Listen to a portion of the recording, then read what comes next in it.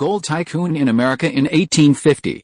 This video is purely for entertainment and does not infringe on copyrights or laws.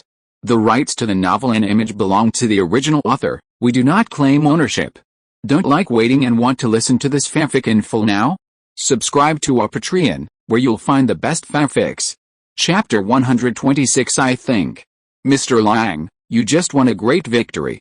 I think you should seize the opportunity to take Nevada and New Mexico together. Mr. Liang, I think only an independent republic can protect the rights of the people of California and your rights in California. Mr.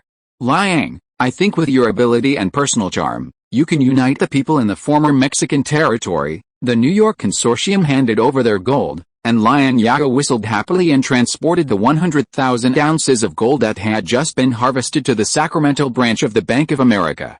He heard Gibson's chattering voice. Liang Zhao won the battle and wiped out half a regiment of the elite of the American army. The morale of California was unprecedentedly high.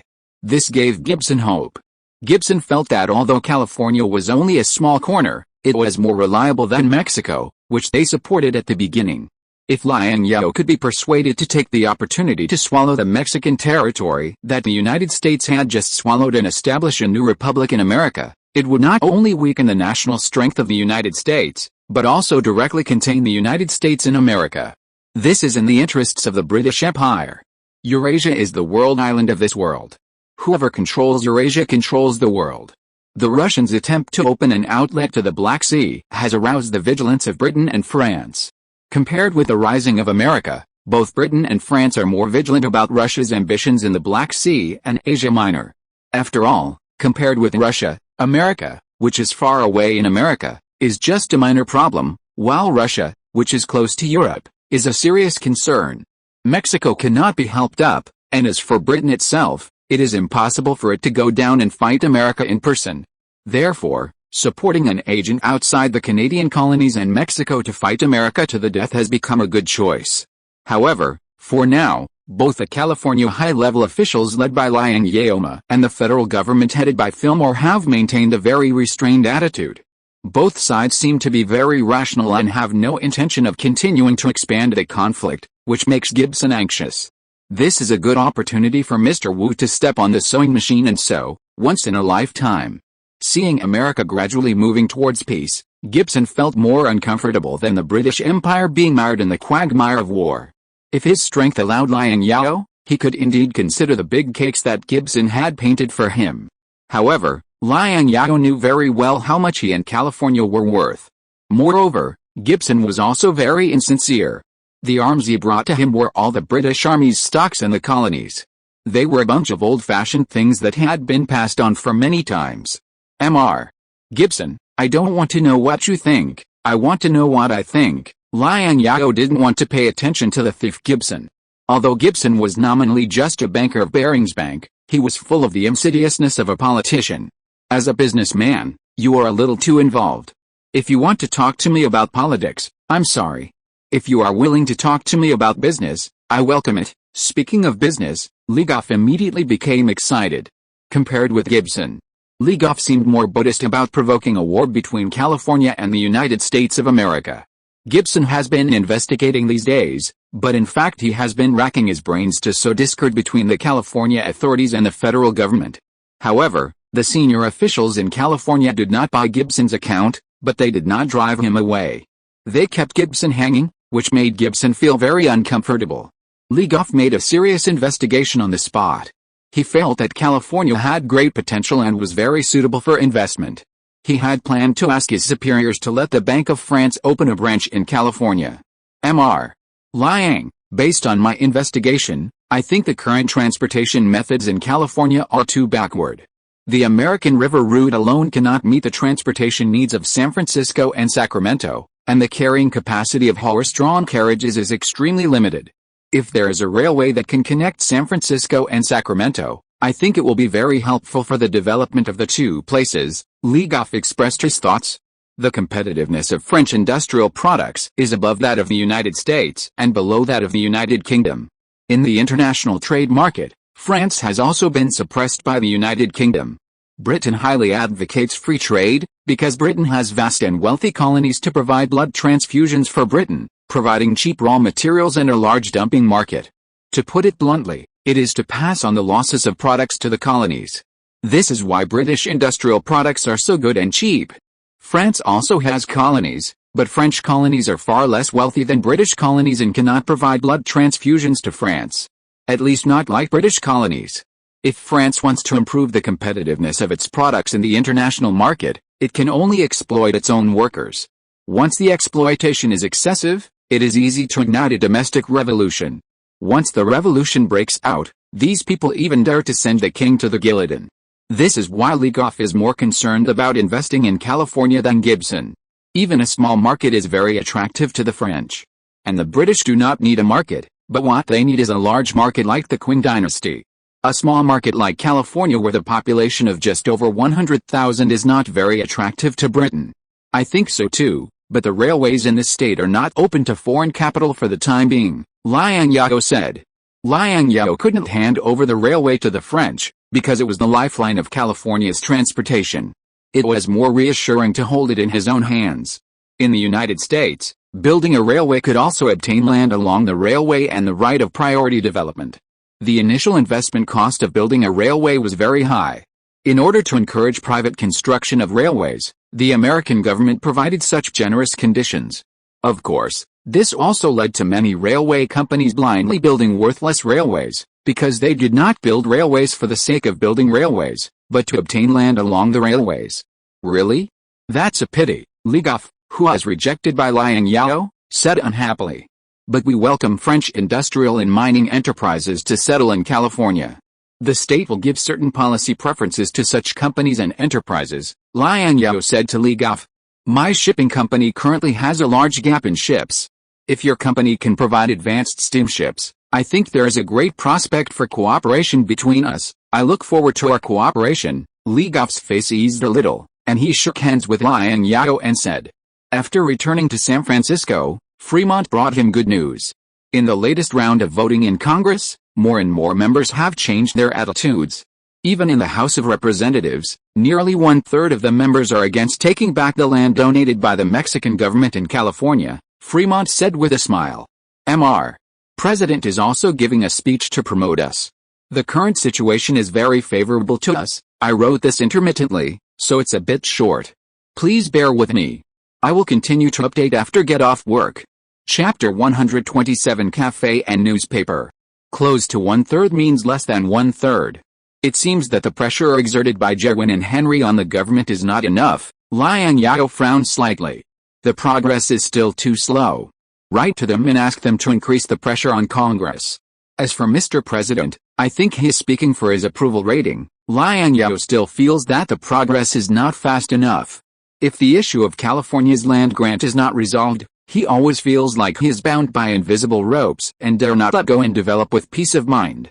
Maybe I should go to the east with Jerwin and pay a visit to the ambassadors of Britain and France, Fremont said with a smile. It seems that you don't know enough about Congress. In order to pass the compromise bill, Congress has been wrangling for more than half a year. Our progress in this matter is already very fast. That's not necessary. We have already contacted bankers from Britain and France. I think Congress and the President must be very nervous now. Besides, we are not really willing to cooperate with Britain and France. Having too many connections with Britain and France is not a good thing for California. Liang Zhao thought for a while and said, I will write to Jerwin and Henry, as well as Mr. Vanderbilt. Perhaps he has the ability to give Congress a final push. After all, we are not far from a third of the votes against. There is also new news about the conflict between Texas and New Mexico. Fremont talked about Texas. The federal government's armed forces in New Mexico have withdrawn from the conflict area, but Texas is still continuing to increase its troops. Texas has a really big appetite. Do they want to eat up the entire New Mexico region? Liang Zhao said in surprise. But this has helped us a lot. I think Congress and the President should be more concerned about Texas than California. Liang Zhao is now thinking about bargaining with the congressional government in the future. After all, the conflict was provoked by Congress and the government, and the Californians in Los Angeles could not die in vain. It is unreasonable to just pass the bill without giving some substantial compensation. He also has to calm the anger of Californians, especially those in Los Angeles, and give them an explanation. Otherwise, Where's the prestige of the state government? It was a bit cold in New York State on February 3, 1851, and heavy snow fell from the sky. Broadway, the busiest street in North America, was no longer crowded with gentlemen and ladies. The doors of bookstores, art shops, musical instrument shops, jewelry shops, silver shops, tailor shops, linen shops, millinery shops, carriage shops, hotels and cafes on both sides of the street were locked, with signs saying closed for business hung on the door handles. The huge procession of people started from Battery Park at the south end and headed north along Broadway, shouting slogans such as "We want peace, not war," "Calhoun get out of Congress," "Liberty, California, please don't cry," and "We support California." Their target was the marble-decorated New York City building at the north end of Broadway. Doyle's Cafe was one of the few cafes still open on this street. The owner of the cafe, Doyle, dared to open at this time because his cafe only received distinguished guests. Recently, he hired several helpers from the Pinkerton Detective Agency to ensure the safety of Doyle's cafe, which was why he dared to continue operating at this time. This detective agency, which was just established in Chicago last year, has a very good reputation. When they set up a new agency in New York, Mr. Doyle took a liking to them at first sight and thought they were very reliable. Hiring them was a sure win. When the marchers saw the 6-barrel pistols on the waists of the detectives, they would soon give up their extravagant ideas about the cafe. Buckhouse put his hands in his pockets and looked at the group of demonstrators through the window. They are the culprits who caused the sparse population on Wall Street and the closure of stores on Broadway. Buckhouse glanced angrily at the marchers outside the window. They are destroying the whole of New York. Destroying the whole country. Vanderbilt, who was also in the cafe, crossed his legs and aimed at a flower on the carpet under the disgusted eyes of the cafe owner Doyle and a group of customers, and spit on it accurately. Seeing that his shot hit the target, he was as happy as a child. Mr. Vanderbilt, such a good carpet, but you ruined it like this. Mr. Doyle, who felt sorry for the carpet, said to Vanderbilt unhappily. Mr.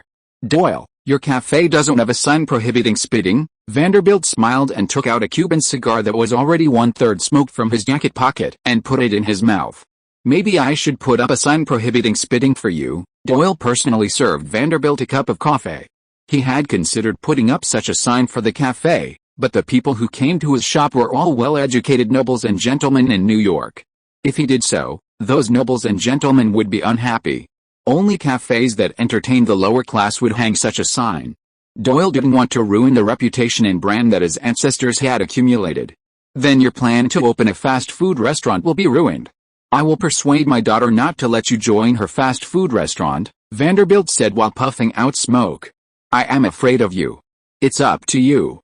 I hope you can patronize Dante's coffee shop next time instead of mine. Doyle was obviously caught by Vanderbilt. Don't worry, I am your loyal customer. Your coffee is the best in New York.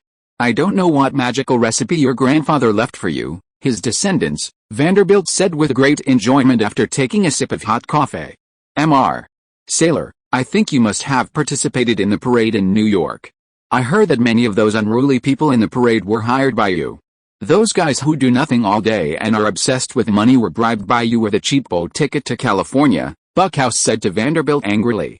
Privately, he had sent people to investigate clearly. Vanderbilt promised those unemployed vagrants a cheap boat ticket and asked them to go to the New York City building at the north end of Broadway every day to make trouble. What made Buckhouse angry was that although he knew that the parade in New York was planned by Vanderbilt, he couldn't do anything about Vanderbilt.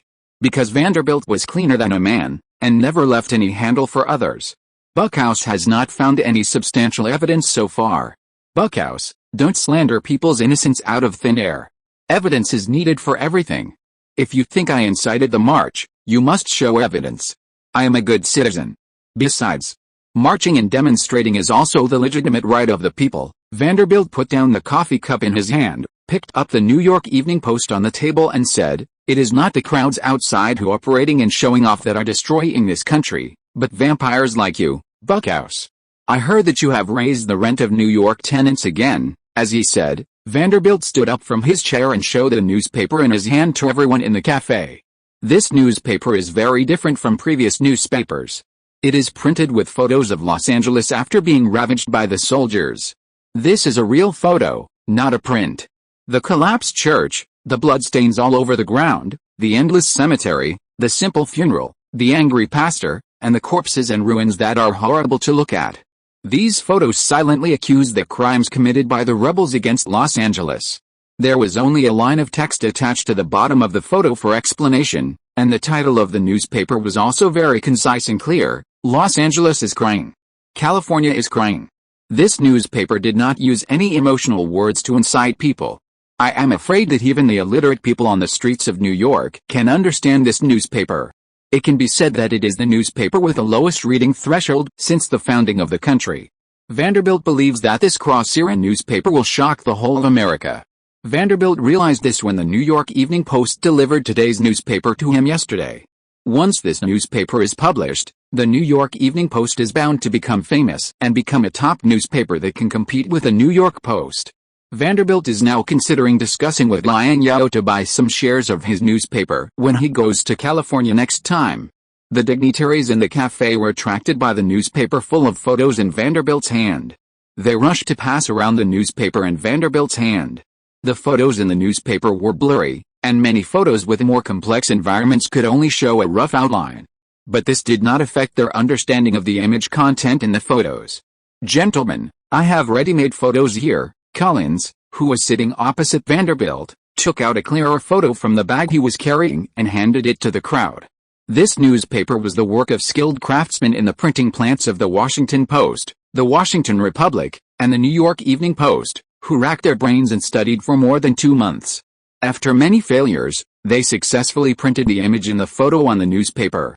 Of course, this is also the most expensive newspaper printed by the 3 newspapers. The cost of each copy of the newspaper is as high as 30 cents, which is dozens of times that of ordinary text newspapers. Oh my God. It's terrible, it's so tragic. This is what our American soldiers did? They are worse than animals. This is the first time I've seen photos about war in a newspaper. Whose genius idea is this? The newspaper caused a commotion in the cafe. Buckhouse stared at the newspaper full of photos expressionlessly. Although the tragedy in Los Angeles had nothing to do with him, if he was to investigate it seriously, he and those congressmen were also the culprits who indirectly caused the tragedy. He also knew how much commotion this newspaper would cause in the whole society. Although the Los Angeles tragedy had long been spread to the east, many newspapers published this news. But the photos in this newspaper were far more convincing than those pale words. People no longer needed to imagine the picture through words, but could directly see a real scene through photos. Since Vanderbilt had this newspaper, the congressman and the president must have had a copy in their hands, right? Thinking of this, Buckhouse felt very desperate. The land and gold in California were no longer something that could be easily obtained. Looking at the scene in the cafe, Vanderbilt showed a barely perceptible smile. Chapter 128: The Friendship Between the Minister of Finance and His Students. Vanderbilt left the Doyle Cafe amid the noise. After leaving the cafe, he looked at his assistant, Clark, his 6th son-in-law. "From today on, all shipping companies under our Vanderbilt family will stop operating," Vanderbilt said to Clark in an unquestionable tone, like a king giving orders to his generals. Previously, he had also stopped some unprofitable routes to protest to the government to show his support for California. But this force was not enough. He needed to increase the intensity of the protest, put more pressure on the government, and quickly resolve the matter. Of course, the reason why he chose to stop operating at this time was also based on his judgment. He believed that California would soon win, the suspended routes would soon resume work, and he would not lose too much. He had also persuaded some friends in Congress. Vanderbilt was full of confidence in the next vote.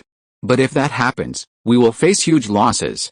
Shipping in the entire state of New York will be paralyzed. Our competitors may take this opportunity to seize our market. Please consider it carefully," Clark said in disbelief. The shipping industry is the pillar industry of the Vanderbilt family, at least for now. He felt that Vanderbilt's decision was a bit too impulsive. The small loss is just a matter of digging gold for a few more days in California. Damn. Hurry up and solve this matter. I have to go to California to see if the assets of that little guy are really better than mine. Vanderbilt looked at Clark with some disappointment. Thinking of Liang Zhao, who was digging gold in California at this time, Vanderbilt couldn't help but feel itchy. He was also a little envious of Liang Zhao, or even jealous. This little guy actually earned the money he had earned in most of his life in just 1 year. Anyone would feel jealous and psychologically unbalanced. Damn, it's true that people are so annoying when compared to others. Those who make money are not as good as those who pick up money. Clark, this is where you are not as good as that little guy. He is far more determined and courageous than you in doing things. And you are hesitant to even execute my orders. Meanwhile, in Washington, D.C., Gwen, dressed in a suit and a top hat, visited Secretary of the Treasury Thomas Corwin with a box of heavy gifts. When Corwin was the governor of Ohio, Gwen worked as Corwin's secretary for 2 years. During his tenure as the governor's secretary, the hard-working Gwen left a good impression on Corwin. Corwin and Gwen's career paths are somewhat similar. They both started from the grassroots, from state legislators to congressmen, and then to senators. There are only a few people like Fremont who just entered the political arena and started as senators. More people still slowly climb up from the bottom. Corwin and the current President Fillmore's growth experience are also somewhat similar, that is, they both obtained the qualification of lawyers through self-study and then entered politics. Their starting points were not high, but they both fought their way through the siege from the bottom to the highest level of the country's political world through their own efforts and abilities, realizing their American dreams. Last year, Corwin stepped down from the Senate and became the Secretary of the Treasury and a member of the cabinet of the Fillmore administration. In order to avoid civil war, Fillmore dissolved the belligerent Taylor cabinet and appointed some anti-war and peace-loving politicians to the cabinet. Corwin was one of them. As early as 1836, when the United States was plotting to immigrate to Texas, which was still a Mexican territory, Corwin strongly opposed this practice. The theories of destiny and the so-called lack of living space that were popular in the United States at this time were very absurd in Corwin's view. Before the Mexican-American War, Corwin felt that the existing territory of the United States was vast enough, and the top priority for the United States was to effectively develop the sparsely populated Midwestern land, rather than expand outward, because the Midwestern region had great potential to be tapped and could accommodate more people. The United States has 20 million hectares of land, and the land price is as low as 25 cents per hectare. Not to mention accommodating 20 million people, Corwin felt that as long as the United States can effectively develop these lands, with the advancement of technology, these lands can feed 200 million Americans. There is absolutely no need for external expansion. Of course, what Corwin is most worried about is that foreign wars will make the contradictions between the North and the South of the United States more and more intense, and even trigger a civil war between the North and the South. Facts have proved that his worries are not unreasonable. Last year, the conflict between the representatives of the North and the South in Congress on the establishment of the territories, as well as the current California and Texas issues, he believes are all sequelae left by the Mexican-American War. Thomas Corwin not only said this, but also did it. In 1846, when the war between the United States and Mexico broke out, the enthusiasm for war from top to bottom in the United States was very high, and almost all public opinion supported the advocacy of annexing Mexican territory and even the entire Mexico. Under such circumstances, Corwin still went against the current under tremendous pressure, resolutely stood up to oppose the war, and delivered a speech against the Mexican War, and even pointed at the nose of then-President Polk and cursed him in Congress, accusing Polk of being a war criminal. Corwin's voice is very rare, not to mention at that time, even now. Corwin silently read today's Washington Republic, and this newspaper full of photos made him cry. This is war, a tragedy caused by terrible war. Hello, Minister. Gwen walked into Corwin's study with a gift box. Corwin's personality is the same as his political views. He looks like a very kind person.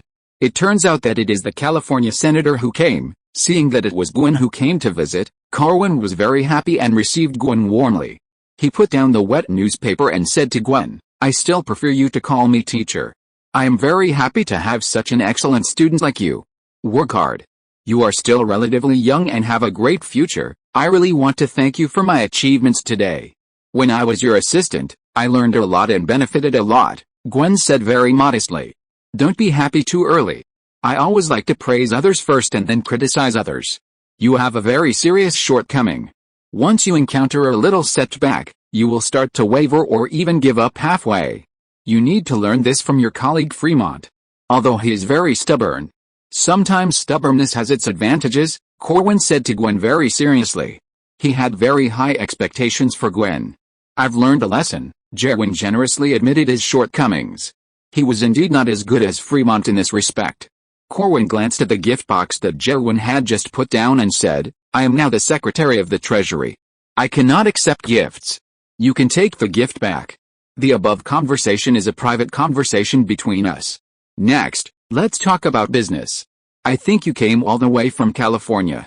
You must have come here for California's affairs. You really can't hide anything from you," Jerwin sighed. "If you could hide something from me, would I have let you be my assistant?" Corwin said. "The Congress will soon hold a new round of voting. I think you don't want the situation in California and Texas to escalate further. You have a high reputation and influence among the congressmen in the Central region. I hope you can convince them to support California and support peace. America can't afford a war now, especially a civil war." Corwin has been busy raising compensation for Texas recently. As the Secretary of the Treasury, he naturally knows that America cannot cope with any war with its current financial and economic conditions. "You know, I have always advocated peace and hate war, not to mention this kind of war between brothers." Corwin's eyes fell on the Washington Republic on the table. After a pause, he continued slowly. "For the peace of America, I will try my best to persuade the members of the Senate and House of Representatives who have friendships with me, but my influence is limited to the members of Ohio and a few surrounding states. Those who advocate the recovery of California land are the old eastern states such as New York, Massachusetts, Pennsylvania and Virginia. I can't pee in the same chamber pot with them. That's enough. I thank you on behalf of the people of California." Corwin was overjoyed. California was not short of many votes against it. As long as the still wavering members of the Central region supported California, he believed that he had a good chance of winning 1/3 of the votes against it in this round of voting. As long as there were 1/3 of the votes against it, President Fillmore could veto this unreasonable and unconstitutional bill. "There is another thing I need to trouble you with. This matter can be said to be a private matter, and I can say it is a public matter," Corwin said. "Tell me about it." "California wants to develop the steel industry. We have not been able to acquire high-quality steel companies in the East. There are many high-quality steel companies in our hometown and the states around the Great Lakes. I hope you can help me make connections and introduce me to some reliable steel entrepreneurs," Jerwin made his request. Calhoun thought for a moment, and he touched his smooth chin and said, "As far as I know, there are no iron or coal mines in California. It is not suitable for the development of the steel industry there. Have you discovered new mineral resources?" Calhoun had learned about California privately. According to his understanding, California has not yet discovered large iron ore resources. Of course, Ohio has not discovered many iron ore resources so far, but Ohio has a large number of coal mines, and it is very close to the iron ore producing areas of the Great Lakes. It is not a bad idea to import iron ore from surrounding states to develop the state's steel industry.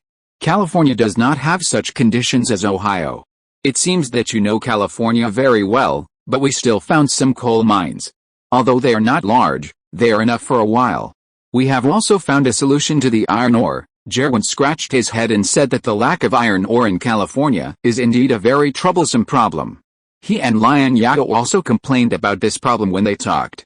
The steel industry is the foundation of industry. Whether it is laying railways or manufacturing machines, steel is indispensable. Jerwin also agreed with Liang Zhao's view that no matter how much gold there is in California, it will be mined out one day. They should take advantage of the gold in California and immediately use these original capital to transform into real industries. Only in this way can California have a way out after the gold mines are exhausted and continue to prosper. And the prosperity at that time is the real prosperity, not the current deformed prosperity. Although Liang Zhao is very young, only a few years older than Jerwin's eldest son, Jerwin feels that Liang Zhao is a very visionary person. "What solution have you found?" Calhoun asked curiously. "Sorry, I can't tell you for the time being," Jerwin said apologetically.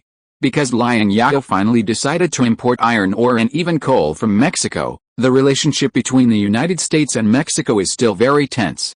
Naturally, this kind of thing cannot be brought to the table.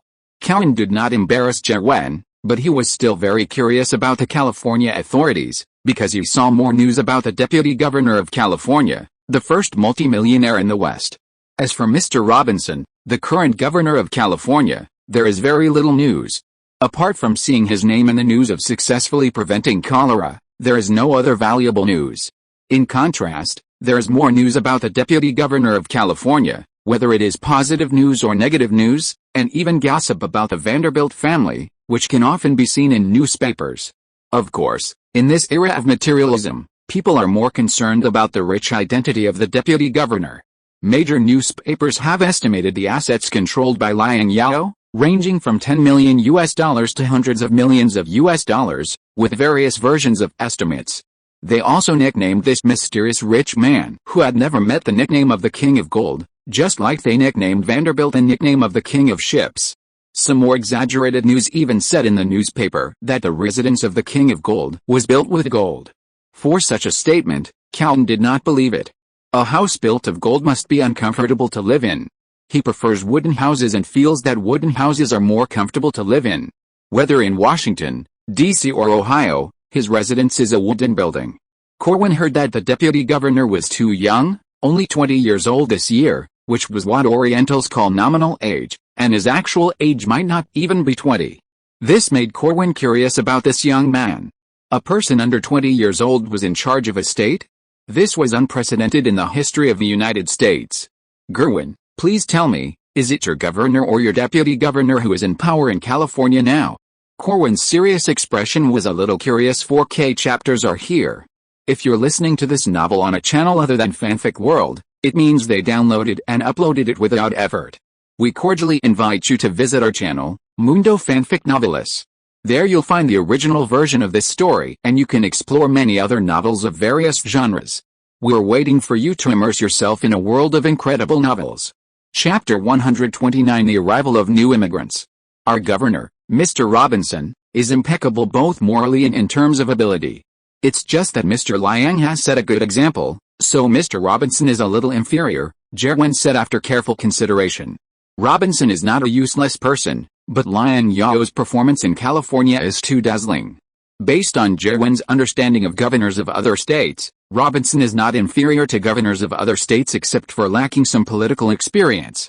Cal listened to Gerwin's words quietly, and he already had a clear answer in his mind. For a new state with a population of only 100,000, he understood what the emergence of a multimillionaire meant. Take New York for example. Buckhouse and Vanderbilt alone made it difficult for the New York government to deal with them, which was very troublesome. I understand. I will help you with the steel business. We have more important things to do right now. Let's go. I'll take you to meet some congressmen from Ohio and the neighboring states of Michigan and Indiana. After all, you are a congressman from Ohio. It is also the pride of our hometown to be a senator in the new state of California. It will be good for you and California to get to know these congressmen more. As he said this, Corwin stood up and tidied up his appearance and clothes.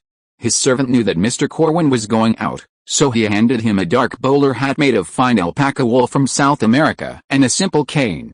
Thank you for your introduction. Compared with Corwin's cane, Gwen's cane inlaid with Indian gems and California gold looked very luxurious. After standing up, Gwen subconsciously put his hands behind his back and hid his cane behind his back in a more natural posture. Don't hide it. California has produced a millionaire in just 1 year. As a new rich man in California, you must be worth at least $1 million, right? Corwin couldn't help laughing, and he pointed to the gift box on the ground and said, "Don't waste the gift. Take the gift box with you. Maybe those congressmen will like your gift very much." Gerwin nodded hurriedly. "Yes, sir." He picked up the gift box and followed Corwin closely, just like when he was Corwin's secretary. "Take my carriage. We can chat on the way." Corwin waved to Gerwin after getting on the carriage. Gerwin happily got on Corwin's carriage. Maybe tomorrow those newspapers that are good at catching wind and shadows will have such news. California Senator Mr. Gerwin and Treasury Secretary Mr. Corwin are riding in the same carriage, and they seem to be plotting something in the carriage. Golden State. Golden State. Look, Golden State is in front of us. We are getting there. On the crowded steamer California, a Cantonese immigrant excitedly pointed to the looming land in the east. What Golden State? It has a proper name. It's called Jiafu or something, an immigrant who claimed to be well-informed said, stroking his forehead, which had grown stubble. However, he couldn't think of the proper place name after thinking for a long time. It's California. This place is not comparable to a state in the Qing dynasty. It is bigger than our Guangdong. Wu Yuanho came out of the captain's room with a folding fan in his hand and a dozen Cantonese merchants. Mr. Wu, You are still well informed, another immigrant said in a flattering tone. California, this place is called California, at the bow of the California. A young man named Wang Shujin looked at the strange land in the distance with a confused look in his eyes, silently reciting her name in his heart. Mr. Wu, can you recommend a way to make a living after landing? The immigrant who just called California the Golden State approached Wu Yuanhu and asked. You call this place the Golden State? Isn't making a living too low a requirement? At least it has to be a way to make money. Wu Yuanhu smiled. Someone will arrange it for you after landing. Since Mr. Liang can bring you to California, he will never treat you badly. Make a fortune, buy land, get married. As soon as Wu Yuanhu said this, the immigrants on the California burst into shouts one after another. This time, the port of San Francisco was very different from the last time Wu Yuanhu came to California. The port was full of soldiers responsible for vigilance, and there were even cannons set up on the docks, ready to fight, as if facing a great enemy. Wu Yuanhu's heart suddenly tightened. Could it be that something happened in California? Captain Sven of the California put down his telescope, patted Wu Yuanhu on the shoulder, and said to the nervous Wu Yuanhu, Don't worry, Mr. Wu, the soldiers at the port are all your brother's soldiers. The soldiers at the port are both Chinese and foreigners. Only Liang Zhao's troops and the whole United States have such a mixed combination.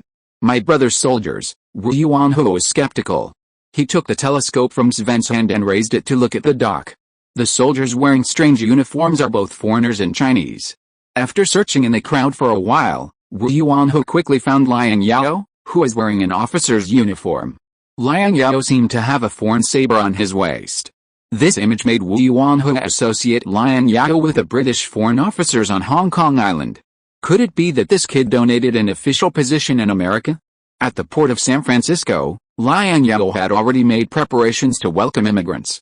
The temporary resettlement site and the necessary living supplies for the new immigrants were also ready. Sven brought more immigrants than he expected, as many as 3,450 people.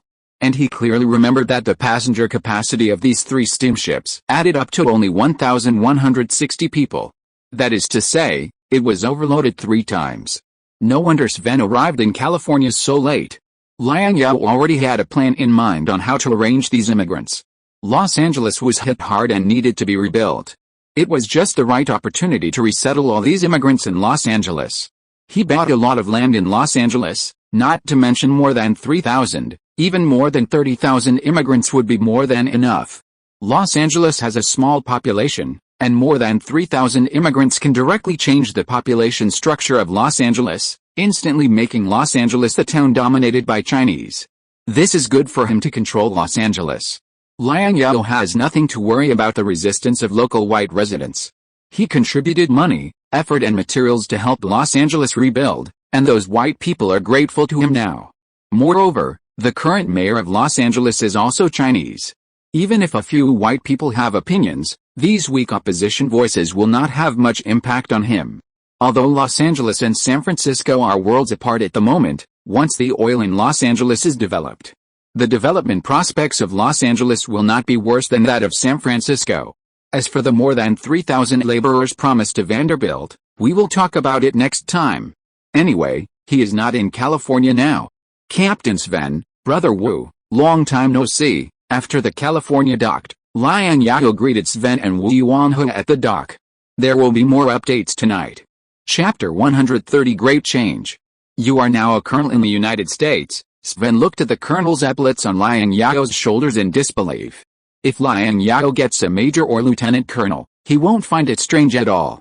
In the United States, as long as you have money, it is easy to buy a major and a lieutenant colonel under a colonel to satisfy your desire to be an officer. But you can't become a colonel just by having money. At least you have to have connections with officials at the ministerial level in the United States. A genuine colonel in the United States Army, Liang Zhao said calmly. Not to mention officials at the ministerial level, he and President Fillmore have been exchanging letters frequently these days, but they are discussing things that make both sides unhappy. Tisk tisk, maybe when I come back from another voyage, you will be a brigadier general in the United States Army, Sven, who has lost weight, said in amazement. That won't happen.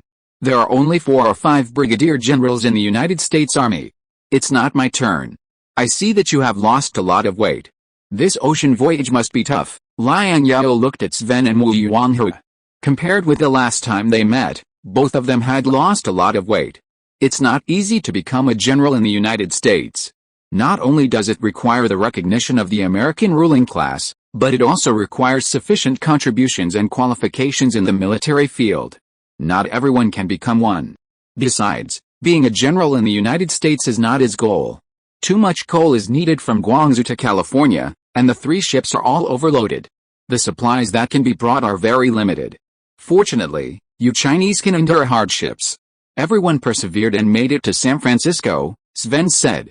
Fortunately, the passengers this time were basically Chinese, who could endure hardships and had no complaints about the reduction of food rations. There were no problems along the way and they arrived in California smoothly. If it were white passengers, it is estimated that this journey would not be so smooth. Thank you for your hard work, Liang Zhao patted Sven on the shoulder and said. He understood why Sven and Wu Yuanhui had become so thin. No matter how short the food supply on the ship was, they would not be short of food. They set an example and stabilized the hearts of the people on the ship. Sven was still reliable. According to your request, I recruited more than 400 Chinese sailors in Guangzhou and Hong Kong. After the immigrants have been handed over to you, I need to take them to the office of Global Shipping Company to sign a formal employment contract. However, most of these crew members are sailors on sailing ships.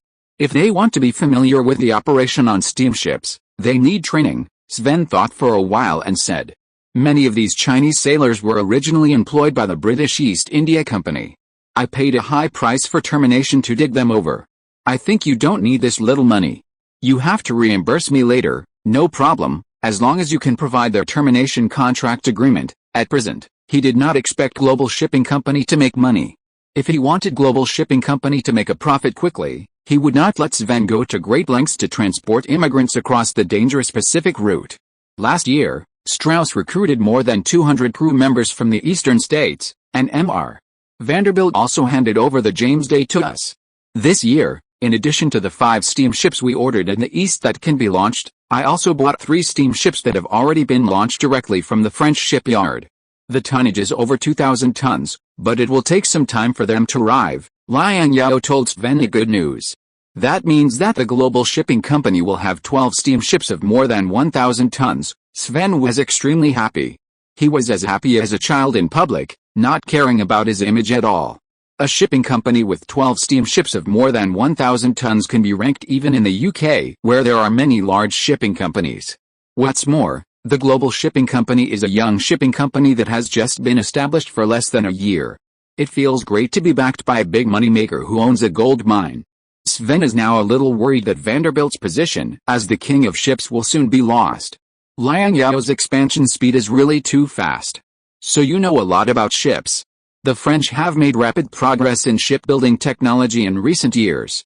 The quality of their latest ships is better than that of the British, and I heard that the price is more affordable than that of the British. After the excitement passed, Sven continued to talk to Liang Zhao. When I was in Guangzhou, I was invited by a French captain to visit his new ship. The French do have their own unique design for ships. The tonnage of the British Royal Navy ships is greater than the tonnage of the ships of the following naval powers combined. As long as the British Royal Navy maintains the size of its current fleet, it will be enough to crush the navy of any other country. The British are far inferior to France in terms of ship renewal, which wants to overtake the British. This is true for the navy and the shipping industry. France wants to overtake Britain at sea, but it is impossible for France to overtake in terms of quantity with its national strength. If France wants to overtake the British, it can only start with the quality of ships and shipborne weapons. As early as 1823, the French used their relatively mature metallurgical technology to stuff explosives with delayed fuses into iron projectiles to replace solid shells with insufficient lethality. The emergence of this kind of shell was simply a dimensionality reduction blow to the wooden sailing warships at the time, and the offensive and defensive situation of naval battles was instantly reversed. The British, who felt threatened, launched their first wooden steam warship, the Nemesis, wrapped in iron sheets just 7 years later. Since then, various countries have followed suit, either building new wooden warships wrapped in iron sheets or wrapping iron sheets on existing ships. This has given rise to a new round of naval arms race. France was once again at the forefront of the times, not only replacing the thin iron shells with cast iron, further enhancing the lethality of the shells, but also launching the epic-making glorious ironclad ship in 1859. The ship's hull was equipped with 107 to 120 mm thick wrought iron armor plates on the outer side, which attracted the attention of all its peers of the same era.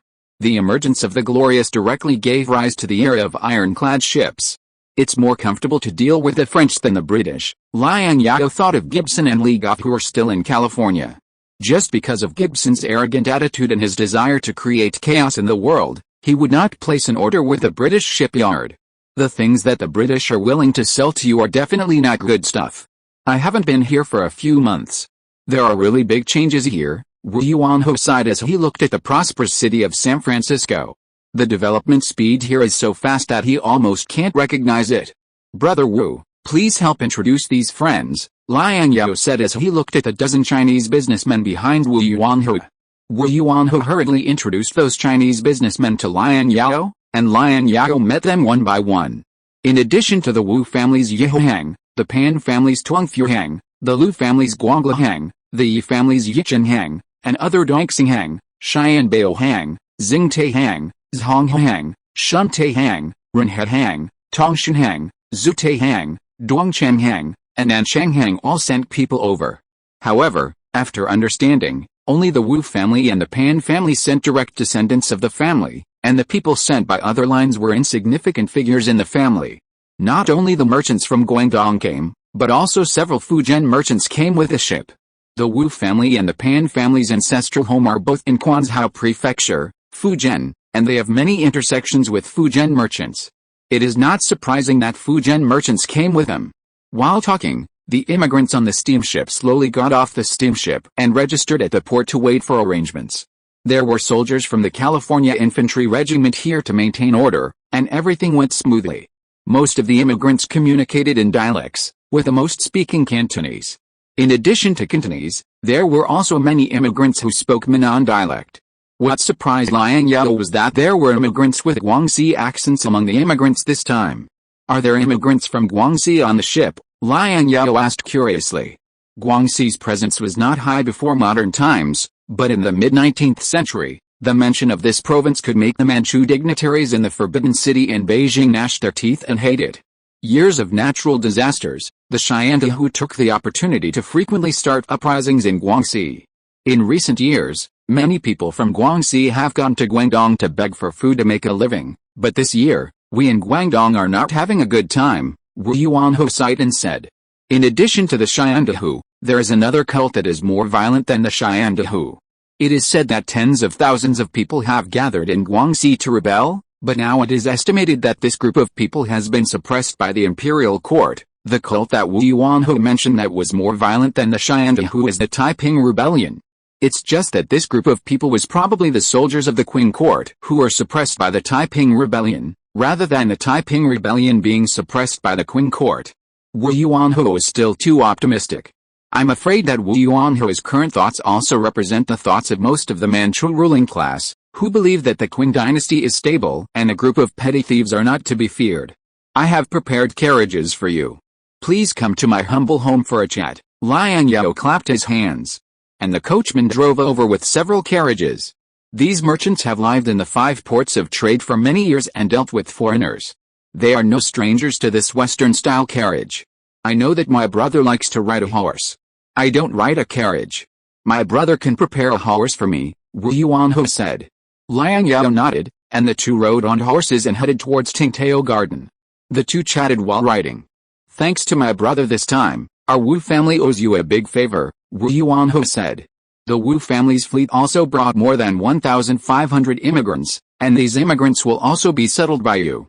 However, our ship needs to rely on sails and wind, and it is not as fast as foreign ships. By the way, your father, mother, and Liang Zhizhuang asked me to bring a letter to you. As he spoke, Wu Yuanho took out 3 letters from his sleeve and handed them to Liang Zhao. Liang Zhao took the letter and put it in his pocket and then asked, are there no Liang family members willing to come to California? There are few Liang family members who are willing to come to California to join you, but after seeing Captain Sven's ship, Liang Zhao felt that it was unlucky to take a foreigner's smoking ship, and believed that foreign ships are prone to fire. Therefore, they took the Wu family's ship to California, and it is estimated that they will be able to reach California in 10 days or half a month. Wu Yuanhou congratulated Liang Zhao. The Liang family has already used the gold sent by you to buy a house and land.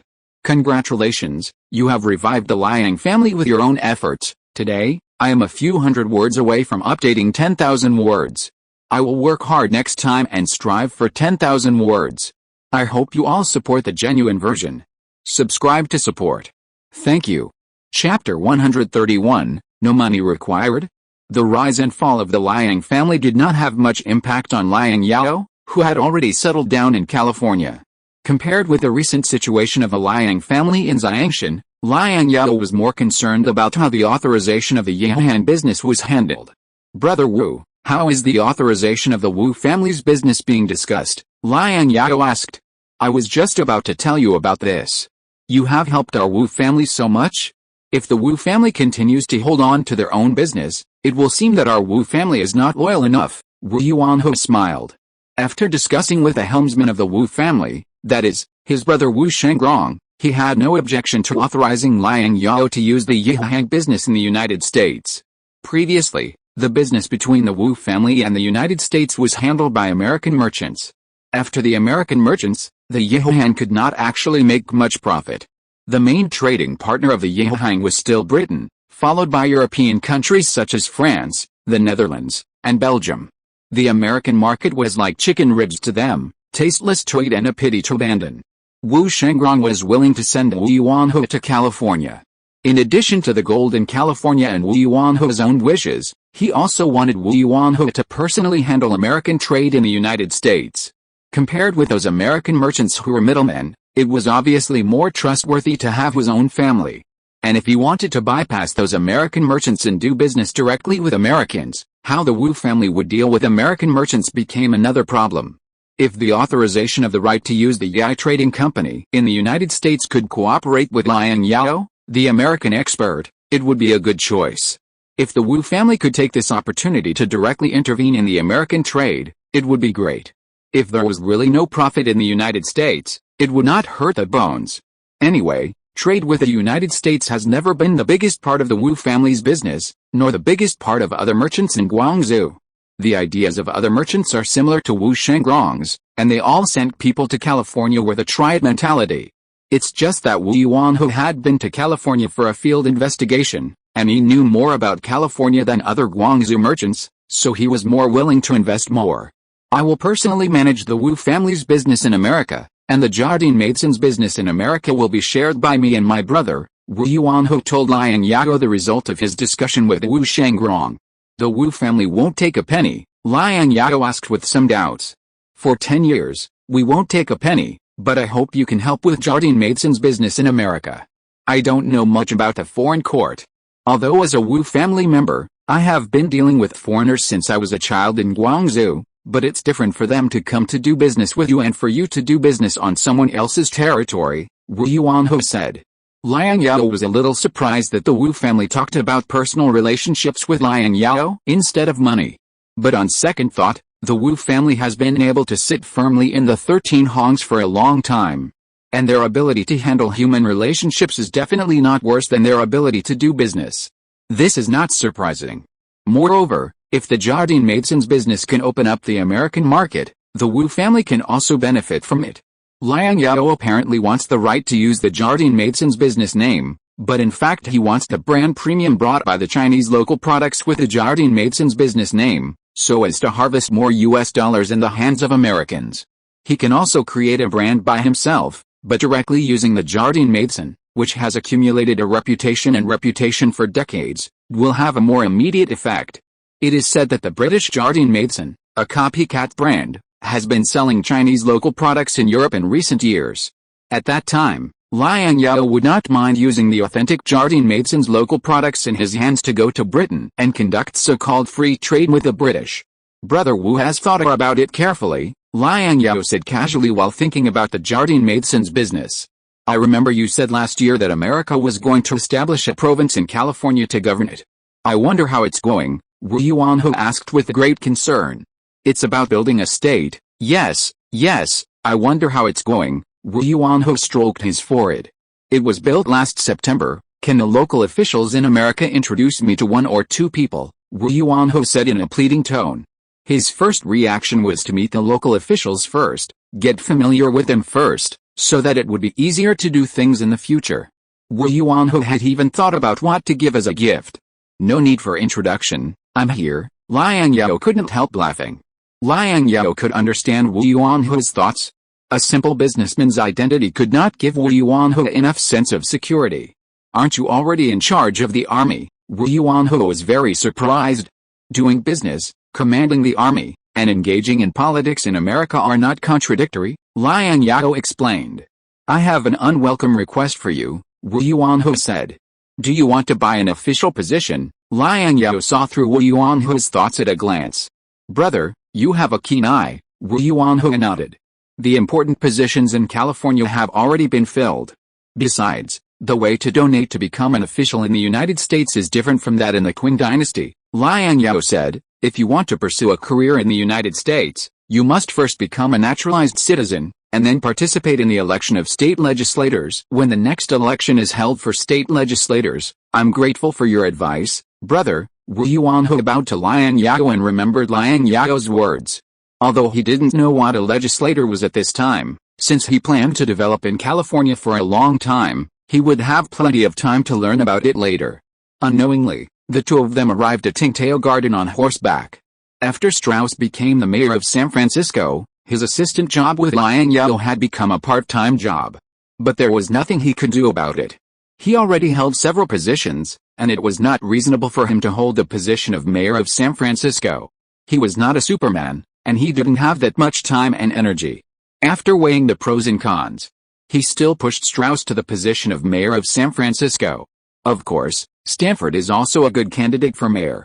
Although his character is somewhat problematic, his ability is indeed beyond reproach. The reason why Liang Zhao finally chose Strauss instead of Stanford was because he felt that he was not sure that he could fully control Stanford. Stanford's ambition was too big. Whoever controls San Francisco is equivalent to controlling half of California. As for the other half of California, it is Sacramento. He does not want San Francisco to be out of his control.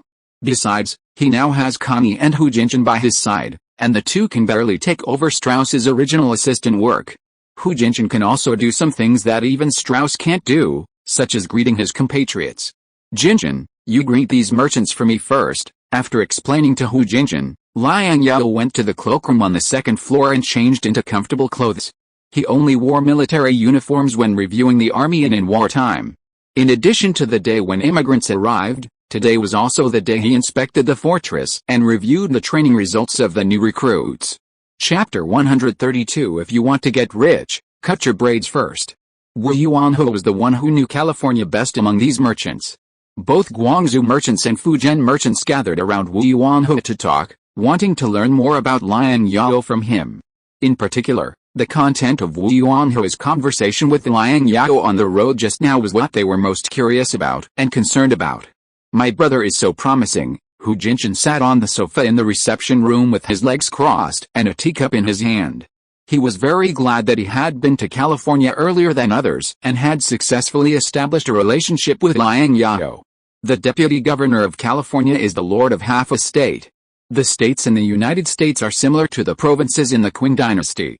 Brother Liang would be a governor general in the Qing dynasty, and he would also hold the military power of California. His future is limitless. You must be polite to him like an imperial envoy in a while, and you must not neglect him. The Chinese merchants agreed again and again. They had just arrived, so it was right for them to be polite to others on their territory. Hu Jinjin, who was greeting them, didn't know whether to laugh or cry. Liang Zhao was not only the ruler of half a state now, but he had the final say on almost all matters in California. Liang Yi, Wu Yuanhe's name is Liang Yi, you and I are from the same hometown of Quanzhou Prefecture. We will have to help each other in California in the future. Zhang Jinsong, a Fujian merchant, came up and said to Wu Yuanhe, my dear nephew Liang Yi, we are both from the 13th Hong. I held you in my arms when you were a child. Don't forget your uncle. You must say a few words for your uncle in front of Mr. Liang later, A Guangzhou merchant with gray hair and beard said. Since you have a close relationship with Mr. Liang, you must know his preferences. You can also tell us some of his preferences, so that we can prepare another gift for him that suits his heart, another Guangzhou merchant said. Although it was the first time for these Chinese merchants to come to Liang Zhao's house, they did not come empty-handed. The servants accompanying them all brought gifts. It's just that they didn't know Liang Zhao's preferences and whether these gifts were appropriate. To be honest, I don't know what kind of gift Mr. Liang likes. Before leaving Guangzhou, many people had asked this question, and Wu Yuanhou was a little annoyed. These businessmen always thought that he was hiding something, but in fact Wu Yuanhou didn't know Liang Zhao very well. Wu Yuanhou still looked at Liang Zhao and felt that Liang Zhao was a very mysterious person who was hard to see through. Gold, silver and silk are the things that Mr. Liang has the most. If you want to give gifts, you can give some more special gifts. Maybe Mr. Liang will be interested, Wu Yuanhou evaded.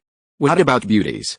Since ancient times, heroes have been unable to resist beauties, and Mr. Liang is at an age of blood and vigor. I heard that Mr. Liang has passed the age of 20 and has not yet married, Zhang Jinsong said, pulling a sparse beard on his chin, looking at the young white maids coming and going in the reception room. I just don't know whether Mr. Liang likes foreign women or women from the Qin dynasty, or does he have a homosexual habit. In the Qin dynasty at that time, 20 years old was already an unmarried young man of advanced age. While the Chinese merchants were talking, Liang Zhao had already changed his clothes and walked down from the second floor. Don't think about it, I like making friends the most, especially reliable friends like you. Liang Zhao, who had changed his clothes, walked down the stairs. He had also heard the conversation of these Chinese merchants. Mr. Liang, seeing Liang Zhao coming, the Chinese merchants immediately stopped discussing and stood up to bow to Liang Zhao. Some Chinese merchants even knelt down subconsciously. Greetings, Vice Governor Liang. This made Liang Zhao laugh. Kneeling is not a custom in America. When you meet in the future, you can follow the local customs and just say hello and shake hands. If you are not used to it, you can just bow. I am Zhang Jinsong from Quanzhou Prefecture. I hope Mr. Liang can take care of my business in California in the future. I heard that Mr. Liang is a provincial governor of the United States. Zhang Jinsong, wearing a Qin Dynasty 5th rank official robe, climbed up from the smooth floor clumsily and patted his clothes habitually. I can't say I am a provincial governor, but in California, I, Liang, still have the final say. Liang Zhao found a seat and sat down.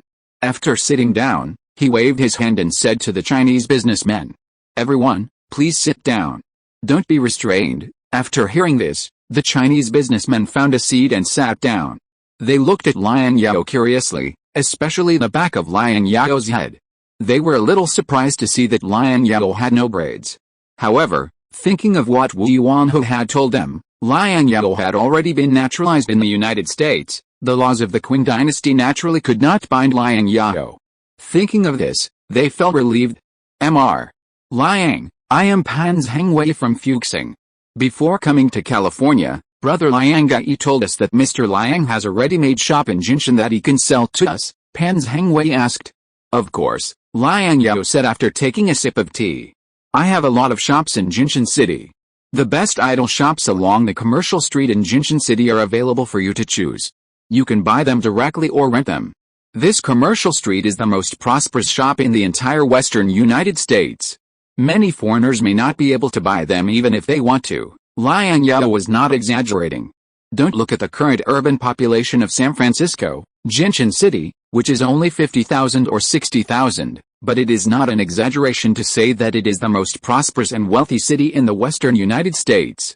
Perhaps a few rising central cities, such as Chicago and Kansas City, will have a larger population than San Francisco.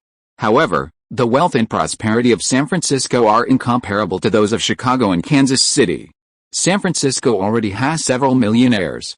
If these millionaires were placed in the so-called big cities in the central region, they would be the richest. In the current Midwestern United States, the only state with so many millionaires is California. The millionaires of this era are not the millionaires of later generations. They are very valuable. Even in New York, where rich people are everywhere, a millionaire is a very prestigious person. Of course, the gold content of California's millionaires is even higher, because they do have a lot of gold. Thank you, Mr. Liang. I heard that Mr. Liang has a wide range of interests and does all kinds of business in California. I would like to ask, are there any taboos in doing business in California? Pan Zhengwei asked tentatively. Do you want to join the Chamber of Commerce? Pan Zhengwei heard that Liang Zhao did a lot of business in California and was involved in almost every industry. He wanted to know which businesses he could and could not do in California, so as to avoid accidentally having a conflict of interest with Liang Zhao. When Pan Zhengwei was young, his father asked him to go to Songjiang to collect cotton cloth because he was young and ignorant. He saw that the cotton cloth sold by small merchants was relatively cheap and of good quality. He became greedy for a moment and forgot his father's advice before leaving. He bypassed the local gentry and merchants in Zhejiang and directly collected cotton cloth from local small merchants. As a result, these merchants were not only unwilling to sell cotton cloth to him, but he was also taught a lesson by the cotton merchants in Songjiang Prefecture and was beaten for nothing. He still remembers this incident vividly. Fortunately, he was not beaten in vain. Pan Zhengwei learned a lesson from this beating and was extra cautious when doing business in Guangzhou. I was just about to tell you about this. You are all doing business. It is inevitable that there will be gains and losses in business, especially in this foreign country, where there are more difficulties to face. I want to set up a chamber of commerce for our Chinese with you to help each other. What do you think? Liang Zhao put down the teacup in his hand. Pan Zhengwei was quite tactful. Liang Zhao knew a little about the situation of merchants in various parts of the country. The most profitable business in each place was basically controlled by local gentry and wealthy merchants, and it was difficult for outsiders to get involved. It was not only the Qing dynasty, but also the United States at that time. Almost every state in the United States had trade barriers, which was even worse than that of the Qing dynasty. The Qing dynasty was at least centralized and could directly exercise jurisdiction over the local areas, while the United States was a federation. The powers of the states and the federal government were parallel, and the federal government had no right or ability to exercise jurisdiction over the states, even indirectly. The people who held the real power in each state were nothing more than a consortium composed of the gentry and wealthy merchants in each state, and the state government naturally became a tool to serve them. Not to mention the faraway ones, just say that these eastern consortiums that came to California to pan for gold basically clung to each other in states. Very good, very good, I was thinking the same thing. Wu Yuanhu clapped his hands. This was a good thing he had been looking for. Other Chinese businessmen also expressed their agreement. They had no reason to refuse such a good thing. I propose to nominate Mr. Liang as the president of the Chamber of Commerce. Mr. Liang is young and promising, and he is also an official in the United States. It is most appropriate for Mr. Liang to be the president of the Chamber of Commerce, Zheng Jinsong proposed. Although everyone knew that Zheng Jinsong was flattering Liang Zhao was indeed the most suitable candidate for the president of the Chamber of Commerce. In this regard, the Chinese businessmen had no objection, and they all nominated Liang Zhao as the president of the Chamber of Commerce. What do you think, Mr. Liang? Pan Zhengwei looked at Liang Zhao with a smile. He also agreed that Liang Zhao should be the president of the Chamber of Commerce. Since you are also enthusiastic, I will be disrespectful. Liang Zhao did not act coyly, and said after thinking for a moment. The name of our Chamber of Commerce is Yuaksha Chamber of Commerce. Tomorrow I will have someone vacate a place for the guild hall. However, if you want to join the chamber, I have 2 conditions. What conditions? Sir Liang, please feel free to speak, the Chinese merchants asked in unison. It is reasonable for Liang Zhao to set a threshold for joining the Chamber of Commerce. The guild halls of the chambers of commerce in various provinces of the Qing dynasty are not open to everyone. Each chamber of commerce has a high or low threshold. However, the Chinese merchants did not know how high the threshold Liang Zhao would set. Some merchants with weaker financial resources began to get nervous, fearing that they would be rejected by Liang Zhao from the Chamber of Commerce. Cut off the braids and join the American nationality. These are my only 2 conditions. Liang Zhao looked around at the Chinese merchants with sharp eyes. After hearing this condition, some Chinese merchants with a decisive attitude expressed their willingness to become citizens, while others were hesitant. There were even more people who resisted cutting off the braids. Keep the head but not the hair, keep the hair but not the head. Cutting the braid is a capital crime punishable by death. Only a few of these Chinese businessmen have the idea of staying in California for a long time, such as Wu Yuanhu. Many people still want to make a fortune in California and then return home in glory. If all these people do this, wouldn't Liang Zhao have worked in vain? He hopes that California can develop a large consortium like the New York Consortium, rather than a group of speculators who come to California to make a fortune and leave. I am also thinking about you all. Brother Liang Zhao just asked me if I could donate an official position in California. I will answer you all here. Yes, but if you want to be an American official, you must first become an American citizen. Liang Zhao stood up and walked to Zhang Jinsong, who was hesitant. He stared at the fifth-rank hat on Zhang Jinsong's head and said, "The official of the Qing dynasty is useless in America, not to mention that your official position is donated." Then Liang Zhao waved his hand, and Hu Jinshan called a group of maids to come up with a plate, and each plate was placed with a pair of sharp scissors. Chapter 133 Registered Trademarks. Liang Zhao knew that it was easy to cut off the braids on these people's heads, but it was difficult to cut off the braids in their hearts. The slave mentality of several generations over 200 years could not be changed immediately. But if they could not even cut off the braids on their heads, how could they cut off the braids in their hearts? After the Qing dynasty entered the pass, the significance of the braids far exceeded the braids themselves. The braids were the Manchu Tartars' good citizen certificate. The good citizen certificate had to be taken out and checked, but the braids only needed one glance to tell whether you were a submissive citizen or a rebellious citizen. The Manchu Tartars were the best in this regard, making a certain neighboring country feel ashamed. As for the so-called national customs, it was even more of a joke. Even the two slave chiefs, Kangxi and Qianlong, thought that the braids were ugly. The Western missionaries, who were good at realism, painted portraits of the two with thick hair. If the law of keeping the hair but not the head, keeping the head but not the hair was followed, the first ones to be killed would be the two of them. Liang Zhao returned to his seat, lit a cigar, and looked at these Chinese businessmen with some amusement. They wanted to stay in California and be a wealthy man, or continue to return to the Qing dynasty to be the so-called emperor's southern treasury, and be the fat pig to be slaughtered by the Xinjiang family. It was up to them to choose. The Chinese businessmen discussed for a while, and Zhang Jinsong stood up and said, "Mr. Liang, we have no objection to the naturalization, but our body and hair are given by our parents. How dare we damage them? As the saying goes, filial piety is the first of all virtues." Before Zhang Jinsong finished speaking, Liang Zhao raised his hand and interrupted Zhang Jinsong rudely. "You don't need to say more, and I won't force you. You said that your body and hair are given by your parents and cannot be damaged, so the shaved head on your forehead is not hair," Liang Zhao said firmly. "There is absolutely no room for negotiation on cutting the braid. If you want to make a fortune in California, you must cut your braid first." Pan Zhengwei was holding a purple crystal multi-treasurable beads in his hand. He looked at Liang Zhao, who was determined, thoughtfully. He knew that the braid was the token of his loyalty that Liang Zhao asked him for. "Ha ha ha!" Pan Zhengwei threw the expensive purple crystal multi-treasurable beads on the floor and laughed up to the sky. "Why are you laughing, Brother Yuding?" Zhang Jinsong asked puzzledly. Pan Zhengwei shook his head, grabbed the gray braid and said, "Mr. Liang is a man who wants to do great things. This braid is my token of my loyalty." Pan Zhengwei didn't stop there. He picked up the scissors in the plate and cut off his braid, then threw the braid on the table. "Bao Huang, Baolin, both of you come here." After cutting his own braid, Pan Zhengwei called his two grandsons to come over. Pan Bao Huang and Pan Baolin subconsciously protected their braids and said to Pan Zhengwei in a begging tone, "Grandpa, don't from now on, you are no longer the subjects of the Qing dynasty." "What's the use of these braids?" Pan Zhengwei scolded. After saying that, Pan Zhengwei cut off their braids decisively regardless of the objections of his two grandsons.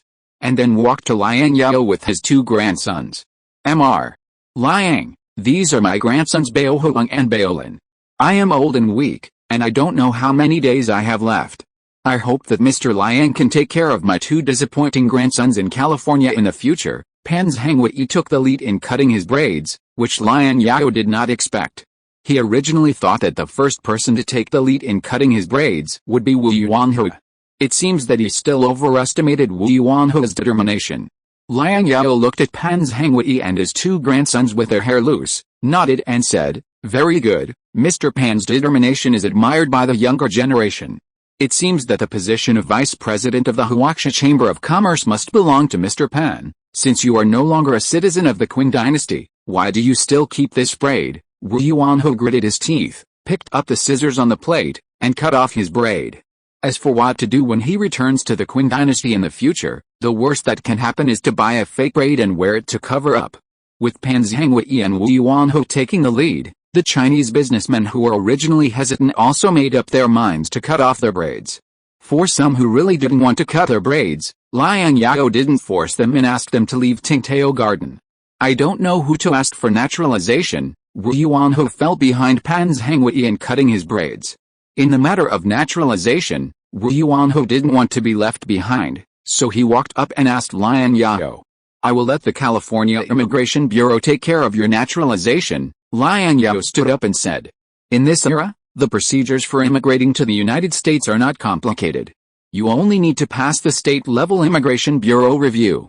When Liang Zhao first became a naturalized citizen, he didn't even go to the Immigration Bureau. He just said hello to Sartre, and Sartre took care of the immigration procedures for him and the Deng family. In January this year, the first batch of bills passed by the California State Assembly included an immigration bill. Now the director of the California Immigration Bureau has also been replaced by a Chinese.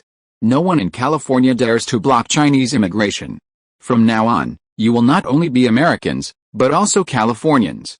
The states in the United States have a strong sense of sectarianism. If you want to gain a foothold in the United States, you must remember your identity as Californians, Liang Zhao said. Of course, Zhang Jinsong said, I wonder if Mr. Liang can introduce us to the important foreign officials in California. I will find a time to let you meet with the dignitaries in California later. Liang Zhao walked towards the restaurant. Let's go. I have prepared a banquet to welcome you. After entertaining and settling these Chinese businessmen, Liang Zhao took the name of Jardine Maidson and the trademark authorization letter written by Wu Yuanho to the study. He called Connie, who was working at his desk. Boss, what do you want? Connie is now a completely different person than before. After several months of training, Connie no longer has the original dandy air. The genes of the Vanderbilt family are not bad, but Vanderbilt himself failed too badly in family education. Liang Zhao picked up a pen and wrote the word America in the blank space in the middle of the name of Jardine Maidson. You make 2 copies of this trademark, one for the California Patent and Trademark Office, and the other for the U.S. Patent and Trademark Office. Be sure to register this trademark. Also make 2 copies of this authorization letter. Liang Zhao handed over the trademark of Jardine Maidson in China and the trademark authorization letter to Connie. Liang Zhao certainly knew what the Wu family was thinking, and he was not the kind of person who would do things for others. The modern patent system in the United States started earlier than that in the United Kingdom. As early as 1787, the United States had written patent protection, trademark protection, and property rights protection into the Constitution. In the 3rd year after the promulgation of the Constitution, a special patent law was introduced. The U.S. Patent and Trademark Office was established in 1802, while the United Kingdom officially established a patent office in 1852, which is next year. The Wu family, who knew nothing about the American system and laws, would have made a wrong calculation if they had the idea of using Liang Zhao to help Jardine Maidson to open up the United States. Is this the trademark of Jardine Maidson in China? Connie recognized the trademark Liang Zhao gave him. Do you know the trademark of Jardine Maidson? Liang Zhao asked. Jardine Maidson is also very famous in New York. It is a famous brand recognized by the nobles. Mr. Asta worked as an agent of Jardine Maidson for a period of time and made a lot of money from it. Are you the new agent of Jardine Maidson? Connie returned to his seat with a trademark and trademark authorization letter handed to him by Liang Zhao, and carefully copied the trademark of Jardine Maidson. I have obtained the trademark authorization from Mr. Wu. As long as the trademark is registered, we will be the owner of this brand. Liang Zhao picked up the water cup on the desk, took a sip of water and asked, how is the merger of major companies into a group company going? Chapter 134 I am the only one who possesses mercury. Liang Zhao now has many industries under his control, and his shadow can be seen in almost every industry in California. Some of these industries are profitable and some are losing money. Profitable industries include hospitals, Bank of America, Xiangshan Gold Mining Company, Xiangshan Mercury Mine Company, San Francisco Port Company, California Catering Company, Sacramento Sawmill, Sacramento Sawmill Building Materials Factory, California Construction Company, California Clothing Factory, California Tool Factory, etc. The degree of profitability of these companies can no longer be described as making a fortune every day. As long as you own one of these companies, you can easily become a millionaire with high-quality companies. What's more, the main controlling shareholder of these companies is still the same person. Of course, Liang Zhao also has many industries that are operating at a loss, such as Global Shipping Company, San Francisco Shipyard, San Francisco Steam Engine Factory, California Telegraph Bureau, California Railway Company, and the recently built California coal mine, steel plant, cement plant, etc. These companies basically rely on the above-mentioned profitable companies to subsidize them to maintain their operations. It is unlikely that they will turn losses into profits in the short term. Liang Zhao has also prepared for long-term losses. Another more realistic problem is that California did not have a state government before. Last year, California still existed as a quasi-state. In other words, Liang Zhao did not pay a penny of tax throughout the whole year of last year. Of course, it is not only Liang Zhao who did not pay taxes, but everyone in California did not pay taxes. America did not expect California to develop so rapidly, so the management of California was quite casual. There were not even basic government departments, let alone taxation. Now that the state government has been established, the basic organizational structure of the California government has also been established, including the State Taxation Bureau. Since taking office, Robinson has repeatedly complained to him that the California government has no money and cannot carry out government work. Liang Zhao is now in a one-man show in California. The legislature is controlled by him. If he does not want to pay taxes, there are of course many ways not to pay taxes. But for the long-term development of California, he cannot take the lead in not paying taxes. The eyes of other taxpayers are watching his every move. If he doesn't pay taxes, those people will not pay taxes either. If he pays taxes, those people will not dare not pay taxes.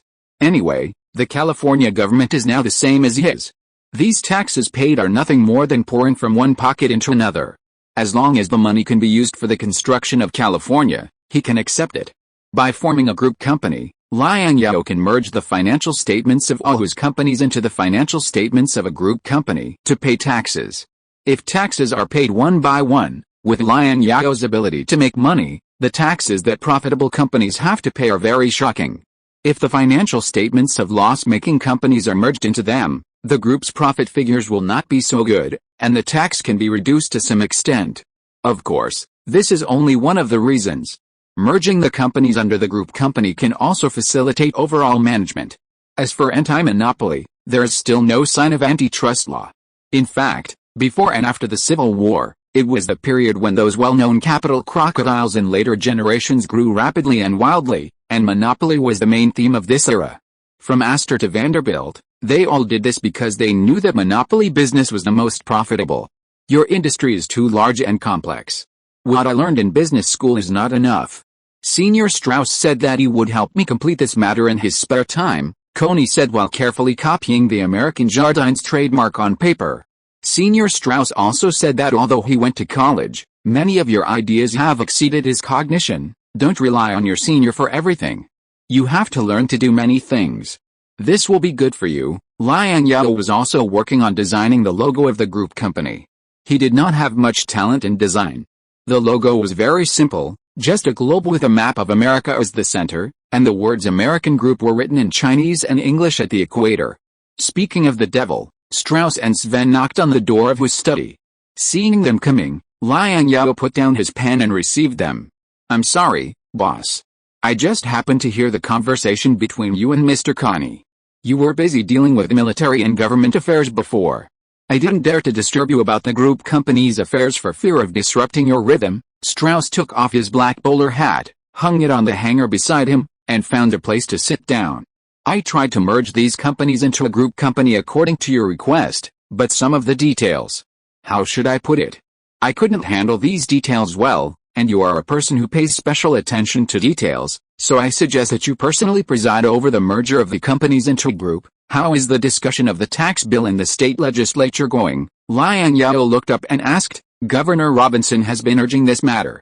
Without taxation, many tasks of the California government cannot be carried out. I came to you for this matter. You have already expressed your position in the state legislature. Although the legislators have some opinions, the tax bill was still passed with a high vote. Strauss handed over the file bag. "This is the tax bill document, please take a look." Liang Zhao opened the file bag and flipped through the documents handed over by Strauss. In order to encourage the development of local industrial and mining enterprises and manufacturing industries in California, the tax bill has a 5-year tax reduction and exemption policy for newly established industrial and mining enterprises, excluding gold mining and manufacturing industries. At present and for a long time in the future, the gold industry will still be the pillar industry of California. All the state legislators in the state assembly are involved in the gold industry. It is inevitable that they have opinions on excluding the gold mining industry from the tax reduction and exemption policy. Those state legislators have also come to Liang Zhao many times, hoping that Liang Zhao can also include the gold mining industry in the list of tax reduction and exemption policies. Liang Zhao refused this proposal without even thinking about it, and his attitude was very tough and resolute. If the tax on California's gold mining industry is reduced, then California's tax revenue will be a fart, and the tax bureau should just close down as soon as possible. Damn it, how did you get these guys to vote in favor of this tax bill that cuts meat from them? Sven came forward and looked at the California tax bill in Liang Zhao's hand curiously, and was very surprised that this bill could be passed by the state assembly. It's very simple. I won't sell mercury to those who don't want to vote in favor. There are many people in California who have gold, but I am the only one who has mercury, Liang Zhao said lightly. This is just one of his methods. The resources he monopolizes in California are not just mercury. The method used to deal with the New York consortium is also applicable to those restless state legislators. It is much easier to deal with the restless state legislators in California than those stubborn and smelly guys in New York. Chapter 135 Hawaii and France. This bill is also a cut from you, Sven said with emotion. So far, Xiangshan Gold Mining Company is still the largest gold mining company in California. If this bill is passed, Xiangshan Gold Mining Company will undoubtedly become a major taxpayer in California. Liang Zhao is also cutting into himself, which makes Sven admire Liang Zhao very much. Not everyone has such a pattern and awareness. There are not many people I admire in my life, and you are definitely one of them. I don't think you come to me without taking a rest. You are not here to flatter me. Liang Zhao stood up and stretched. Of course, I'm not a flatterer, Sven said. If you want to operate the Trans-Pacific route for a long time, we need a transit station, or a supply station. Are you talking about Hawaii? Hawaii is undoubtedly the most suitable place in the Pacific to be a transit station and supply station. Hawaii's strategic location is extremely important. The great powers have long noticed this. British and American missionaries arrived in Hawaii 20 years ago. 10 years ago, even the restless little Japan immigrated to the Hawaiian Islands. Even in the 21st century, these guys who lived a good life still had a special liking for Hawaii and loved to go to Hawaii for vacation. After the issue of Mexico's land grant was resolved, it was time to knock on this restless kid. Japan's immigration to Hawaii also made the American authorities very nervous.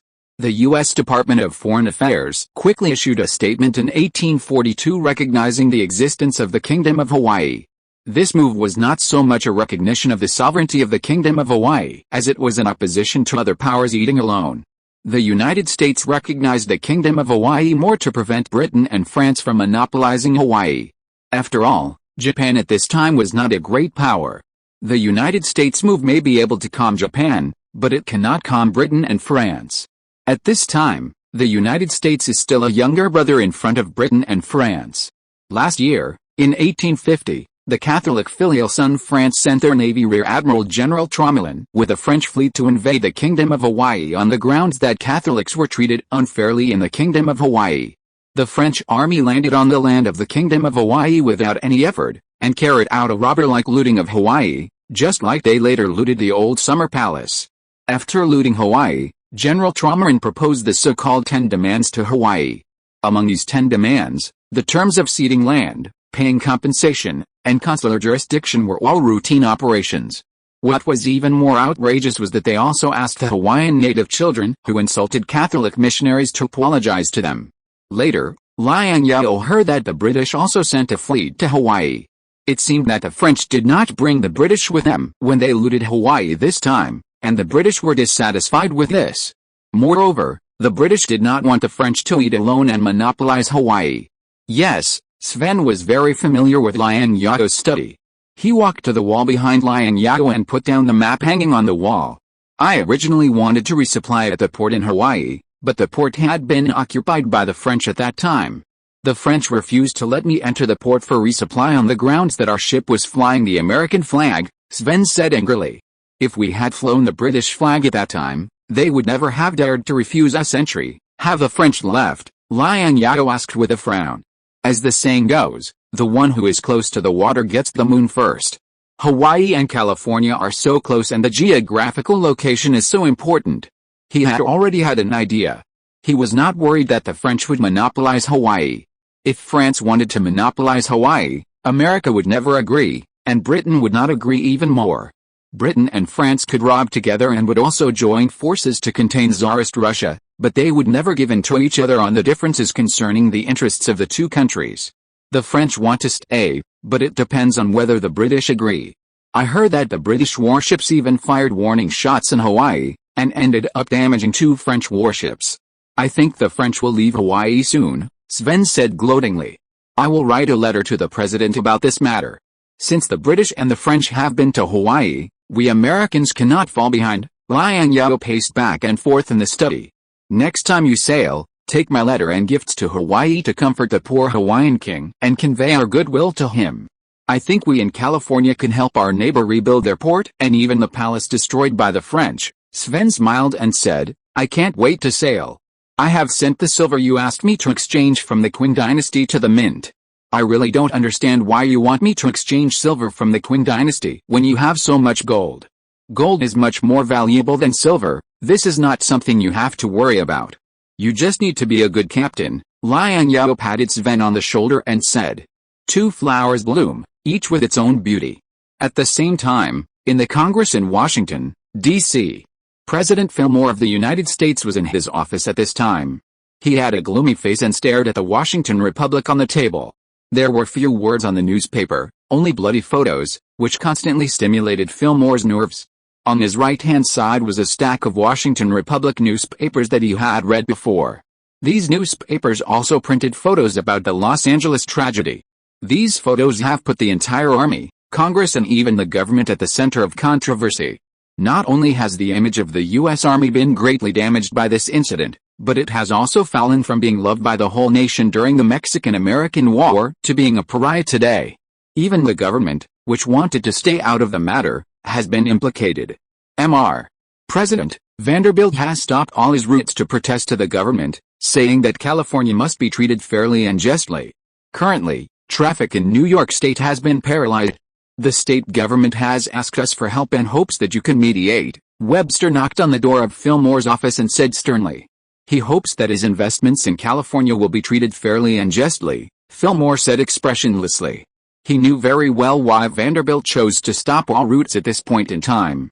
It's time to resolve the issue in California and it can't be dragged on any longer. I hope today will be the last vote on the issue of the California-Mexico land grant.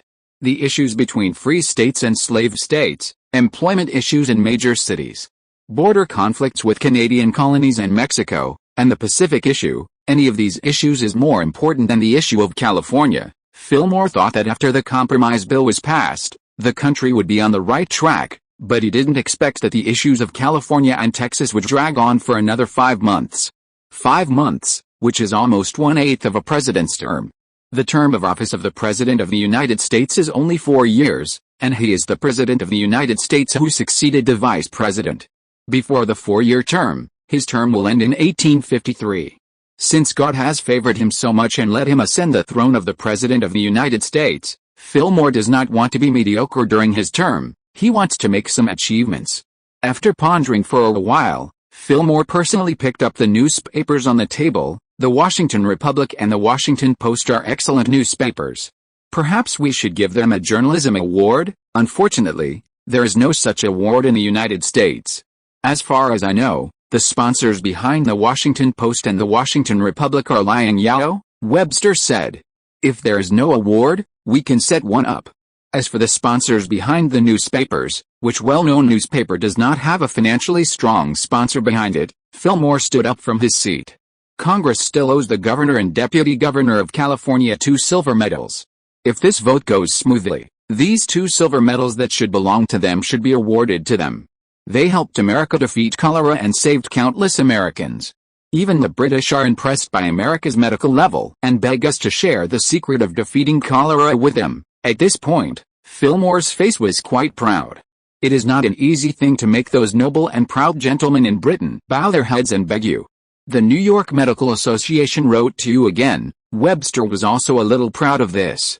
The New York Medical Association is not enough to influence my decision. Fillmore waved his hand and said, "This is the will of the American people. We should follow the will of the people. With the contributions Liang Zhao and Robinson have made to America, it is not too much to award them gold medals, not to mention silver medals. Mr. Webster, let's go. It's time for us to go to Congress." Congress once again voted on the issue of California land grant. This time the situation was a little different. Seward, a young politician from New York State, was still pushing Calhoun's wheelchair, but Mr. Seward looked a little depressed. Congressman Calhoun in the wheelchair was even more lifeless, like a dead person, and the saliva from the corners of his mouth from time to time told the congressman in Congress that he, Calhoun, was still alive. In sharp contrast to Calhoun and Seward, this time California Senator Mr. Gwynn no longer felt lonely and helpless, and seemed very confident.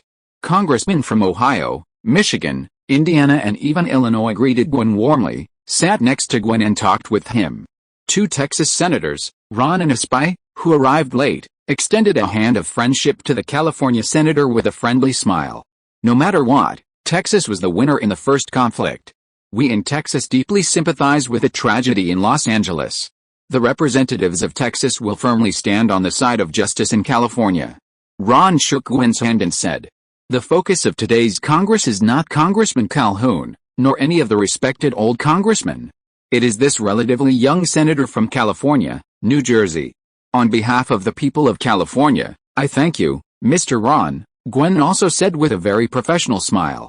"The president is here." Someone suddenly said this, and the congressman looked at the door, only to see President Fillmore and Secretary of State Webster, Secretary of the Treasury Mr. Corwin, Secretary of War Mr. Conrad and other important cabinet members walked into the Congress.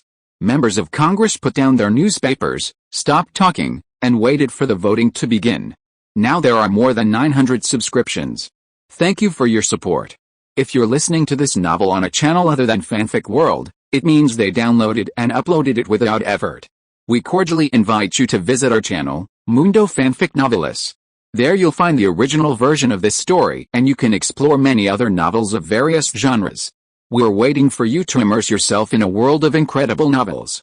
Chapter 136 California's Compensation and Territorial Claims. Ladies and gentlemen, let's vote, Fillmore announced expressionlessly. This time, there was no impassioned, inflammatory speech. The protests of the people outside the Capitol, the newspapers in the hands of the congressmen, and the Texas Armed Forces occupying the New Mexico region were the best speeches. President Fillmore seemed to be confident about the result of this vote. When the voting results were announced, President Fillmore was calm. On the motion of whether to take back the land donated by the Mexican government in California, more than half of the senators in the Senate voted against it, far exceeding everyone's expectations. Even in the House of Representatives, where the old states in the East had an absolute advantage, more than 1/3 of the votes were against it. The dust settled, and after the results were announced, Fillmore left Congress with a long-lost smile. Delegates from Texas, representatives from California, please follow me. Mr. President has something to discuss with you. Presidential Secretary White walked over to the Texas and California senators who were high-fiving and said to them. Fillmore first negotiated with the 2 Texas senators. All Texas armed forces in New Mexico must be withdrawn to the state. This is Fillmore's bottom line on the issue of Texas and New Mexico. As long as the federal government can pay Texas $10 million in compensation in one lump sum, Ron said confidently. According to the information he knew, the federal government is currently unable to pay $10 million in compensation in one lump sum. Moreover, California is also asking for compensation, and the federal government's finances should be difficult. Texas will soon receive $10 million in compensation. I hope the Texas Armed Forces will not appear in New Mexico again by then, Fillmore said coldly, with a hint of threat in his tone. The president's attitude caught the two Texas representatives off guard, and they left the presidential office with stunned expressions. After the two Texas representatives left, Treasury Secretary Corwin asked Fillmore with some anxiety, "Mr. President, the Treasury Department can't come up with so much money now." Fillmore was well aware of the current predicament of the Treasury Department. The governor and deputy governor of California wrote to him many times, asking the federal government to compensate Los Angeles and California soldiers who died in the conflict. Deputy Governor Liang Zhao also said that if the federal government was unwilling to compensate for this, they would refuse to hand over 287 U.S. Army prisoners, including Colonel Mason. The compensation that California asked for was not low, as high as $5 million. In response, Fillmore wrote back to refute it, saying that the loss of a small town in Los Angeles with a population of only 1,000 or 2,000 people was far less than that. Liang Zhao replied to President Fillmore on the grounds that life is priceless, and the federal government sent troops to California brazenly, delaying the normal production and life of the people of California, and the loss was more than tens of millions of dollars. Liang Zhao also said intimately that California also understood the difficulties of the federal government. If the federal government was unable to pay the compensation, it could include the Nevada region in California. California's bargaining made Fillmore very angry. But after weighing the pros and cons and comparing the problems of California and Texas, Fillmore still made a choice that was more favorable to the federal government. Of course, Fillmore could not assign the entire Nevada region to California. If he did not agree, Congress would not agree. Didn't Wall Street sell the land in California for $8.76 million? I remember that the money is still in the Treasury Department. Fillmore looked at Corwin. If Texas wanted to withdraw its armed forces from New Mexico, Texas must pay compensation immediately. You want to use this money? I have to remind you that according to the law, this money does not belong to the Treasury Department, Corwin reminded Fillmore. According to the law, they should not buy and sell California land on Wall Street. President Fillmore's attitude was extremely tough. The Treasury Department keeps half and returns half to them. This matter was caused by them, and they must be responsible for it. We can't let our federal government clean up their mess. They must also bear certain responsibilities. As he spoke, Fillmore unfolded a map of the United States on his desk and drew a straight longitude line at 117 degrees west longitude on the map with a ruler. Nevada is a territorial territory, and California is a free state. If the Nevada area west of 117 degrees west longitude is assigned to California, the resistance will not be that great, at least not as great as the territorial conflict between Texas and New Mexico. The premise is that California is willing to pay a certain price for this, such as being willing to pay the federal government $10 million in compensation to Texas. Please ask your favorite student to come in. Next, I should talk to him about California's problems. Fillmore put down his pen and said. After the congressional meeting ended, Calhoun was helped into the carriage and went home. He was in a very low mood, not only because the last proposal in his political career was rejected, but also because his political career ended with an unsatisfactory ending. More importantly, he was ruined by this bill, and his once tall image among the people collapsed. Calhoun's carriage had just driven out of Capitol Hill, and he was greeted by the angry crowd that had not yet dispersed. People threw all kinds of things in their hands at his carriage, including stones, sticks, shoes, and even feces. The ugly dirty words penetrated the carriage and entered the spacious carriage, stimulating every nerve in Calhoun's body. Sir, bear with it for a while. We will soon be able to leave here and return to your quiet home, Seward, who was also in a very low mood, said to Calhoun in the carriage. Then, Seward carefully stuck his head out of the carriage and roared at the angry crowd, "You ignorant fools! You have all been used. You are used as tools by those barbaric Californians." Seward's roar had no effect, and the abuse became more intense. Calhoun's stiff body trembled, and his breathing became very rapid. He raised his hand with great effort, pointed at the window of the carriage, and uttered a few unclear words, "Window. Window, close it." His mind flashed with the scenes of his speeches during the Madison and Monroe presidents, and the scenes when he participated in his presidential campaign. He was so young and so vigorous on the podium. Under the podium, there were endless supporters waving flags and cheering for him. That was his highlight moment, the era of his generation. This era is gone forever. Not sure if it was an illusion or reality, Calhoun could still hear the train whistle and the roar of the big machine. The once peaceful and comfortable rural life in America was torn to pieces by the roar of the noisy and fucking machines. Calhoun's eyes went dark, his hands fell down weakly, and he stopped breathing. Chapter 137 Oregon Territory and Nevada Territory. The gold resources in the Sacramento area are becoming increasingly depleted, and it is now difficult to find rich gold mines. Governor Robinson looked at the map on the wall of Liang Zhao's study, and his eyes were focused on the Nevada area east of California. I heard that someone discovered several rich mines in the foothills of the Nevada mountains in the west. Next week, the Boston Company will enter Nevada. Do you think the President and Congress will agree to assign the Nevada area to California? Robinson is not only the governor of California, but also the chairman of the board of directors of the Boston Company. Under Robinson's leadership, the Boston Company has also expanded rapidly and has become the second largest gold mining company in California after the Xiangshan Gold Mining Company. Robinson has also become one of the richest people in California. In addition to his status as governor, Robinson is now a hot figure in California. It has been confirmed that there is a huge amount of gold buried in the foothills of the Nevada mountains. If the Nevada area can be assigned to California, this is great news for all California gold diggers. But will the President and Congress agree? This is the question in Robinson's mind at this time. It's impossible for California to get the entire Nevada region. Given the President's personality, I guess he will take a piece of Nevada and merge it into California, Liang Zhao said while sipping tea and looking at the map. Of course, the premise is that California can give enough money.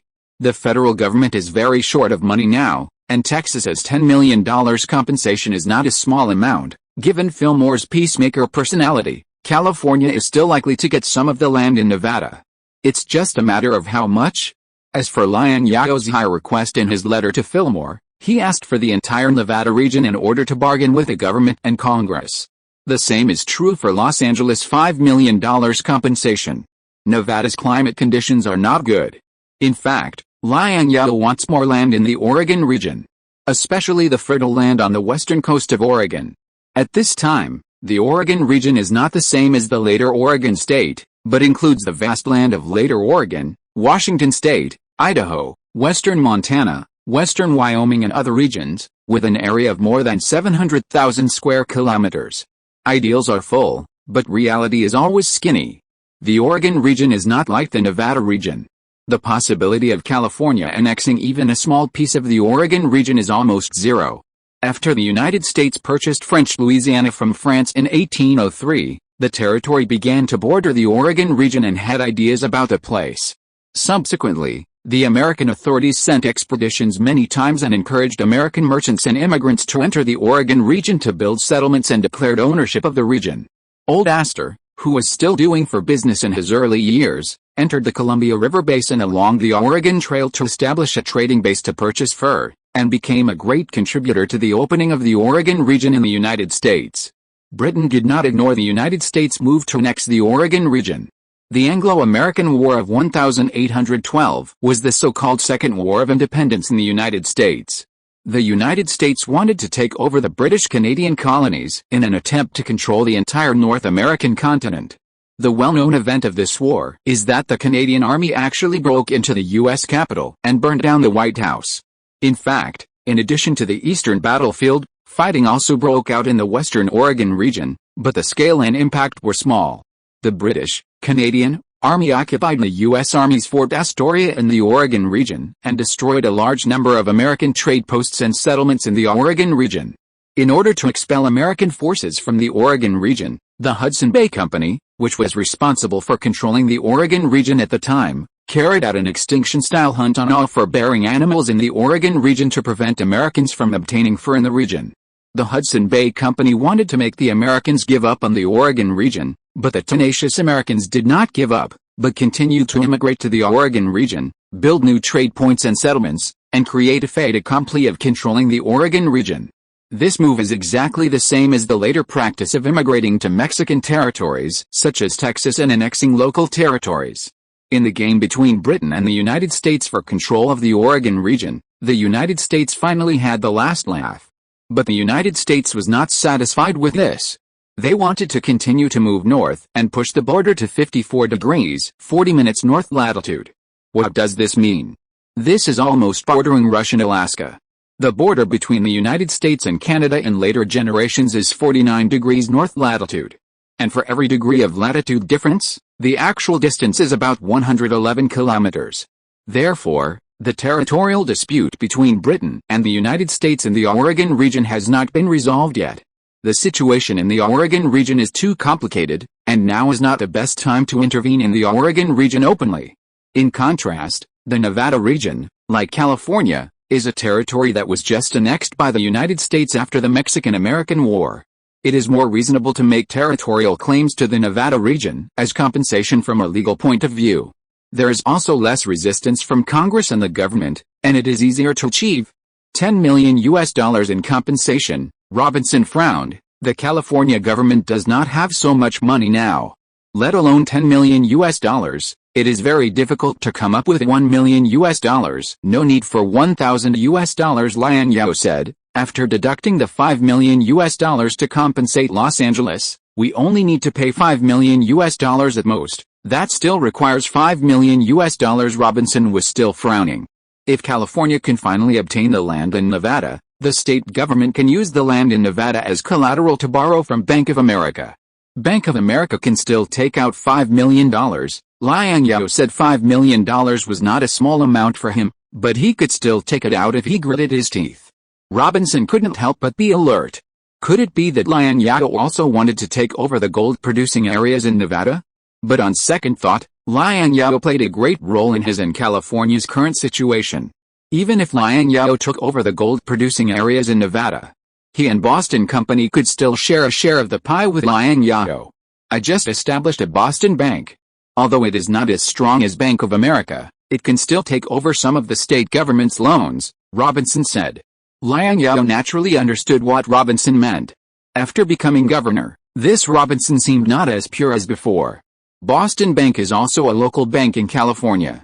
As long as you are able to take on a small portion of the state government's loans, I have no objection. However, for the sake of safety, most of the state government's loans should be taken on by Bank of America, which is safer, Liang Zhao said. Robinson was very satisfied with this result.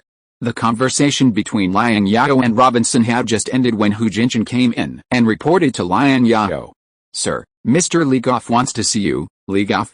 What does this French guy want me to do now?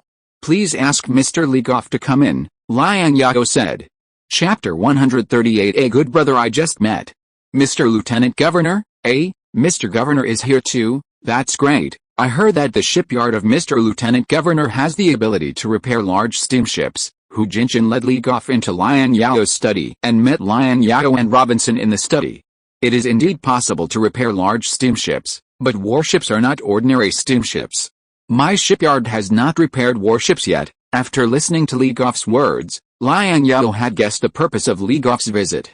Liang Zhao silently calculated the time in his heart. According to the information provided by Sven, the British fleet had already arrived in Hawaii, and it was time for the French Navy's fleet to leave.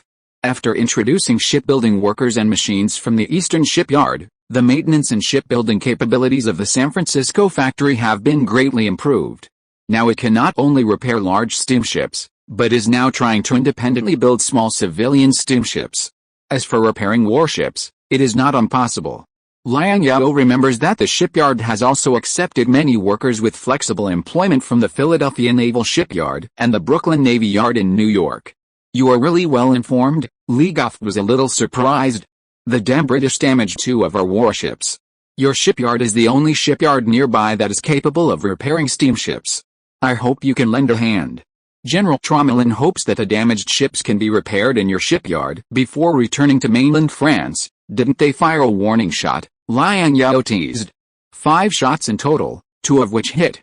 This is not a warning shot, this is a naked provocation, Ligoff said angrily. One of the shots just hit the steam engine of our Roland. It's worth it to get the gold and silver treasures of the Kingdom of Hawaii in exchange for 2 shots. I heard that General Tromelin robbed a lot of good things in Hawaii, Liang Zhao said with his legs crossed. The Kingdom of Hawaii was looted by the French army, and even the private yacht of King Kamehameha III of the Kingdom of Hawaii was robbed by the French to transport supplies. This wave of French people must have made a profit. They must have robbed a lot of good things, otherwise they would not be in a hurry to return to their homeland. It's not robbery, We are here to defend the legitimate rights and interests of Catholics in the Kingdom of Hawaii and help them establish a democratic system. It's a pity that the damn British disrupted our plan, Liang said righteously. I am not a Catholic, and I am not interested in the democratic system you have established in Hawaii. We can try to repair the damaged warships, but the price I charge for repairing the ships is very high. Liang Zhao touched his chin, and a new idea had already come to his mind. The price is negotiable. The French Republic will remember your help to the French Navy, Liang continued. General Tromelin hopes that he and his soldiers can go ashore to rest. Impossible. Liang Zhao didn't even think about it and directly rejected this unreasonable request. Not to mention letting the French Navy soldiers go ashore to rest, Liang Zhao didn't even intend to let the French warships dock. Liang, I must solemnly warn you that this is American territory. We will never allow any foreign fleet and their soldiers to dock, including France. The United States of America is not the Kingdom of Hawaii. Liang Zhao advised Liang to give up this idea as soon as possible. Seeing Liang Zhao's firm attitude, Liang knew that there was no room for negotiation. After thinking for a while, he asked in a soliciting tone, "Can General Tromelin and the officers of the fleet be flexible? America does not welcome the French fleet to enter San Francisco, but I personally welcome General Tromelin to visit my manor." Liang Zhao's expression eased a little. "I will send a ship to pick up General Tromelin ashore, and the damaged ship will be towed to the shipyard by my tugboat." Liang was not very satisfied with this result, but he had to accept it.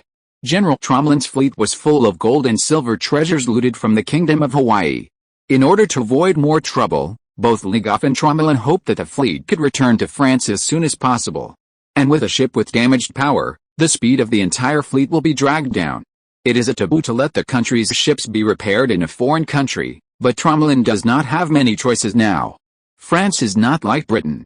Britain has very good ports all over the world. The only thing to be thankful for was that the two damaged warships were not new and advanced warships, and the loss of the fleet was still within his acceptable range. Gibson also found Liang Zhao at this time, hoping that Liang Zhao would refuse to provide maintenance services for the French fleet.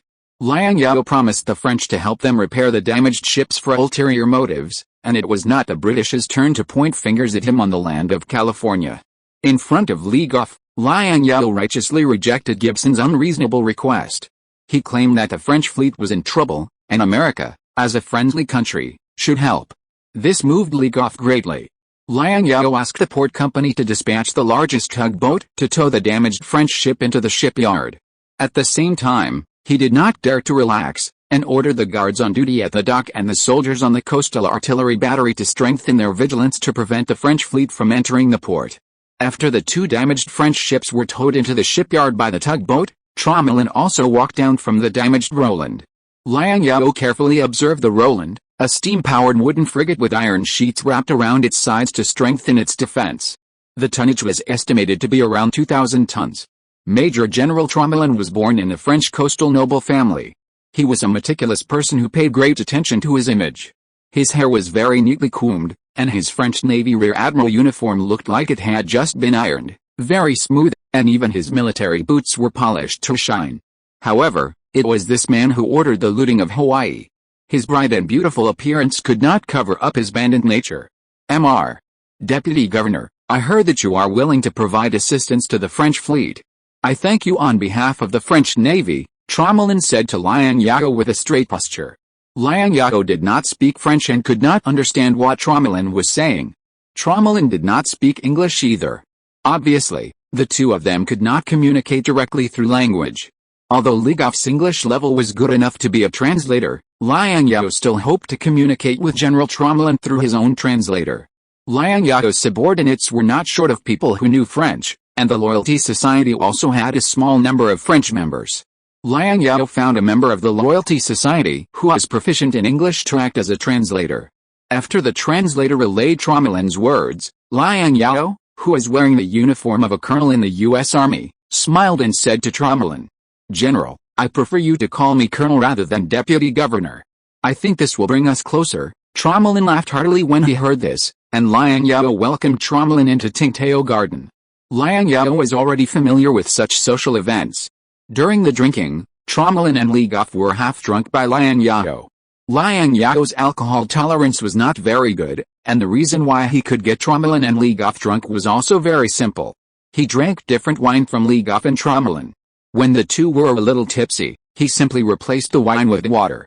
At this time, Sven, who came from the shipyard, pretended to tell Liang Zhao that with the current maintenance capacity of the San Francisco shipyard, only one of the slightly damaged French Navy warships could be repaired. As for the Roland with damaged engine room, it would take at least 2 or 3 months to repair it. General Tromelin, I'm very sorry, I have to tell you a very regrettable news. Liang Zhao looked very helpless. I heard it all, Colonel Liang, you are willing to help. I really don't know how to thank you, Tromelin said drunkenly. I think there must be other ways. We are good friends who just met, brothers. I must do my best to help you. Liang Zhao looked very self-blaming. It's not your fault, it's all the damned English. Tromelin took a sip of wine and added, the haunted English. Yes. It's all the damned English. Liang Zhao clinked his glasses with Tromelin and drank the water in the glasses. Colonel Liang has a good alcohol tolerance, Tromelin couldn't help but admire. He was very confident in his alcohol tolerance, but he didn't expect that the young American colonel in front of him could drink so well. General, excuse me, how much did the Roland cost? Liang Zhao asked casually.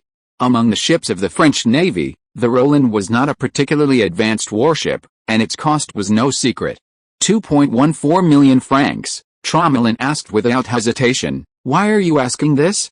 You are an army colonel, not a navy colonel. It's just 2.14 million francs, General. Our friendship is worth more than 2.14 million francs. Liang Zhao filled his glass again and said, General, I have a way to solve your troubles. The metal coins of pounds, francs and dollars are all made of gold. The exchange rate between them is simply determined by the ratio of their gold content. Each pound contains 7.32227 grams of pure gold, francs contain 0.29032 grams, and dollars contain 1.504603 grams. This exchange rate has been maintained for more than 100 years, almost throughout the 19th century. Of course, this refers to metal coins. The value of early paper credit currency is very metaphysical. The exchange rate between the dollar and the franc is about 5.1826, which means that the cost of the Roland is about 410,000 US dollars. What is the solution? Tromelin asked expectantly while drunk. Isn't it better if I just buy the Roland, this burden? Liang Zhao said very happily. Buy the Roland? Colonel Liang, are you kidding me? This is a warship worth 2.14 million francs. Tromelin looked incredible. He knew very little about California. Liang Zhao could afford to buy 10 Roland ships, not to mention one. Legoff believed Liang Zhao's words, and he knew that Liang Zhao was not joking. It's not worth 2.14 million after depreciation, and now the engine room is damaged.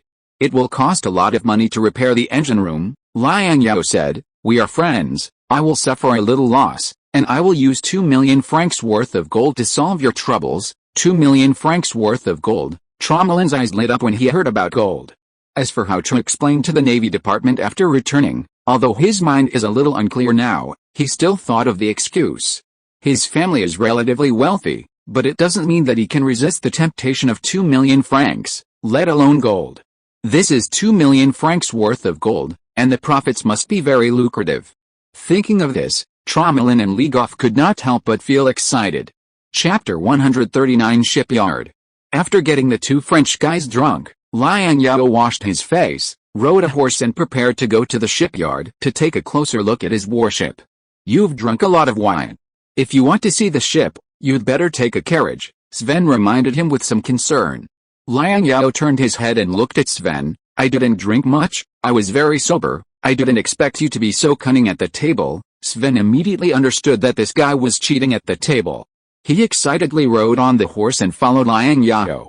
What we got this time is a warship. A warship with a displacement of more than 2,000 tons. It's exciting to think about it. Although this is only a frigate in the battle sequence of the French Navy, it is more than enough to be a frigate or cruiser in the American Navy, even if it can be the flagship of a small fleet. At this time, the American Navy was not strong. A warship with a displacement of more than 2,000 tons, even if it could not be the flagship of a fleet, was also the main battleship in the fleet. When Commodore Perry of the U.S. Navy knocked on the gates of Japan twice and opened the door to Japan, there were not many warships with a displacement of more than 2,000 tons in Perry's American East India Company fleet. Moreover, the degree of steamization of the U.S. Navy was not high, and many sailing warships with a displacement of less than 1,000 tons were still retained. This was the U.S. Navy 2 years later, and the situation now would only be worse. When the Roland is repaired, you drive it to Hawaii to convey our goodwill to the King of Hawaii. Hawaii is an excellent transit station in the Pacific, Liang Zhao said. The British and the French can go to Hawaii, so we can go there too. It is unrealistic to annex Hawaii at present, but it is still feasible to build a transit port in Hawaii under the guise of helping Hawaii rebuild. Before the Mexican-American War ended, the United States had already shifted the focus of its strategic expansion to the Pacific. The greatest achievement of President Fillmore during his tenure was to send Perry's East India Company fleet to open the door to Japan.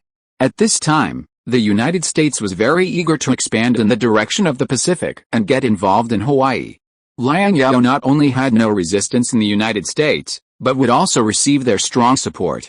Then what about the route from San Francisco to Guangzhou? Who'll operate it? Sven asked. This route cannot be cut off. Except for you. Can other captains of global shipping be qualified for this route? Liang Zhao said. Besides, California's immigration work cannot rely solely on our global shipping company. I have also made arrangements with the Chinese merchants, and they will also participate in the immigration work. After the Taiping Rebellion, the Qing dynasty's control over the local areas was much weaker than before, especially in the southern region, which was also conducive to Liang Zhao's immigration work. At present, the Chinese population in California has exceeded 20,000, which has exceeded 1/5 of the total population, becoming an ethnic group second only to Native Americans. But this is still far from Liang Zhao's expected goal. When Liang Zhao came to the shipyard, Fremont was there. Fremont stood with his hands behind his back and looked at the Roland, which was being repaired in the dock. The French warship is really good, Fremont exclaimed. Now it's our warship. Liang Zhao suddenly appeared from behind Fremont, startling Fremont. Ours. Fremont's eyes widened, with an incredible expression on his face. It's ours, Senator. Just now, the deputy governor bought their warships from the French at the wine table. Sven smiled. Did you buy both? Fremont pointed to the two French Navy warships and asked. His tone was a little excited. Only the Roland, the larger one, was bought, Liang Zhao said with regret. How could he not want to buy both warships? The only thing to blame was that the British Royal Navy didn't shoot accurately enough. The other French ship that was in dock for repair was only slightly injured. I just asked the old workers in the Philadelphia Naval Shipyard. The full load displacement of the Roland is as high as 2,300 tons. In the battle sequence of the American Navy, it is a cruiser-level warship, but the French use it as a frigate. At this point, Fremont couldn't help but be a little eclipsed. The American Navy is not only a world apart from the British Royal Navy, but also a huge gap compared to the French Navy. The 10-inch and 8-inch guns on the ship are better than those of the U.S. Navy. It's a pity that the French didn't leave the shells on the ship, otherwise we could still see the French shells. The French didn't leave the shells, Liang Zhao frowned. When the French wake up, I will ask them for them. I spent 2 million francs to buy the Roland. I bought a warship. If they don't give me shells, what's the use of this warship? The Hope will be launched next month. Once the launch and sea trial are successful, it will prove that the shipyard in California has the ability to independently produce steamships, Fremont said while walking and pointing at the Hope that was about to be completed in the dock. The Hope started construction in November last year, and it has been 3 months now. Although the Hope is only a small civilian steamship with a full load displacement of only 500 tons, and the technology used is not advanced, it is a leap from scratch in the steamship manufacturing industry in California, which is of extraordinary significance. This is just the beginning. In the future, California shipyards will build giant ships of 1,000 tons, 2,000 tons, 3,000 tons, and even 10,000 tons, Liang Zhao said ambitiously. 10,000 tons, you have a big appetite, Fremont said. America really needs a naval base in the Pacific. For now, San Francisco is the best choice. We need a Pacific fleet even more. Liang Zhao thought of the time when California and the federal government and Congress were in a stalemate, and the fleet of the British Hudson Company was cruising along the coast of California all day long. The British Hudson Company also has a fleet to our north. Although it is not large, I always feel like I have a thorn in my side. We don't even have a warship in the Pacific coastal area of America, don't we have the Roland now?" Fremont smiled with relief. "I am a close friend of His Excellency Commander Robert Stockton of the Navy. This Mamluk naval accessory of mine was a gift from General Stockton." As he said this, Fremont proudly showed Liang Zhao the sword on his waist. "Do you know about the Bear Flag Rebellion?" "Of course I don't know. This is one of the highlights of your life. Every Californian knows about it." Liang Zhao looked at the Navy Mamluk sword in Fremont's hand. He had to admit that this Navy officer's sword was more beautiful and exquisite than his Army officer's sword. It turned out that Fremont's sword was given by the Navy commander, which also solved Liang Zhao's original doubts. Why did Fremont, an Army officer, wear a Navy sword? It turned out that this guy had a close relationship with the Navy commander. Chapter 140, Heart of Iron.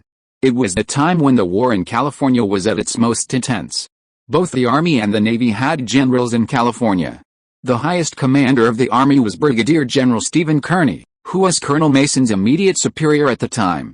The highest commander of the Navy was General Stockton, and the two generals were competing for command of the front line. I happened to have a relatively objective armed force in my hands, with about 300 people. At that time, General Stockton appointed me as the temporary governor of the California Territory. I accepted it, and my armed forces also obeyed his command. Fremont talked about that bitter past. Liang Zhao seemed to have realized that there was also sectarianism in the American Army and Navy. As an officer from the Army, it was naturally a taboo for Fremont to accept the appointment and dispatch of the Navy commander, and the subsequent outcome was naturally self-evident. "But you're an Army officer," Liang Zhao said. "That's the problem. The war was urgent, and I couldn't care less. Besides, General Stephen Kearny was too greedy and reckless. He wanted to take over the whole of California with more than 300 cavalrymen, and wanted to be the star of the battle. If General Stockton hadn't arrived in time, he would have died in Los Angeles," Fremont said. "The Mexican resistance in Lower California was stronger than that in Upper California. I was more in favor of General Stockton's decision, and I thought his decision was more reasonable, so I decided to follow General Stockton's command." General Stephen Kearny was furious about this, and he reported it to Washington. "Not only did he send me to a military court, but he also wanted to remove me from the Army. Fortunately, I had a little connection in Washington, and his conspiracy did not succeed." Not long after the war ended, General Kearny unfortunately contracted a tropical disease in Mexico, and died not long after returning to America. "What connection?" Liang Zhao asked curiously. "President Polk and my father-in-law are good friends, and President Polk, in consideration of my contributions to the West, not only ordered my pardon, but also saved my military position. But at that time, I was already disillusioned with the Army, so I took the initiative to resign and did not want to have anything to do with the Army anymore," Fremont said with a very relaxed expression, but Liang Zhao still saw the unwillingness in his eyes. Perhaps this is also the reason why Fremont declined the appointment of Colonel Unsheriff of the California Infantry Regiment by President Fillmore last year and gave the position to Liang Zhao. The Army is a scar in Fremont's heart. "You call this a little bit of relationship?" Liang Zhao smiled. "You have a good idea to build a Pacific fleet in the West Coast, but the federal government has no money now, and it is impossible for the Navy Department to establish a Pacific fleet in the West Coast," Fremont said. At the end of last year, he also lobbied in the Washington area. Fremont still had a good idea of the financial situation of the U.S. federal government. The Navy Department is even streamlining its active fleets, and the Navy's shipyards are also laying off employees. How could it possibly establish a new fleet in the Pacific region on the West Coast? It costs much more to maintain a Navy than an Army. If the federal government has no money, we can set up a Coast Guard in the name of the California Anti-Smuggling Bureau to be responsible for anti-smuggling and near-shore patrols in California, Liang Zhao said. "I don't think the federal government wants them to see a California with rampant smuggling when they come to collect tariffs. The federal government can't afford it, but the California government can." At this time, the IRS, U.S. Internal Revenue Service, which made later American Shudder, had not yet been established.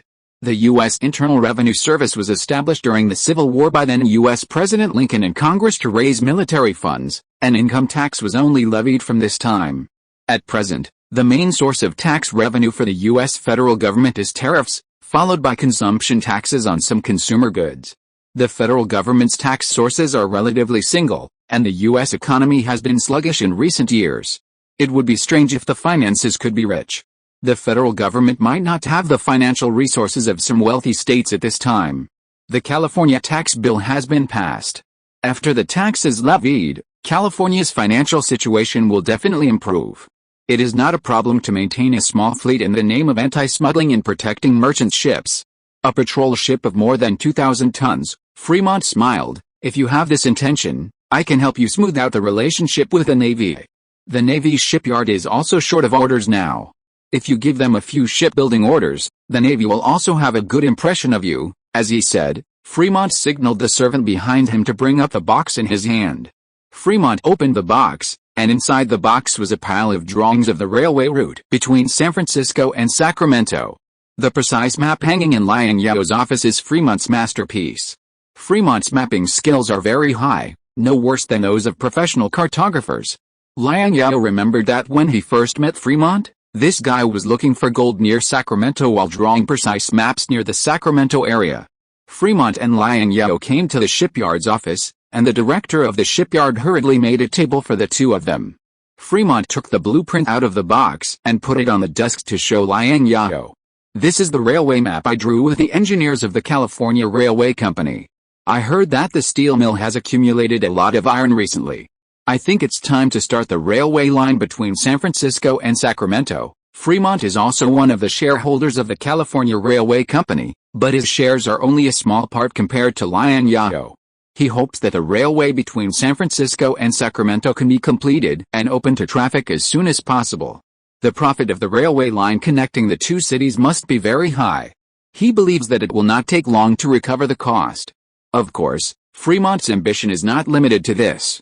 He has the same ambition as Liang Zhao, that is, to build a railway across North America and connect California and the eastern region with a railway line. At present, the main mode of transportation between California and the eastern region is still through the routes in Nicaragua and Panama. Both routes have to pass through a section of land on the Isthmus of Central America, which is not only inconvenient, but also relatively inefficient, limiting the transportation of large goods. Transportation is currently a bottleneck restricting the development of California. California needs a railway connecting the east and west.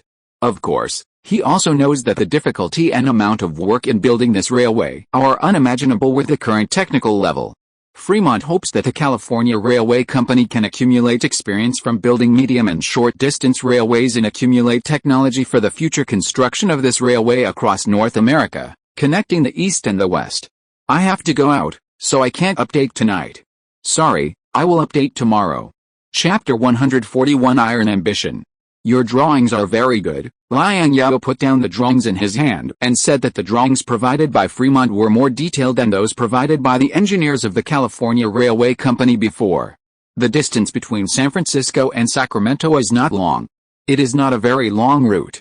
Since you think there is no problem, let's start the construction as soon as possible. After the construction of the railway between San Francisco and Sacramento starts, I will restart my exploration plan and explore a railway route to the east for California. Fremont said his plan. This railway route to the east is the Pacific Railway, but Fremont's adventure in history did not successfully explore a suitable railway route for construction. The Pacific Railway is a bitter history of blood and tears for the Chinese. Liang Zhao knows little about other railways in the United States, but he still has some understanding of this railway. Liang Zhao, who has been in business for more than 170 years, knows the approximate route of the Pacific Railway. With Fremont's ability, he believes that as long as he points out a general direction to Fremont, Fremont will be able to explore a suitable construction route for the Pacific Railway. We Chinese have an old saying that you can't eat hot tofu in a hurry. The section of the railway from San Francisco to Sacramento is also the starting point of this more than 2,000-mile-long railway. The main reason why I haven't started construction yet is not the raw materials, nor the labor, and not because I don't trust the engineers of the California Railway Company in your ability. Liang Zhao did not choose to start construction last year. There were indeed two factors that affected it, namely the shortage of raw materials and the shortage of labor. But with the mining of coal mines, the problem of raw materials was solved after the channel of importing iron ore from Mexico was opened. At the same time, the blast furnaces of the steel plant increased from 2 to 8.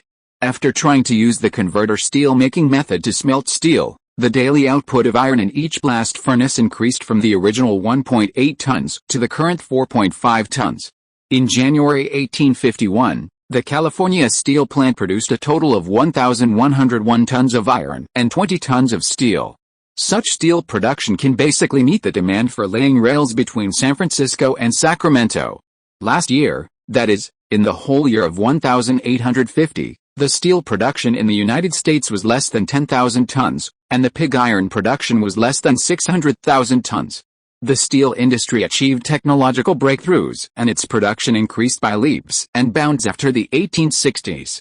Take the daily output of a single blast furnace as an example. In the 1850s, the daily output of a blast furnace was generally 1 to 6 tons of iron, and in the early 1880s, this number was about 100 tons. As for labor, now excluding the Chinese transported from Guangzhou by the global shipping company, there are 100 or 200 Chinese who risk their lives to cross the Pacific Ocean to California every day for gold. All these Chinese are taken care of by Liang Zhao's immigrant hostel, and he is not short of labor. What are you worried about? Fremont asked, puzzled. Some technical problems.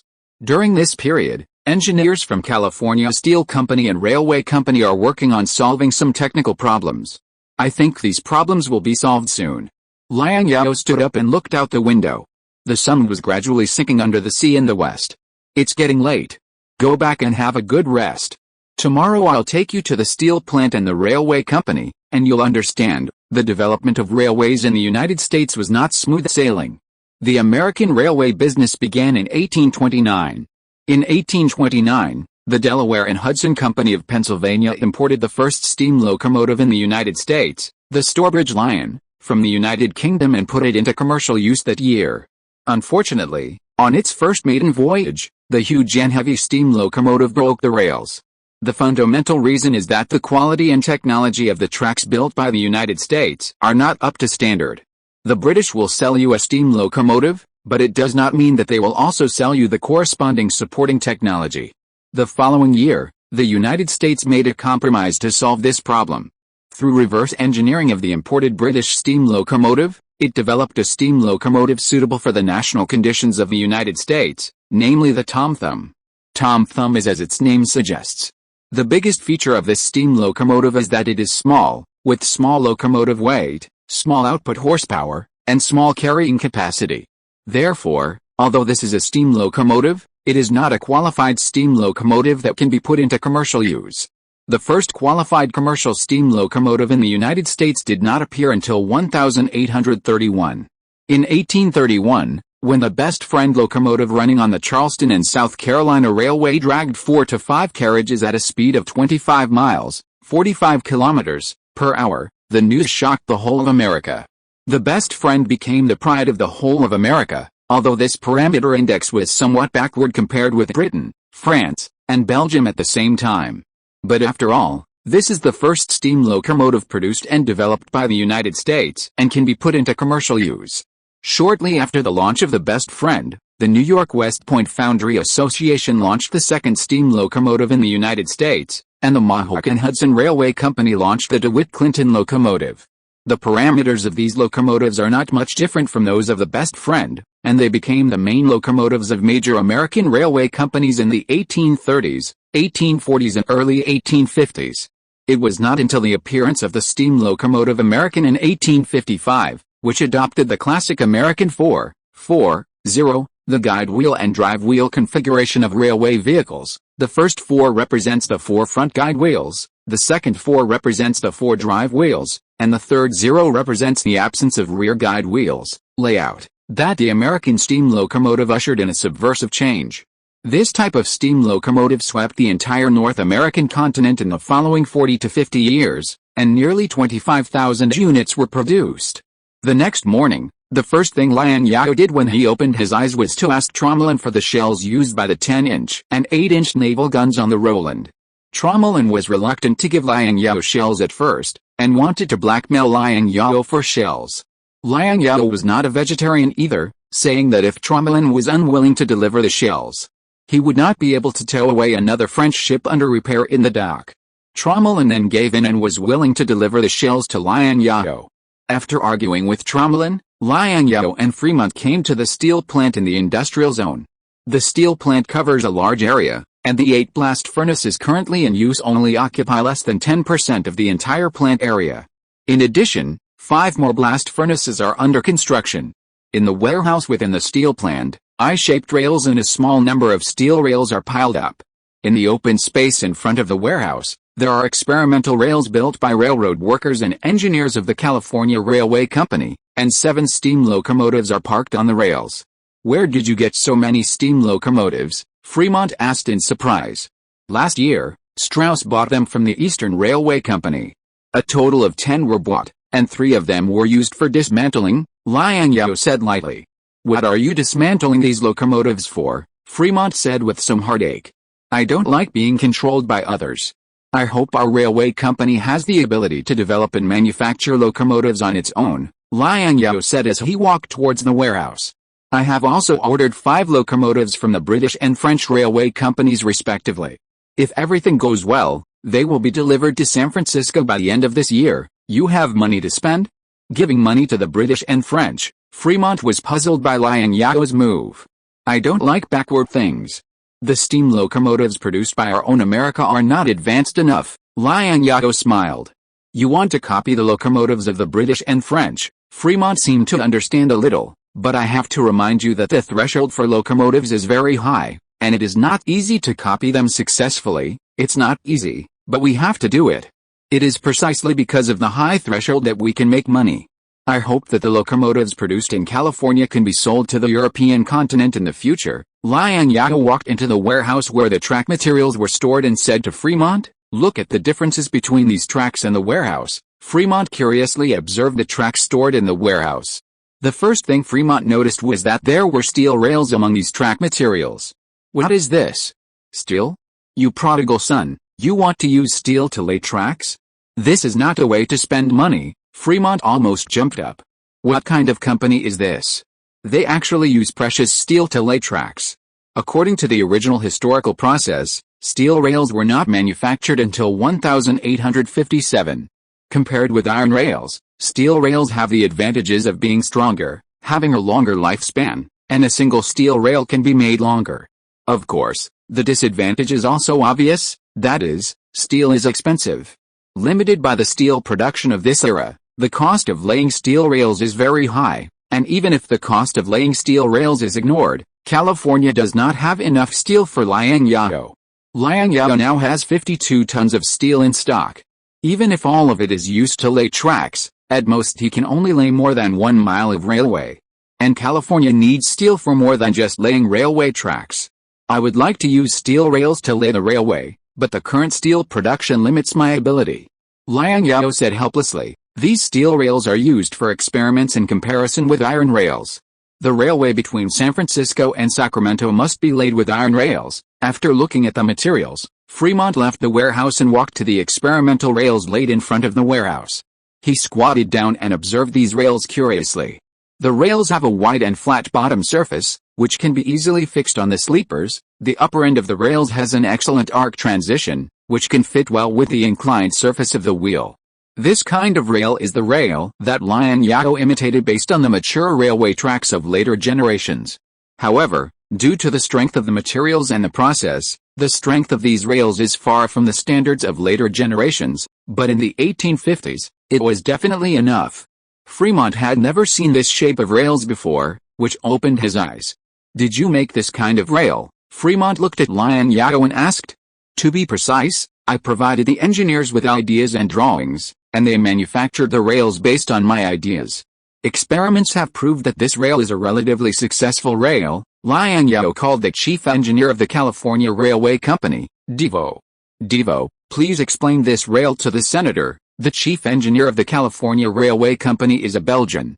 He originally worked for the famous Belgian Cockerill Company, which was the first company in Belgium to manufacture steam locomotives. Later, Devo was poached by the Mohawk and Hudson Railway Company. Last year, Liang Zhao spent a lot of money to poach Devo from the Mohawk and Hudson Railway Company to the California Railway Company. "Sir, there are several types of tracks currently used in the UK and Europe. One is the T-shaped track, But the lower end of the T-shaped track is very small and not stable enough. It needs to be fixed with a special metal base to increase stability, which undoubtedly increases the cost. Another type of rail is a double-headed rail. When one side is worn, it can be used again. However, turning the rail over also requires huge labor costs. The last type is the I-shaped rail that Boss Liang mentioned. It is very simple and can be fixed on the sleepers with spikes more conveniently. The disadvantage is that the strength is not high. However, using steel rails can solve the strength problem, Devo explained to Fremont very seriously. But the section of track you just saw is still a rail instead of a steel rail. Due to the strength of the material, we have to make some compromises, but this type of track, I can assure you that at least in America, is an absolutely first-class track. When mentioning the American rails, Ward's eyes were quite contemptuous. Ward's disdain for American rails is also for a reason. At the same time, the frequency of train derailments and accidents in the United States was much higher than that in Europe. As early as when he worked for the Mohawk and Hudson Railroad Company, Ward found the reason. That is, although the United States has laid more than 20,000 miles of railways in the past 20 years, this data has surpassed most European countries and has become an out-and-out railway power. In fact, behind these data are a large number of shoddy and unqualified railways. The low quality of American railways made Ward dumbfounded. Not to mention the low quality of the spikes produced by American railway companies. In fact, the railway companies that can put spikes on the railway are considered to be very conscientious railway companies. Many railway companies don't even put spikes directly, and the sleepers are placed on the ground very casually, without heavy objects compacting, and without considering the actual terrain conditions. Even in the design of curves, in order to reduce construction costs, the turning rate is not fully considered, and the height of the outer rails is not increased. In short, the United States is more concerned about the mileage and quantity of railways when laying railways, rather than the quality of railways. Ward, who had just arrived at the time, was very surprised that these inferior railways could be put into use.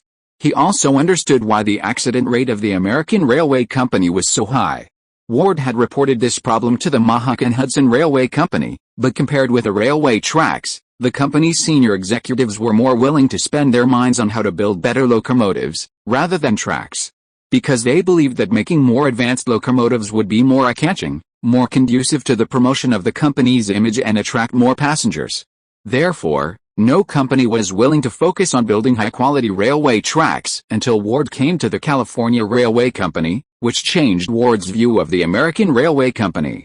It turned out that in the remote California of the United States, there was such a visionary leader of the railway company. It seems that you are very disdainful of the American Railway. Ward's attitude towards the American Railway made Fremont uncomfortable. Except for the railways laid by the California Railway Company in the future, Ward did not deny this, and he said to Fremont, "Senator, with all due respect, I sincerely invite you to get on board and experience our company's new trains and tracks. I think after experiencing it, you will understand why Mr. Liang wants to postpone the construction date of the San Francisco and Sacramento Railway. The data has obviously declined in the recent chapters about farming, but the plot of farming has to be written. If I don't write it, even if it is the climax later, it will be inexplicably cool to conjure up advanced locomotives and a lot of steel out of thin air. So even if it is thankless, I still decided to write it." The author is a liberal arts student. "I studied finance in college and have little knowledge of science and engineering. To write this kind of plot, I can only look up information and insist on writing it, and the update speed cannot be increased. This chapter was originally written in the afternoon. I read it once and was not satisfied, so I rewrote it. I hope everyone will forgive me. After all, readers who can see this have spent real money, and I still have to ensure the quality and be responsible to everyone." Chapter 142, Pioneer. It's an honor. Fremont was full of interest in experiencing the train designed and manufactured by his own railway company. But before getting on the train, Fremont still curiously observed the locomotive. The train boldly adopted the novel design of 4-4-0, and the locomotive was larger than the locomotives Fremont had seen in the East, and it looked very powerful. In front of the round locomotive was a cast iron cow catcher, which was a feature of the trains of this period. It could push livestock and obstacles that entered the track out of the track to clear obstacles for the train. There were also two huge whale oil lamps hanging in front of the locomotive. The purpose of these two headlights was not to provide lighting for the driver of the train, but for people traveling at night to see the train. It was just morning now, so there was no need to light up the lights. What surprised Fremont was that the locomotive had a spacious and comfortable cab. Providing a special cab for train drivers was originally invented by the British. Later, British gentlemen felt that train drivers should not enjoy a comfortable cab, so they cancelled the cab for train drivers. The locomotive and carriages of the train are fully enclosed, with windows that can be opened and closed freely. It's better to experience it yourself once than to see it many times. Fremont, get on board, Liang Zhao said to Fremont. Fremont nodded and boarded the train with Liang Zhao. Gentlemen, sit tight. I will be your driver for this train. Ward served Liang Zhao and Fremont 2 glasses of milk and sandwiches. Enjoy your meal, gentlemen. After saying that, Ward turned and left the carriage and came to the cab. The fireman was shoveling coal into the boiler. This train was designed and manufactured by Ward and the engineers of the California Railway Company with countless efforts. He himself couldn't remember how many times he had made improvements during the experiment. Billowing black smoke billowed out of the chimney of the train, followed by a burst of white steam. The train made a humming roar, and the steam monster slowly started and drove on the 1-mile-long circular experimental track. The train carriage used for the experiment is a first-class train carriage, which is very spacious and has soft and warm fur seats, which are very comfortable to sit on. Early European and American train carriages were derived from horse-drawn carriages. There are 2 main types of horse-drawn carriages. One is the British, European, style carriage and the other is the American style carriage. The different design concepts of the 2 countries for carriages have also been brought to the train carriages. British, European, train carriages tend to divide the train carriages into small independent room structures. In order to facilitate passengers to enter and exit quickly, the doors are set on both sides of the carriage. The American train carriage is a large single room with an aisle in the middle. The doors are set at the front and back of the carriage. There is a small terrace with a small ladder at the front and back of the carriage for passengers to enter and exit. This train carriage was designed by Liang Zhao himself. In order to accommodate more passengers, the overall design of the interior of the carriage adopts the design of American carriages, but the doors are set on both sides of the carriage to facilitate passengers in the carriage to get on and off. The height of the train carriage is about 8 feet 2 inches, 2.5 meters. Even if there is a whale oil lamp hanging on it, you don't have to worry about hitting your head, unless you are more than 2 meters tall. In this era, there are people who are more than 2 meters tall, but they are very few. At this time, many American railway companies lowered the height of the carriages in order to reduce the weight of the carriages, which made some tall passengers very annoyed. When they stood up, they always had to worry about their heads hitting the ceiling and hanging lights of the carriages. There is a relatively wide aisle in the middle of the carriage for the dining car to pass through. Train dining cars are not something rare. As early as 1835, American railway companies already had dining car services to provide fast food and drinks for passengers on the train. What is strange is that this train is equipped with a special kitchen to prepare fresh food for passengers, which is rare among large railway companies in the East. Only trains on a few long-distance routes are equipped with kitchens, but the quality of the food is hard to describe, and the hygiene of the kitchen is also questionable, because Fremont once ate something strange in the food provided by the train. Liang Zhao and Fremont sat opposite each other and began to enjoy their breakfast on the train. Liang Zhao, who had taken modern trains before, had been spoiled by the comfort of modern trains. On this antique train, Liang Zhao had no experience at all. But Fremont was different. As the train accelerated, Fremont seemed to have discovered a new world. The speed of the train was definitely not slow. Fremont estimated that after the acceleration, the train's speed had reached an astonishing 40 miles, 64 kilometers, per hour. It's really fast and stable. Fremont looked at the half cup of milk he had already drunk, and only a small amount of milk spilled out of the quilt. It's not fast enough, and it's not stable enough. Liang Zhao, who had just had a full meal, still felt it was not enough. Our company's locomotive and carriages are excellent enough, and the design is also unique. Don't forget to apply for a patent, Fremont reminded Liang Zhao. Be careful of commercial spies from other railway companies stealing our technological achievements. I have applied for patents to California and the U.S. Patent and Trademark Office. I have also designed a carriage with sleepers, which is specially used for long-distance routes. However, The carriage we are riding now is designed for the route between San Francisco and Sacramento, and does not use sleepers. Liang Zhao had thought of this a long time ago. Especially the sleeper carriage.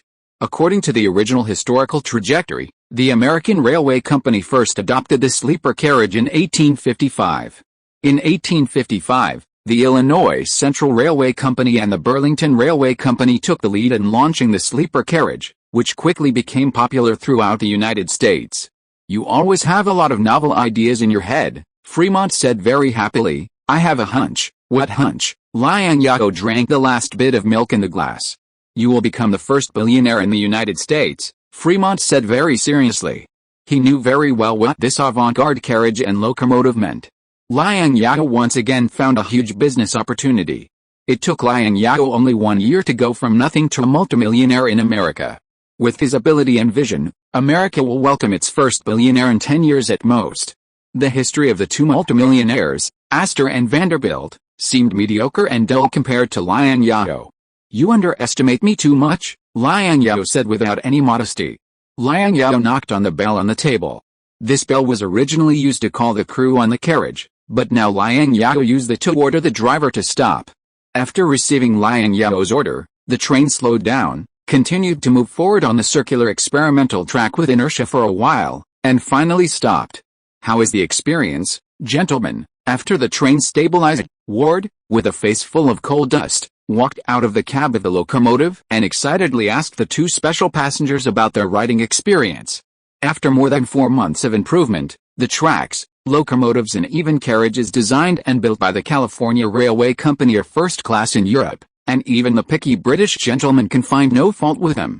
"If you ask me, I am definitely not satisfied," Liang Zhao smiled. "You should ask Mr. Fremont for his opinion. Ward has long been accustomed to this extremely picky boss." Ward looked at Fremont, who was smiling at the side. "Mr. Fremont, please point out our shortcomings. I don't know how far the railway transportation technology in Europe has developed, but in America, this riding experience is first class," Fremont said very satisfiedly. "This is my most enjoyable riding experience. I never thought that riding a train could be so comfortable. To be honest with you, this technology is not inferior in Europe," Ward said happily. "I have a question. Mr. Ward, please explain it to me. Why can our train remain so stable when traveling at such a high speed?" Fremont asked curiously while looking at the circular experimental track. "Especially when turning, I didn't feel much shaking of the car body. It's very simple. The suspension system we designed is better in shock absorption, and our rails are also laid very well." Ward walked to the turn of the rails and pointed at the rails. "In terms of the design of the curve, we used a parabola to connect and increase the height of the outer rails. This design can keep the train stable when turning and avoid derailment accidents." Fremont pondered for a while, and then said to Liang Zhao, "You are more thoughtful. I am too impatient. Sometimes being too picky is not a good thing. Now that the relevant technology is mature, I think the railway between San Francisco and Sacramento can also be started." Liang Zhao said that the performance of the California Railway Company's engineering team has exceeded his expectations. "Ward, what is the design speed of this train?" Liang Zhao asked Ward about the speed of this train. "If calculated based on a load of 100 tons, the speed is about 35 miles, 56 kilometers, per hour, Ward replied. "Very good." Liang Zhao was quite satisfied with this speed. Fremont was sure that when he was on the train just now, the maximum speed of the train must have exceeded 40 miles per hour, but that was when the train was empty. It is already an excellent result to be able to maintain a speed of about 35 miles per hour with a load of 100 tons. Whether it is passenger or freight transportation, this locomotive has great potential. Does it have a name? Fremont pointed at the locomotive and asked.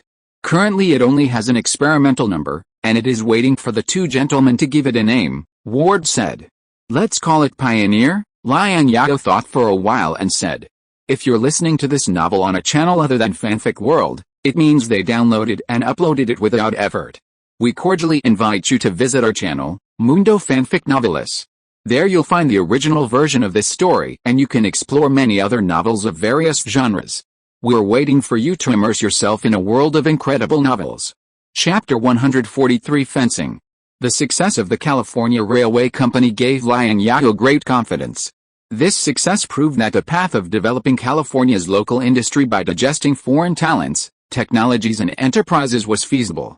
As for whether foreign capital needs to be introduced, it is irrelevant. What California lacks the least now is capital. The introduction of a large amount of foreign capital is not a good thing for California. Liang Zhao does not want California's local industry and manufacturing to be controlled by capital from other states. February 17, 1851, was a special day for California. The railway between San Francisco and Sacramento was officially started. This railway will be built entirely by the California Railway Company, a railway company in California. In order to shorten the construction period and complete it as soon as possible, the railway will be built from San Francisco and Sacramento at the same time. This is a big challenge for California's railway engineers, but the engineering team of the California Railway Company is full of confidence. Chief Engineer Ward said very confidently in an interview with the California Daily that they have been preparing for the construction of this railway since November last year. He believed that the California Railway Company could give a satisfactory answer to the people of California, and that the California Railway Company would become the pride of all Californians in the future. In Tingtao Garden, Liang Zhao was fencing with Fremont. After a long stalemate, Liang Zhao finally found a flaw and stabbed Fremont in the heart while Fremont was distracted. Fremont was a good fencer, and this was the first time Liang Zhao had defeated Fremont. Liang Zhao is now the colonel commander of the California Infantry Regiment. The mere identity of a politician, businessman, or scholar is not enough to convince those soldiers. You must have something to convince these big-headed soldiers. The officers of this era have not completely broken away from the category of traditional military commanders. Riding horses, cold weapon fighting, and shooting are still their forte. Your fencing skills have improved a lot. Who did you learn from? Fremont took off his protective gear, and the servant beside him handed him a thirst-quenching water. Liang Zhao also put down his wooden sword, took off his heavy protective gear, stretched his body and said, "Colonel Mason, I practiced fencing with Colonel Mason when you were away. It's Mason." Fremont walked to the pavilion and sat down. "This guy is really a good fencer in the army. I was defeated by him, but now he is our prisoner. There is no news from Congress yet. I wonder if they have forgotten Colonel Mason," Liang Zhao said. "Mason is from a famous family, and Congress dare not forget him." Fremont smiled. "Maybe Congress is still discussing the issue of Nevada land. The efficiency of the United States Congress is very low. I think you should know this. It is very low, so low that it is outrageous." Liang Zhao also walked into the pavilion to cool off. "You were worried just now, otherwise I couldn't beat you. Do you want to go on an adventure?" "Yes, you know, I am a person who can't sit still. Besides, California now has you." "I am very relieved," Fremont nodded and said, "Maybe when I come back from the adventure, the California Railway Company will be able to build a railway more than 2,000 miles long. Which will be a miracle in the history of industry." "Connie, go to my study and take out the map on my desk," Liang Zhao said to Connie. Soon, Connie brought the map that Liang Zhao wanted. Liang Zhao spread out the map and spread it flat on the stone table in the middle of the pavilion. "The West is so big, there must be a clue to explore the railway route. This is a route I have compiled based on the geographical information I have collected these days and the diaries of gold diggers in the East. It may provide you with a reference." Fremont carefully looked at the map Liang Zhao provided him. The route Liang Zhao provided to Fremont was the famous 41 degrees north latitude route of the Pacific Railway in later generations. The route starts from Sacramento, California, passes through Nevada, Utah, Wyoming, and Nebraska, with a total length of 3,000 kilometers. Of course, the length of the railway route is only secondary. The areas through which this route passes, especially the areas along the western route, have very bad climatic conditions, and the complex geographical conditions along the way are even more difficult. The areas along the western route need to pass through not only solid granite mountains but also a large number of deep valleys. If you want to build a railway here, you must open roads when you encounter mountains and build bridges when you encounter valleys. The engineering is extremely difficult. Although I am not a railway engineer, I still know your route. The engineering difficulty is too great. Your plan is too crazy." Fremont has walked this route before, and he knows the situation of this route very well. Fremont was not optimistic about the railway line Liang Zhao provided. He did not think that a railway could be built on this line with the existing technical conditions. After all, Fremont still did not trust the bridge technology. He had witnessed a collapse of the railway bridge on the Hudson River in New York State. He believed that when building a railway, one should try to avoid building too many bridges, because thin bridges were not safe enough. Unlike the steel railway bridges of later generations, the railway bridges of this period were basically wooden railway bridges. The structure and strength of the bridges were naturally not comparable to those of steel railway bridges. What is your ideal route? Liang Zhao asked. Of course, it is a route with relatively flat terrain. The purpose of my expedition this time is to find such a route, Fremont said his ideal route. Liang Zhao now seemed to understand why Fremont had not succeeded in exploring the route several times, because there was no such route from the western United States to the eastern United States. Fremont, give up your unrealistic idea. To the east of California is the Sierra Nevada Mountains, and to the east of the Sierra Nevada Mountains is the Great Basin and the Rocky Mountains. There is no route with relatively flat terrain. If we want to successfully build this railway, the mountains that stretch across the country are the obstacles we cannot bypass, Liang Zhao said to Fremont earnestly, hoping that Fremont would not avoid difficulties and waste energy on finding that unrealistic route. If Fremont is unwilling to explore the 41 degrees north latitude route, he will personally send someone to explore this route. I will consider your suggestion. Fremont thought for a long time and accepted Liang Zhao's map. Let's go to the shooting range and shoot for a while. I wonder if your shooting skills have improved as much as your swordsmanship. Wang Shujin was carrying a heavy backpack with a pile of clothes to change. He had just arrived at this legendary place where gold was everywhere and you would not starve to death if you had hands 8 days ago on a ship with smoking chimneys. In fact, it was true. This place was indeed a place where you could survive as long as you had hands. He found a temporary job in the laundry room and could earn $3.50 a day. This was a very low-income indention, but Wang Shujin was very satisfied with it. He lived a very frugal life. After deducting the food money every day, he could still save about $2. In 8 days, he had saved $15. The gold coins here were rich in gold. If they were converted into silver, the foreign money in his hand could be exchanged for more than 9 taels of silver. In 1851, the gold-silver exchange rate was 14.13. In the 19th century, silver continued to depreciate.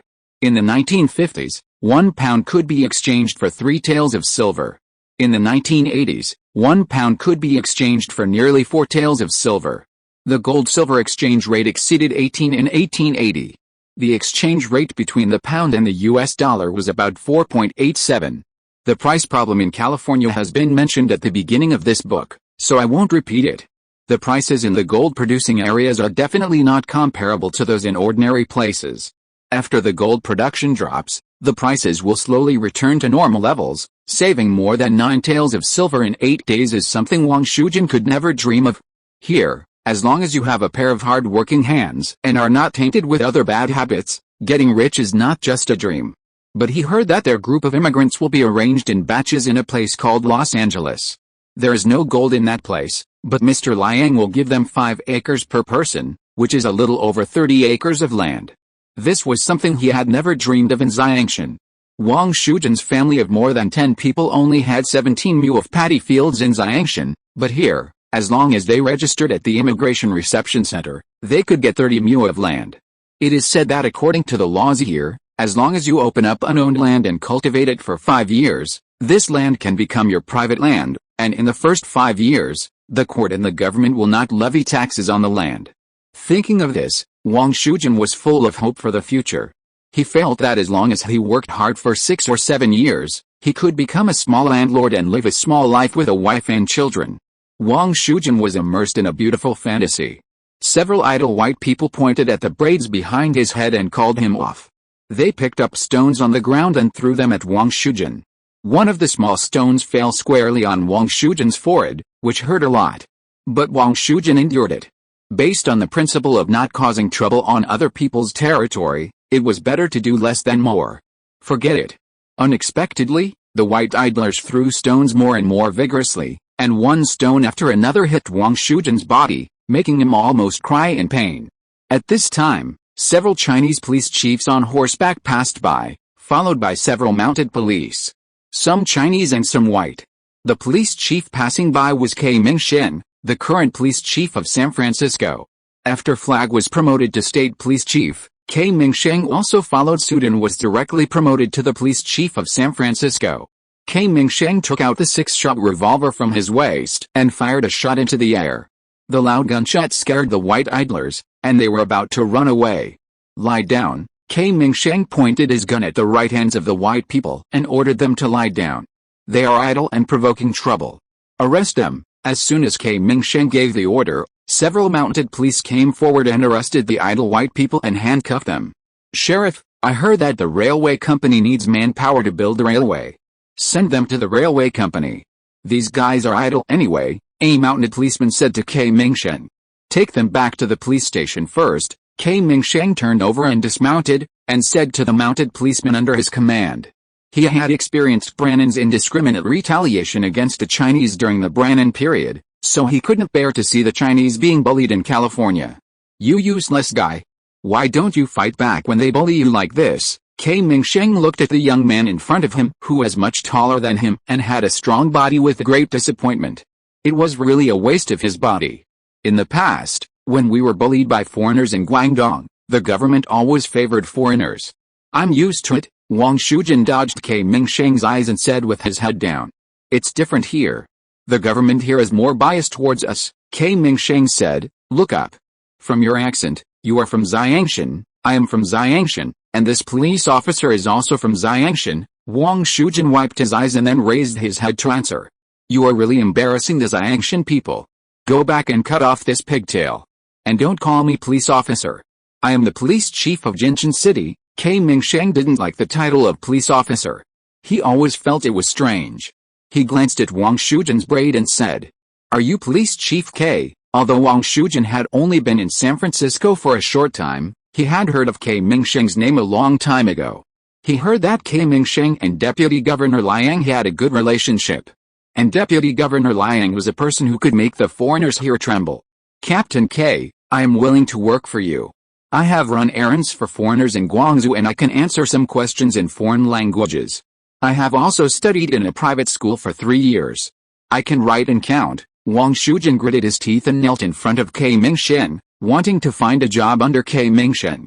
As long as he was dressed as Chief K, he would not have to worry about being bullied in the future. This is what Wang Shujin is thinking now. Get up. America is not the Qing dynasty. There is no kneeling ceremony. K. Mingsheng raised his hand and said, "Can you write English?" "Yes. I can write some simple ones. I learned it from foreign monks in foreign temples." Wang Shujin hurriedly picked up a branch and wrote on the ground to prove that he could write English. K. Mingsheng looked carefully at the English written on the ground by Wang Shujin. "In the beginning, God created the world. No need to write. I can certainly keep you in the police station, but since you are educated and young, I will also ruin your future if I keep you in the police station. You have better choices now." K. Mingsheng helped Wang Shujin up and said, "A better choice? According to the arrangement, in half a month, when the ship arrives, I will be assigned to Los Angeles. I heard that everything there is good. There are a lot of wastelands, but there is no gold." Wang Shujin said, a little disappointed. "It's not this way. Didn't you see the notice on the square?" K. Mingsheng said, "Colonel Liang wants to select young people under the age of 20 with a cultural foundation, invite special teachers to teach these young people, and let them take the exams for West Point Military Academy and Virginia Military Academy next year." "I haven't seen the notice." "Chief K means that I should apply for a foreign school? There will be a better future in the future." Wang Shujin shook his head and said puzzledly, "The military academy is not an ordinary school. As long as you are admitted to the military academy, you can also be an officer beside Colonel Liang in the future. It is much more promising than being a mounted policeman under me." K. Mingsheng said to Wang Shujin earnestly, "Come with me, I will take you to register, and you don't need to worry about the livelihood. Working for Colonel Liang, food and accommodation are provided, and you will not starve to death." 4K Big Chapter is sent. Don't say I'm short anymore. Chapter 144, Go down to the mines for me. Officers, Liang Zhao needs a group of high-quality officers who have received formal military education. After several rounds of selection, Liang Zhao's California Infantry Regiment already has 10 fully staffed infantry companies.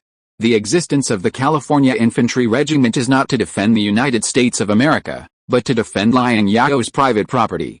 The order that can mobilize these soldiers is not from Congress and the War Department, but Liang Zhao's order.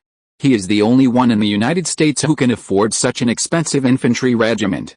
In addition to 10 standard infantry companies, Liang Zhao also plans to expand a dragoon company and an artillery company. Now there is a very realistic situation in front of Liang Zhao. He does not have enough qualified officers. West Point Military Academy and Virginia Military Academy certainly have a large number of unemployed young talents waiting for him to choose. The school system of the American Military Academy is generally 4 years. In the past 2 years, the graduates of the American Military Academy are all passionate young people who entered the military academy during the Mexican-American War. The number of people applying for military academies from 1,846 to 1,848 was particularly large. Sadly, now that the war is over, the federal government has carried out large-scale disarmament in order to save military expenses. These graduates are facing the dilemma of being unemployed after graduation. Not to mention finding a job as a grassroots officer in the regular army. It is already a blessing to be able to find a job with a decent salary in the militia. Liang Zhao can hire them for emergency use, but in the long run, he still needs to train a group of officers who are absolutely loyal to him. These officers cannot be loyal to the North or the South, but only to him, Liang. He wants to ensure that in 10 years, the California Infantry Regiment, from officers to soldiers, will be completely loyal to him personally. Compared with other regiments in the United States Army, Liang Zhao's infantry regiment has another special feature. That is, his infantry regiment is the only infantry regiment in all infantry regiments of the United States Army with Chinese soldiers as the backbone. In an infantry company, there are 7 infantry companies that are completely composed of Chinese, from company commanders to non-commissioned officers to privates. What Liang Zhao lacks most now is Chinese officers who have received systematic military education.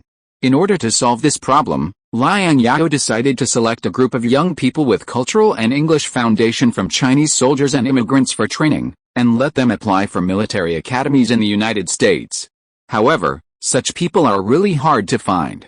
Including the young man recommended to him by K. Ming-shen, he has only found 8 such young people. And he needs at least 20 such young people. Liang Zhao can only hope that the Wu family fleet that is about to arrive can bring him a surprise. Wu Yuanhe recruited more than 80 guys who used to work for Guangzhou merchants in Guangzhou on his behalf. It is said that several of them are under 20 years old. On February 20, 1851, Wu Yuanhe's fleet finally arrived in San Francisco. At this time, the fleet of global shipping had set off for Guangzhou to prepare to transport the next batch of immigrants. Accompanying the fleet, there are also several Liang family members. To be precise, it is Liang Zhao's uncle and 3 brothers. The Liang family is still prosperous. In Liang Zhao's memory, there are 13 Liang family members of his generation, and he is the 3rd oldest. How are you going to arrange these 4 people? One is your 3rd uncle, and the other 3 are your brothers. Deng Yan was worried about how to arrange these 4 Liang family members for Liang Zhao. Your 3rd uncle and his 2 sons are okay. Your 3rd uncle is a kind person and has no heirs. But your 2nd brother is a bit difficult to deal with. Not only is he not good at studying, but he is also the legitimate son, and your grandfather and father are partial to this guy. The Liang family is not only a prominent family, but also a large family. The interpersonal relationships between such family members are bound to be very complicated.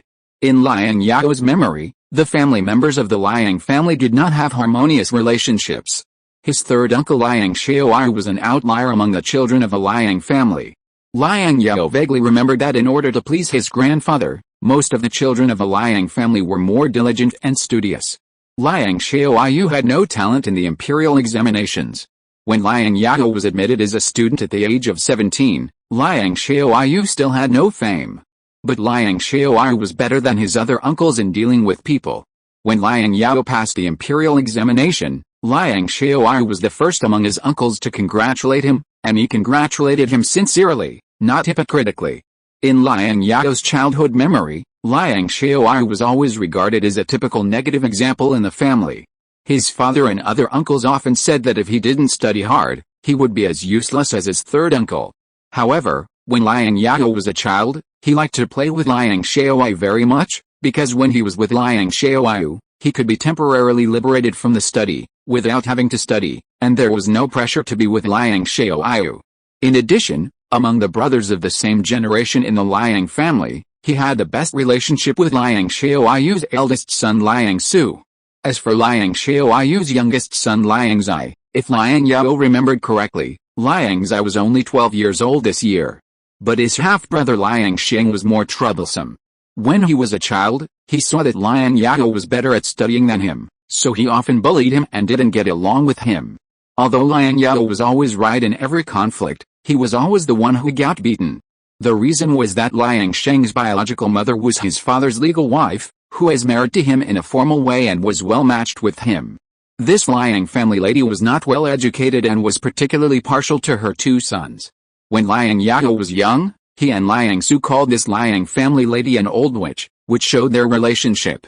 Liang Zhao's biological mother, Deng Lan, was just a concubine that his father took in because of her beauty. She had no status at home at all. When the Deng brothers first came to San Francisco, they did whatever they did. He is my third uncle, and you are my second uncle. The Liang brothers are my brothers, and the Deng brothers are also my brothers. I have no reason to be partial to them, Liang Zhao said. Start from the bottom step by step. But they are Liang family members after all. Deng Yan felt very comfortable after hearing Liang Zhao's words, but the situation of the Liang family was different from that of the Deng family. So what if I am a Liang family member? I earned this foundation in California, and it has nothing to do with the Liang family, Liang Zhao said. The foundation he built in California really had nothing to do with the Liang family. When he went abroad, the Liang family didn't give him a penny. The 8 silver dollars in his pocket were given by his mother. If the Liang family wanted to make decisions about his property and thought it was the Liang family's property, they were overthinking. Hu Jinshan walked in with 4 Liang family members.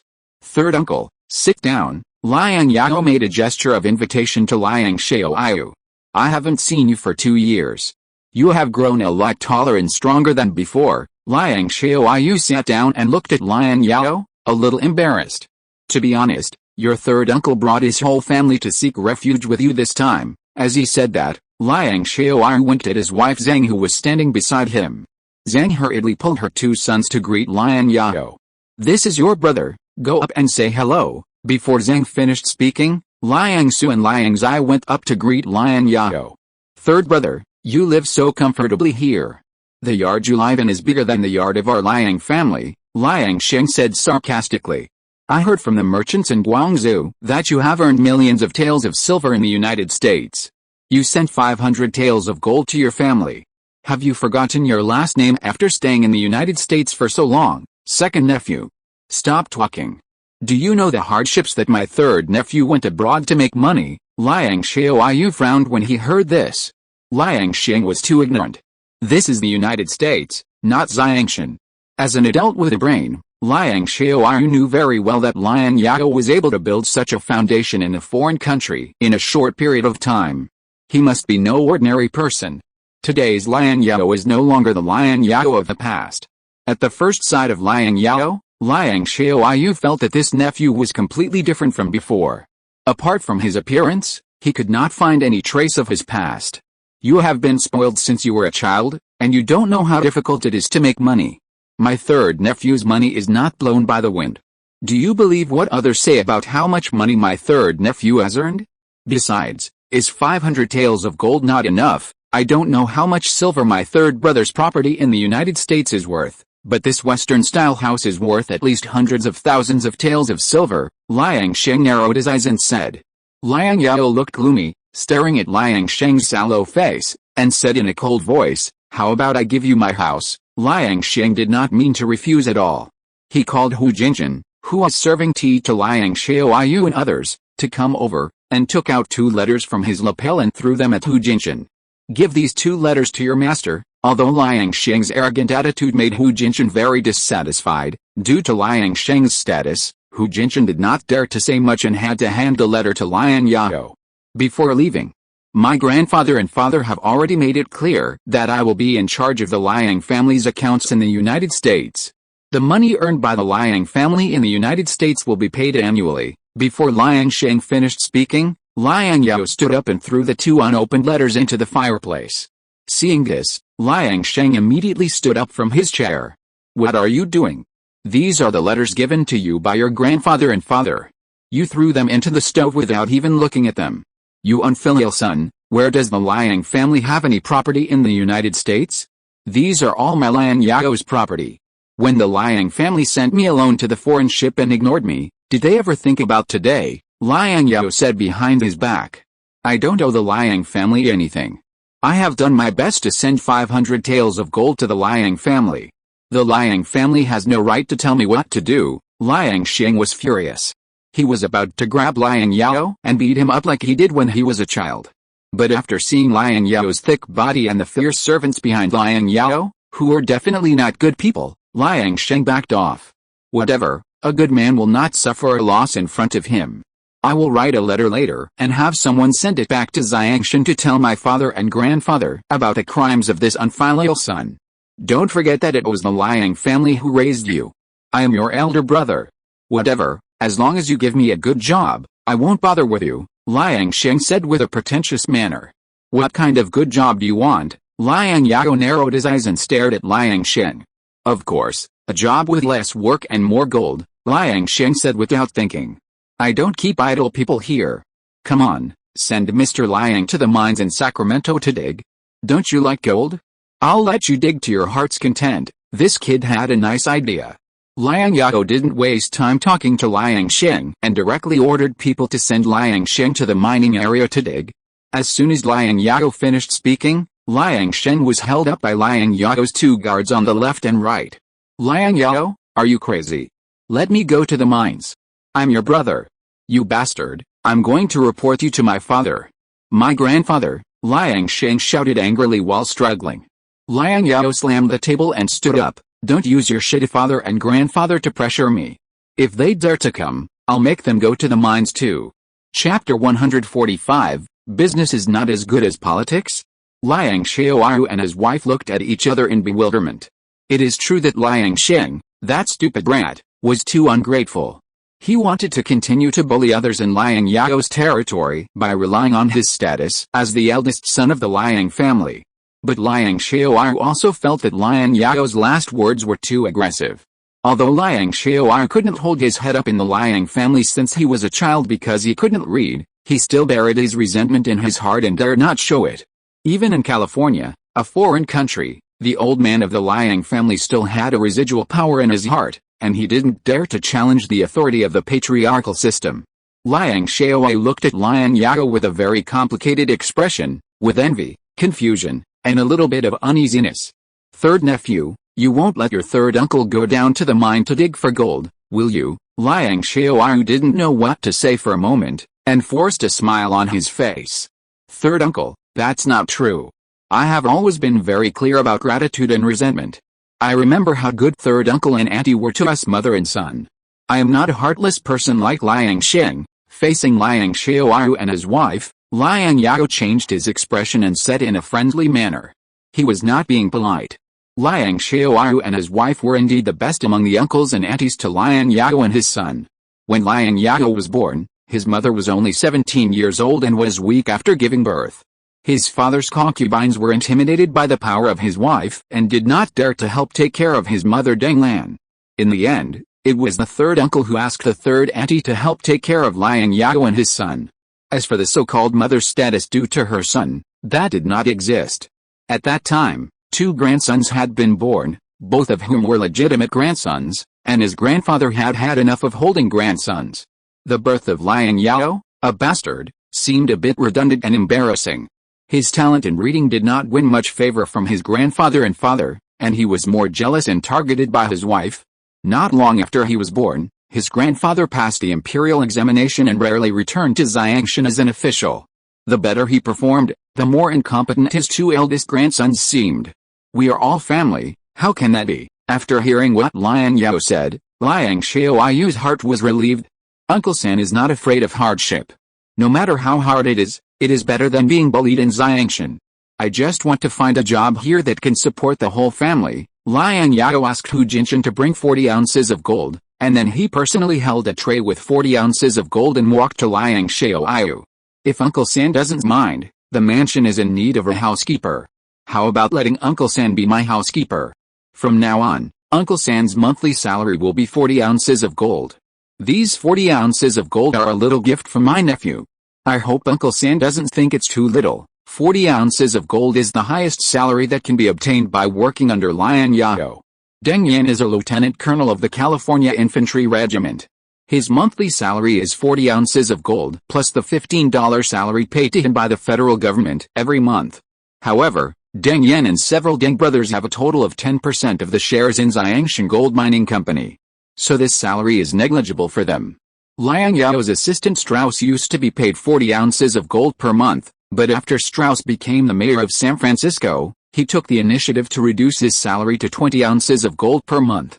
As for his two current assistants, Connie and Hu Jinjin, their monthly salary is 30 ounces of gold. This is already a very high income in California. Moreover, with a reduction of gold production, gold in California is becoming more and more valuable.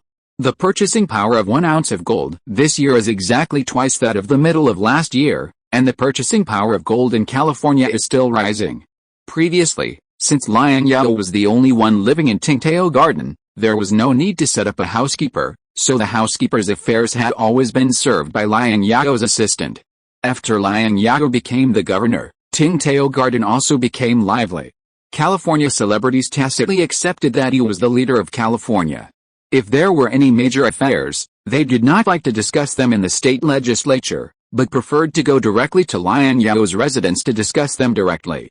Almost every day, celebrities and dignitaries from California come in and out of Tingtao Garden, so it's time to hire butler. 1 month? So much gold? Too much, too much. Liang Zhao stared at the gold in the tray and spoke incoherently. He had only seen so much silver a few times in his life, let alone gold. Facing so much gold, Liang Zhao always felt that he was dreaming, and couldn't help but secretly pinch himself to confirm whether it was reality or a dream.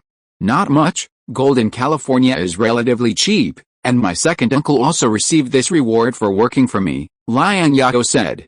Then I'd rather obey than be respectful. I will do the job you tell me to do steadily. Liang Zhao swallowed his saliva and reached out to take the tray. Perhaps what those Guangzhou merchants said was true, and Liang Zhao might really have a fortune of several million taels of silver. It's not easy to be my butler. Does my third uncle know English? In California, you will have to deal with foreigners frequently, Liang Zhao smiled. When I was on the ship, I took your 2 younger brothers to learn some simple foreign languages from the foreign monks. Foreign languages don't seem to be difficult to learn. I also remembered some of them with my stupid head. Liang Zhao was afraid of losing the job Liang Zhao gave him, so he said hurriedly.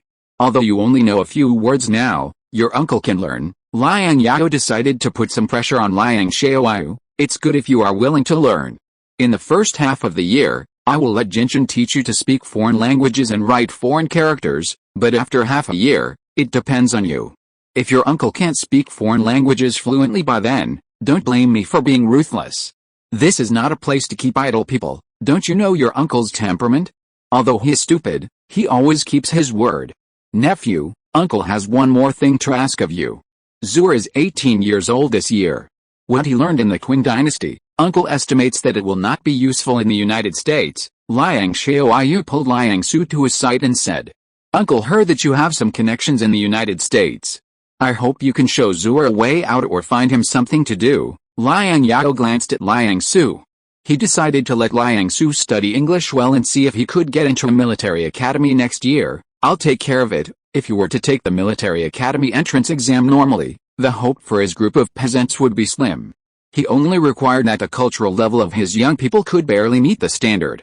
When the time comes, it would not be too difficult to spend some money to arrange it and use connections to send them to the military academy. Uncle, why didn't my mother come with you? Liang Zhao asked Liang Zhao. He had asked Wu Yuanho to send a letter to his mother, hoping to bring her to California, but he didn't expect his mother to not come with the fleet. Liang Zhao said with a long sigh. Father, that is, your grandfather, said that you are talented and intelligent. He thinks that business is not the right path. He hopes that you can return to the Qing dynasty to take the imperial examination and pursue a career in the government. I think he also told you in the letter that he asked Liang Sheng and me to come here this time because he hopes that we can take over your affairs in California and let you return to the Qing dynasty. Uncle didn't expect you to do so well in the United States. You have such a large industry, and Uncle dare not take it. In my opinion, there is nothing bad about the United States. Why go back to the Qing dynasty to suffer that bird's hair? Liang Zhao was frank and explained the whole story to him. Go back to the Qing dynasty to take the imperial examination? What a hell of a joke. Being a governor in the United States is better than being a dog for the Qing dynasty, which is on the decline? So grandfather and father are unwilling to let you go. Liang Zhao frowned and said. That's probably what it means, Liang Zhao replied. Okay, I got it, uncle. You take aunt and brothers down to rest first. Liang Zhao nodded, signaling Hu Jinshan to take Liang Zhao's family down to rest. It is impossible to return to the Qing dynasty, and it is impossible to return to the Qing dynasty in this life. But he still has to find a way to bring his mother over.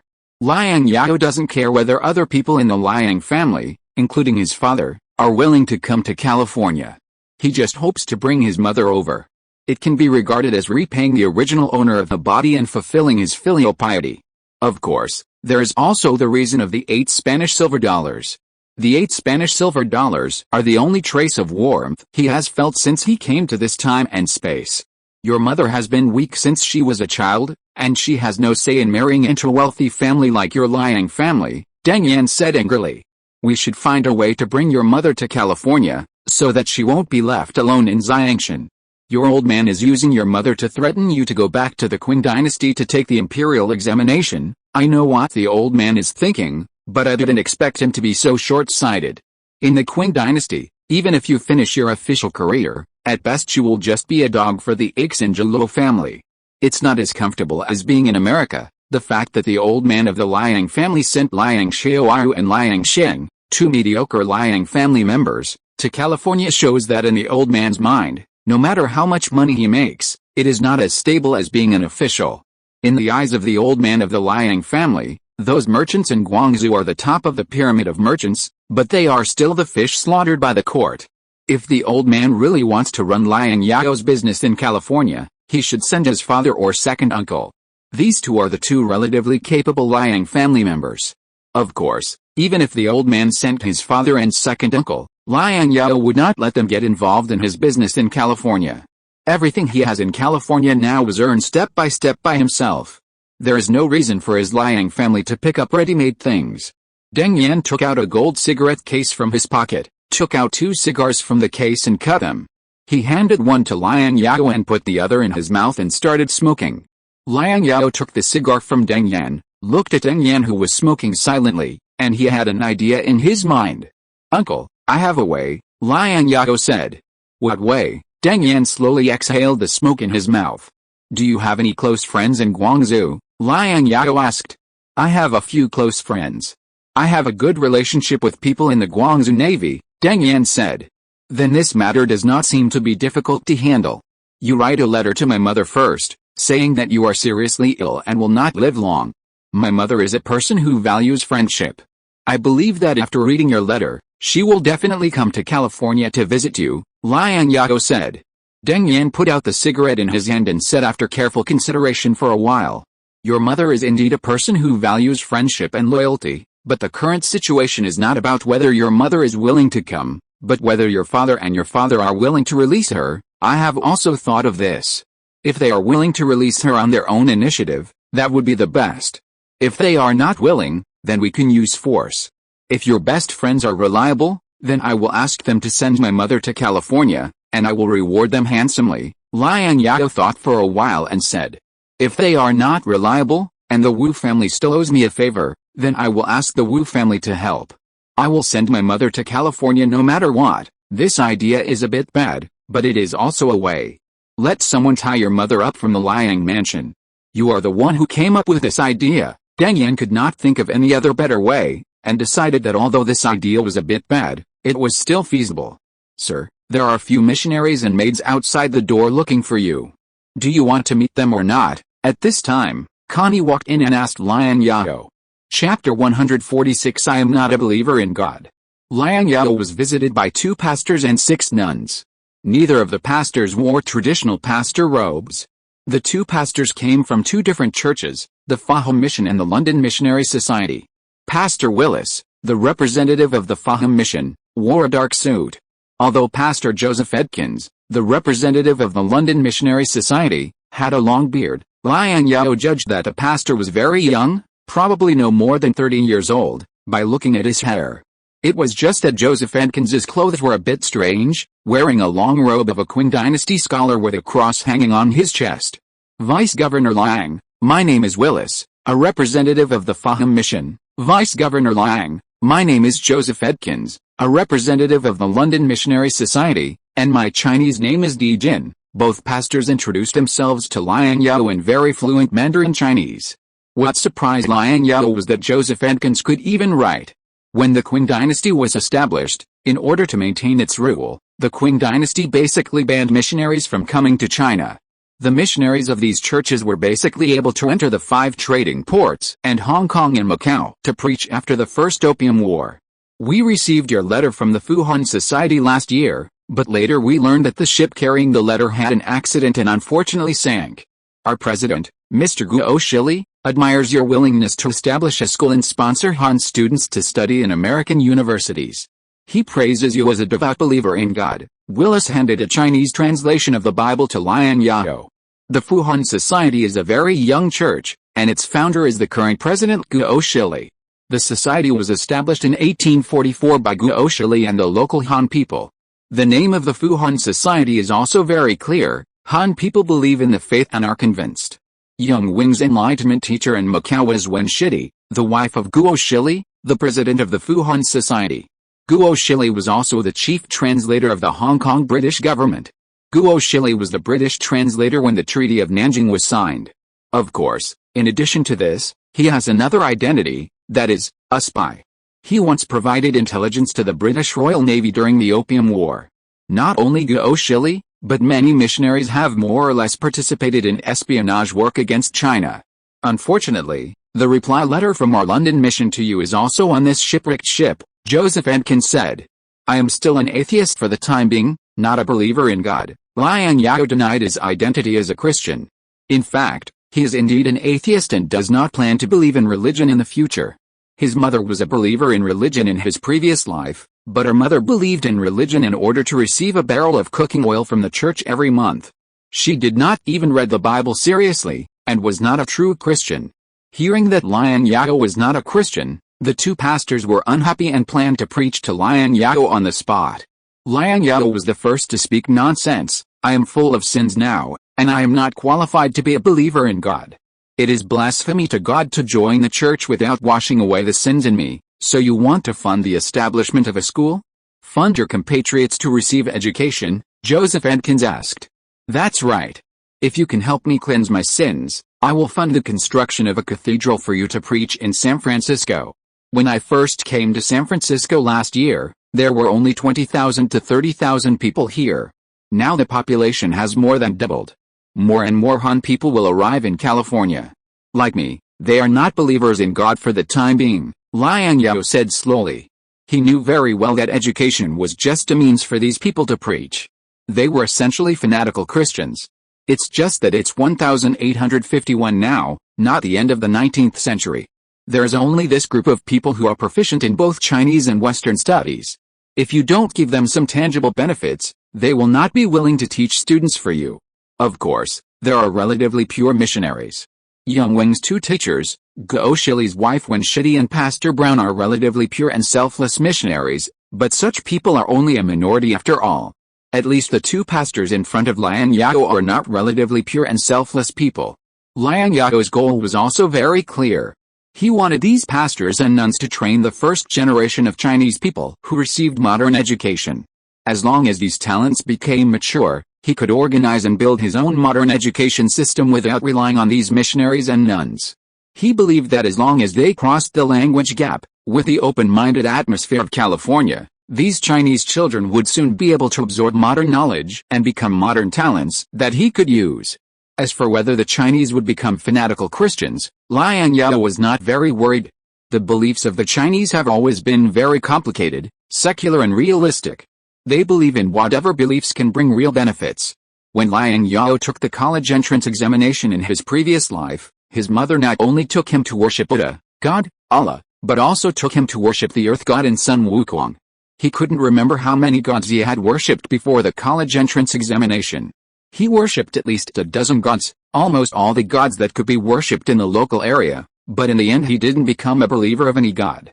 If he had to say what to believe in, he would rather believe in himself, instead of pinning the hope of life on an illusory god. The two pastors already understood what Liang Zhao meant. In Liang Zhao's eyes, the population is the development dividend of California, while in their eyes, it is believers and potential believers. Faced with Liang Zhao's enticement, the two pastors were tempted. When they were in Guangzhou, they had already noticed that more and more Chinese went to California to pan for gold. The Chinese population made these missionaries who came to China salivate, and they fantasized about developing all these Chinese into believers of God, which would be hundreds of millions of believers. However, their missionary work in the Qing dynasty was not smooth, and the Chinese who immigrated to California showed them another possibility. Before they arrived in California, they had already begun to preach to the Chinese on the ship and develop their believers while they were still on the ship. I can impart knowledge to them, but they must first become believers of God, said Joseph Edkins. Ha ha ha, Liang Zhao laughed. Dijin, since you are well versed in sinology, I think you should know that we Chinese have a saying that goes, a forced melon is not sweet. We Chinese people value conviction. If you force them to convert, they will not become devout believers. At most, they will just cater to you on the surface. We Chinese also value respecting teachers. As long as you can become their teacher and impart knowledge to them, you will gain their great respect. You can take this opportunity to influence them. I think it is only a matter of time before they can become devout believers of God. Deputy Governor Liang is very thoughtful. Willis gently put down the teacup in his hand. Chinese people believe in winning people over with virtue. Joseph, you are too impatient. It is a long road to convert pagans to God. We have a long way to go and should not rush for success. What Vice Governor Liang said makes sense. We should become their teachers, impart knowledge to them, and then influence them, so that they can be developed into true Christians. Perhaps we can also develop a few preachers from them. Willis from the Ferry Evangelistic Association was very dissatisfied with the development strategy of the Fuhan Society in China. The Fuhan Society accepted everyone. These believers of varying quality not only brought great negative impact to the Fuhan Society, but also caused a lot of trouble for the missionary work of other churches. You speak Chinese very well and at a high level, Liang Zhao said. As expected, the old ones are still the best. Willis and Joseph are both good at Chinese, but the older Willis is obviously better than the young Joseph in both Chinese and sinology. Chapter 147 Talent. Liang Zhao picked up the Chinese translation of the Bible and said to Willis and Edkins, I hope that the students you teach in the future will be able to understand the English version of the Bible. Don't worry, the Fuhan Society has always had a high level of education. Yang Wing, the first American university student in the Qing dynasty, and Wang Quan, the first British university student, were both excellent students taught by our society. This time, I have also selected 45 outstanding students from church schools in Shanghai, Fuzhou, Xiamen, and Morrison School in Hong Kong. They have great hope of being admitted to American universities. I hope you can sponsor them to finish college. When mentioning Yuan Wing and Wang Quan, Willis's pride was evident on the paper. I used to be the English teacher of Yuan Wing and Wang Quan. These two outstanding students are the pride of my life. They are from Xiangshan County like you. Xiangshan is really a place of outstanding people and beautiful scenery. It is undeniable that Yuan Wing and Wang Quan's admission to Yale University and Edinburgh University has a lot to do with the church schools founded by these missionaries. But Willis obviously selectively ignored the contribution of another person, Reverend Brown. It was Reverend Brown who brought Yuan Wing, Wang Quan and Wang Sheng to America and helped them complete their final high school courses. As for Morrison School, it was the first formal church school established in China. Its predecessor was the Anglo-Chinese college established by British missionary Bert Morrison and his assistant mill in Malacca, Singapore, in the early 19th century. The college moved to Hong Kong after the Opium War. In order to commemorate Bert Morrison, it was renamed Morrison School. The local Chinese used to call it Morrison West School. Soon after moving to Hong Kong, Morrison School was no longer a pure church school. The investor behind it was the British Jardine Matheson Company. The school also aimed to train comprador talents in China for Jardine Matheson Company, or to put it bluntly, it was a running dog. Yang Wing and the other two completed their secondary education at Morrison School. The 45 outstanding students who had completed their education in church schools made Liang Zhao's eyes light up. These talents are exactly what he lacks at present. Since Willis said that they are smart and have the hope of being admitted to American universities, their knowledge level must not be much worse than Yuan Wing when he first came to America. At least they have completed part of their secondary education. Liang Zhao only needs to send them to a middle school in the eastern United States to complete their final secondary school studies, and then they can directly apply for American universities. In this way, it will take at most 6 years for these students to complete their university studies. In other words, after 5 or 6 years, he will have a group of available talents. I am very happy to help poor students complete their studies. I will bring these students here later and arrange their living and diet. But I want to know how their studies are going. I can find a suitable school for them, Liang Zhao asked. 13 students have completely completed all the secondary education courses and only need a little review to take the university exam directly. The remaining students have also completed at least part of the secondary education courses, but the degree varies. Willis paused and continued. I can give all these students to you, but I have 2 requirements. What requirements? Liang Zhao frowned slightly. I hope you can find a good school for them and try to let them finish college instead of perfunctorily. These students are all excellent and have the hope of going to college. However, in China, our educational resources are limited and we cannot provide them with better educational resources. This is my personal request and also a teacher's request. Willis looked reluctant. Many of these 45 students were taught by him personally, and he had some feelings for these students. Morrison School was already the best formal Western school with the best educational resources in China, but it could only teach these students to finish their secondary school courses. It was very expensive to support a student to finish college. The investor behind Morrison, Jardine Matheson, only required these students to complete their secondary school courses, because Jardine Matheson only wanted a group of diligent and conventional servants. Jardine Matheson was unwilling to spend high tuition fees to support these students to finish college, thinking that it was not cost-effective. Willis felt that these excellent and smart students should receive higher education in college and embrace a brighter future. Education is not a business. For this reason, Willis brought these students from Hong Kong to California despite the opposition of Jardine Matheson. He was a pastor, a missionary, and also a teacher of these students. As for Yuan Wing and Wang Quan, they were sponsored by Reverend Brown to go to college. Liang Zhao had correspondence with Yuan Wing last year, and when he became rich, he also sent some money to Yuan Wing and Wang Quan to help them complete their studies. I will provide the best conditions for them. Liang Zhao bowed slightly to Willis to show his respect. With your words, I can safely hand these students over to you. Willis was relieved. The second request is that the Fuhan Society hopes to open a branch in California. This is Mr. Guo Shili and the church's request, as long as you abide by California laws and preach legally. Liang Zhao also put forward his request. Afterwards, Liang Zhao asked Willis and Joseph Edkins about the textbooks used in the church school and whether they could work together to compile a Chinese-English dictionary. Church schools have been run in China for more than 10 years, and they must have a relatively complete set of textbooks. At the same time, Liang Zhao could also use these textbooks to get a general understanding of the knowledge these students had received and find out what they had learned in the church school. He did not intend to directly copy the textbooks of the church school.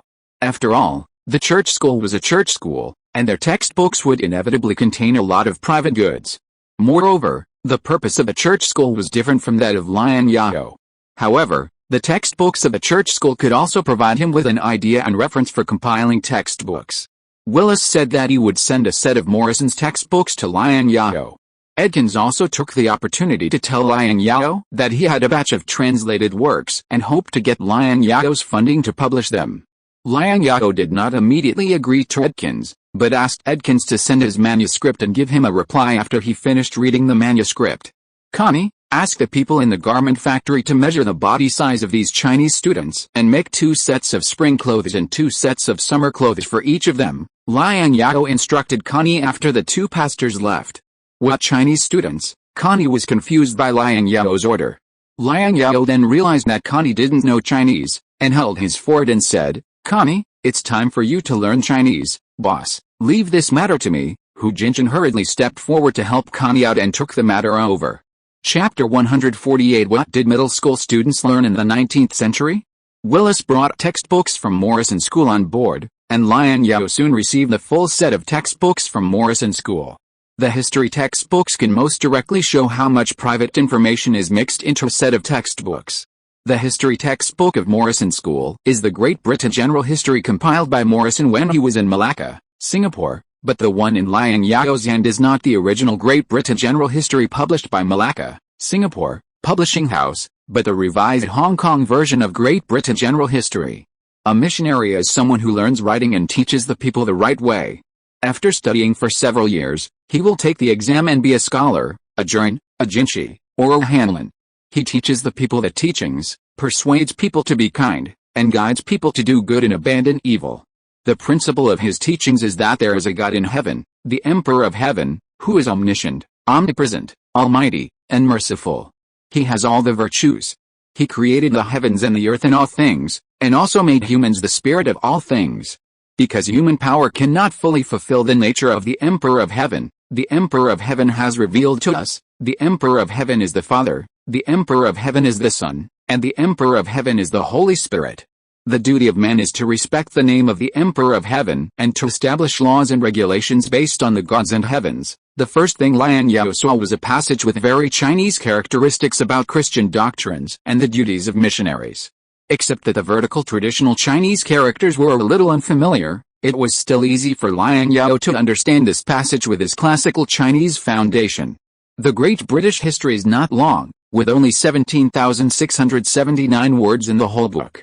After filtering out the information with strong religious colors, Liang Zhao still obtained a lot of relatively practical information from the book. Although the whole book of the Great British History has only a few words, the content involved is still quite rich, including Britain's religious customs, natural geography, historical evolution, and political system. However, due to the limited length, many contents are only briefly touched upon. In general, the Great British History is still qualified as an introductory book on British history. At least you can learn some British history from the book and have a general impression of Britain. As for the remaining history textbooks, they are more like religious history books than history textbooks. Even the Bible is included in the history textbooks. Liang Zhao is obviously not satisfied with such a history course. From these history textbooks, students can only learn some sporadic historical knowledge about Britain at most, which is far from enough. Liang Zhao plans to recompile 3 history textbooks, and he will be the editor-in-chief himself. One is a Chinese history textbook, one is an American history textbook, and the other is a European history textbook, in order to deepen students' understanding of world history. The compilation of Chinese history textbooks and European history textbooks is relatively difficult and takes some time. On the contrary, the American history textbook is very easy to compile. As long as there is enough information, it can be compiled in 1 or 2 days. After all, it has only been more than 70 years since the founding of the United States. If the text is more refined, it may not be too long. Liang Zhao obviously has no interest in reading those religious history books and the Bible. Liang Zhao put down the Great British History and directly skipped the history course to check the content of other practical subjects, which is also the content that Liang Zhao pays most attention to. The content of these natural sciences includes geography, anatomy, mathematics, algebra, geometry, analytic geometry, trigonometry, surveying, navigation, calculus, water, aerodynamics, optics, thermodynamics, electricity, mechanics, steam, mechanics, printing, and meteorology. These are subjects with relatively detailed teaching. Unfortunately, the teaching content is also relatively superficial. Many of the subjects, such as optics, thermodynamics, and electricity, are not yet perfect in this era, so the relevant knowledge that can be taught to middle school students is naturally very limited. However, Liang Zhao is pleased that the more mature and practical subjects such as geography, mathematics, and navigation are taught in more detail.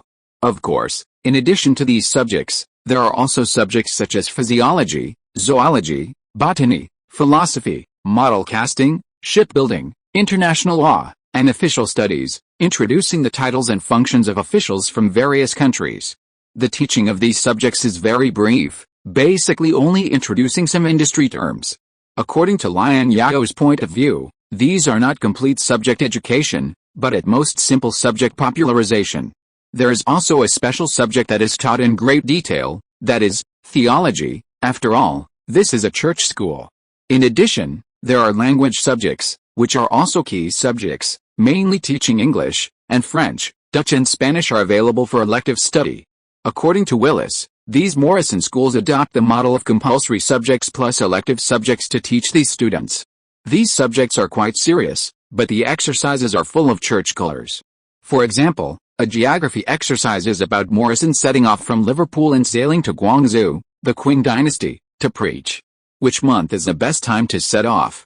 What major ports will he pass on the way? How long is the total voyage? Assuming that the average speed of the ship is 6.5 knots per hour, how long will it take to reach Guangzhou? This exercise looks like a geography exercise on the surface, but it actually contains some knowledge of navigation and mathematics. For example, the following one is a relatively pure math problem. The general idea is that if a missionary can develop 100 devout believers in his lifetime, these believers will become new missionaries after the missionary dies. Assuming that there are 100 million, billion, people in the world, how many generations of missionaries will it take to make everyone in the world become devout believers of the Lord? In general, the knowledge taught in the church school basically met Liang Zhao's psychological expectations.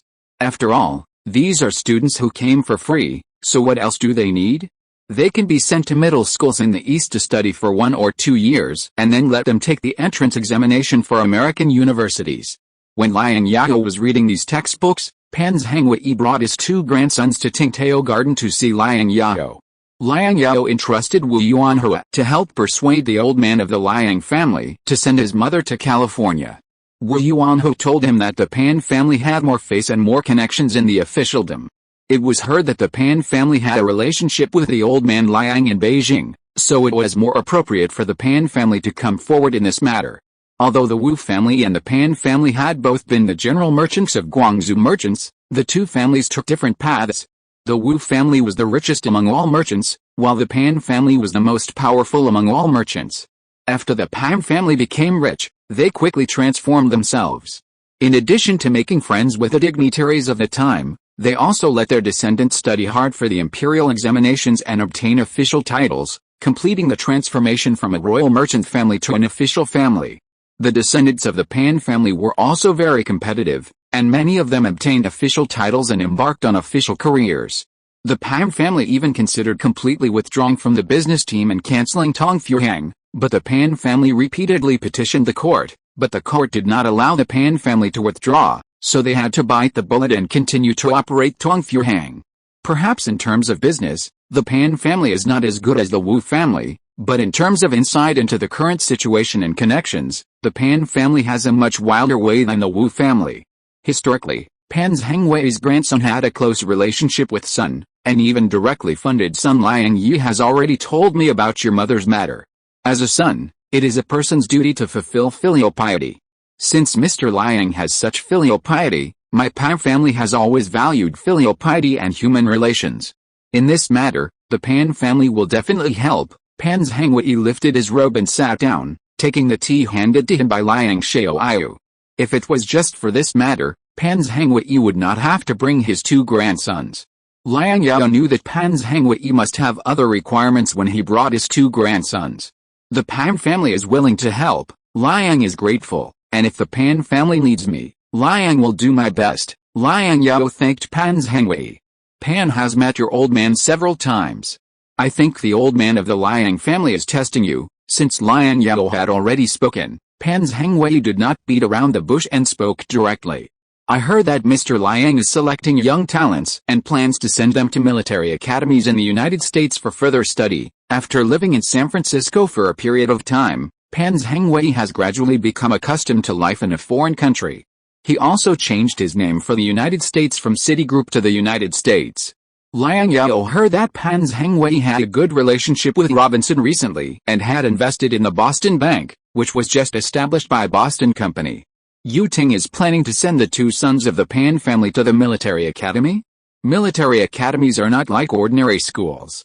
They require hardship. Liang Zhao looked at Pan Zhengwei's 2 grandsons, Pan Baohuang and Pan Baolin. One is 18 years old and the other is 16 years old. This age does meet Liang Zhao's requirements. But Pan Zhengwei is willing to let his two precious grandsons go to the military academy to suffer? Only those who endure hardships can become superior people. The descendants of the Pan family never know how to write the word hardship, Pan Zhengwei said. Mr. Liang, we are not afraid of hardship, Pan Baohuang and Pan Baolin said to Liang Zhao in unison. It's just that Pan hopes that after they return from their studies, they can find a job under Mr. Liang. The cost of studying can be paid by the Pan family themselves, Pan Zhengwei added. Yu Ting underestimated Liang's financial resources. Since the two sons are here to find a job under me in the future, the cost of studying should naturally be borne by Liang. Liang Zhao thought for a while and said. It's not wise to send both of them to military academies.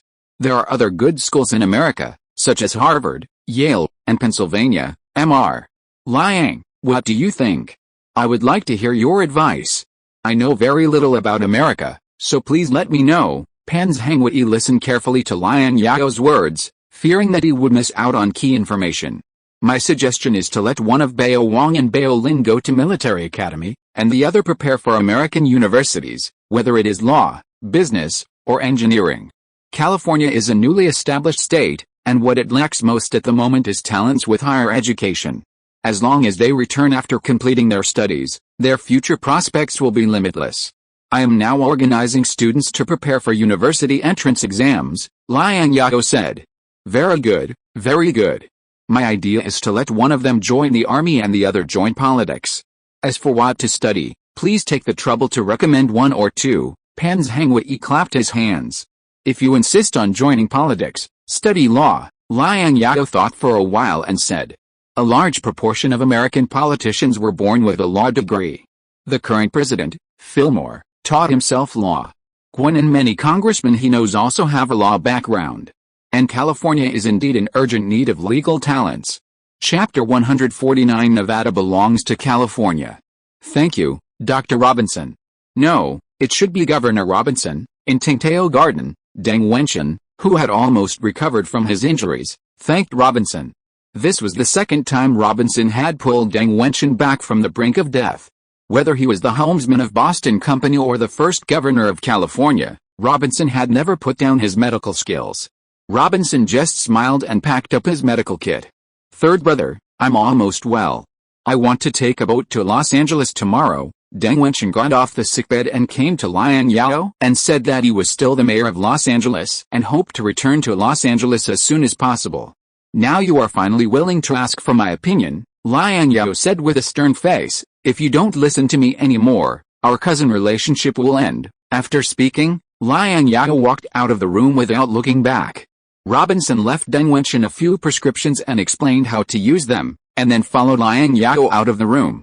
This is a silver medal awarded to us by Congress to recognize our contribution to the United States of America.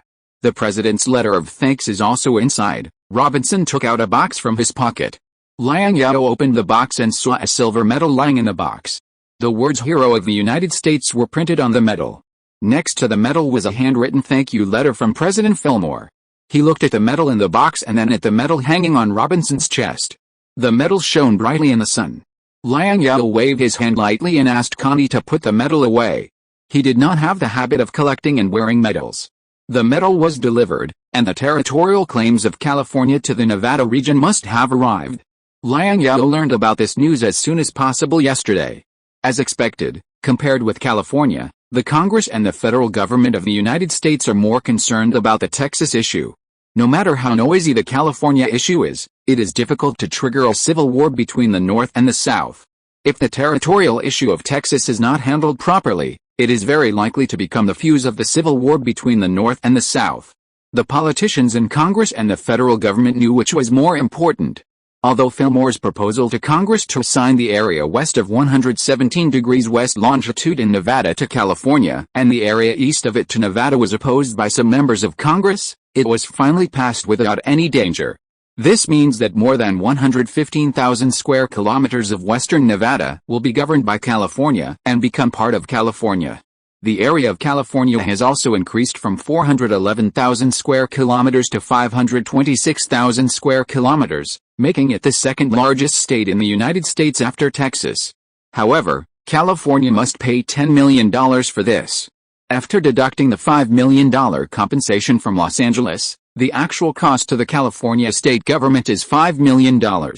Although $5 million is not a small amount, it is still a very cost-effective deal to exchange $5 million for more than 115,000 square kilometers of land in western Nevada. Nevada not only has gold, but also silver. This means that as long as silver is minted in Nevada, California's precious metal coins will be completely self-sufficient. And Liang Zhao will no longer need to exchange silver from the outside world for minting silver coins and cents. Of course, precious metals are only secondary. What's more important is that Nevada has coal mines, natural gas and iron ore. These two resources are more useful than precious metals. Although natural gas cannot be developed and utilized at the current industrial level, coal mines and iron ore are priceless to Liang Zhao. California does not have the location conditions to vigorously develop the steel industry, but Liang Zhao wants to carry out ambitious industrialization in California. And steel is the foundation of industry, and it is the hurdle that California's industrialization cannot bypass. But with a large number of high-quality coal mines and iron mines in Nevada, California has the conditions to build a large industrial zone and achieve self-sufficiency in coal and iron ore resources. As long as he controls the western part of Nevada, Liang Zhao can further expand California's influence to Arizona, Utah, and even Colorado and New Mexico in the heart of the United States in the future. These are sparsely populated western territories, far from the core territory of the eastern United States. As for the next target, the Oregon region north of California, it is still 8 years before the establishment of the Oregon region. In these 8 years, he can dilute the influence of local American immigrants by sending immigrants to the Oregon region, and can also incorporate the Oregon region into the supporting system of California's industry, forming a situation of you and me and you with California. It will be difficult not to control the Oregon region by then. Of course, all this is based on the premise that California has a large enough population and strong enough industrial strength. Without population and industry, everything is still just a mirage, and Liang Zhao still has a long way to go. You are right. Congress and the federal government are indeed willing to cede part of the Nevada region to California, but we have to pay $5 million for it, and we have to pay it immediately, Robinson said. The federal government has paid $5 million in compensation to Texas and urged us in California to make up the $5 million in compensation immediately. Texas is also urging us. The Treasury Department raised $5 million so quickly? The efficiency of the federal government's Treasury Department is quite good. Liang Zhao was somewhat surprised by the efficiency of the federal government and was curious about where the Treasury Department got the $5 million. According to the information Liang Zhao collected, the federal government had already issued $23 million in national debt last year. In addition to the national debt, the U.S. federal government also had to repay a total of $36 million in war debts to Britain and France. Last year, the U.S. government's annual fiscal expenditure was only about $50 million. $5 million is not a small amount for the California government, nor is it a small amount for the federal government. It is 1/10 of the federal government's annual fiscal expenditure. I was surprised too, Robinson said. I think you know better than me how much money the California government has now. We should raise the money immediately. The Bank of Boston has already collected $550,000 worth of gold. Liang Zhao certainly knew the financial situation of the California state government better than Robinson. The Secretary of the State Treasurer and the Director of the Taxation Bureau of California were Deng Wenyu, Liang Zhao's confidant. The state treasury currently has $1.32 million, but this money cannot be taken out entirely. After all, the state government also needs funds to maintain operations. Liang Zhao thought for a while and said, the state government will take out $1 million of it, and the remaining $3.45 million gap will be loaned to the state government by Bank of America. California's state legislators, like those in other states, are part-time and have no salary. Of course, those who can become state legislators do not lack this salary. However, civil servants at all levels of California government departments need to be paid, and it is not realistic to take out all the money of the state government. Although California's civil service team is small, after all, California's current population is only about 130,000 or 140,000, and government departments at all levels do not need too many civil servants. It is still necessary to leave some money for emergencies. You are still thoughtful. 3 days later, All the congressmen will go to San Francisco to discuss the Nevada region.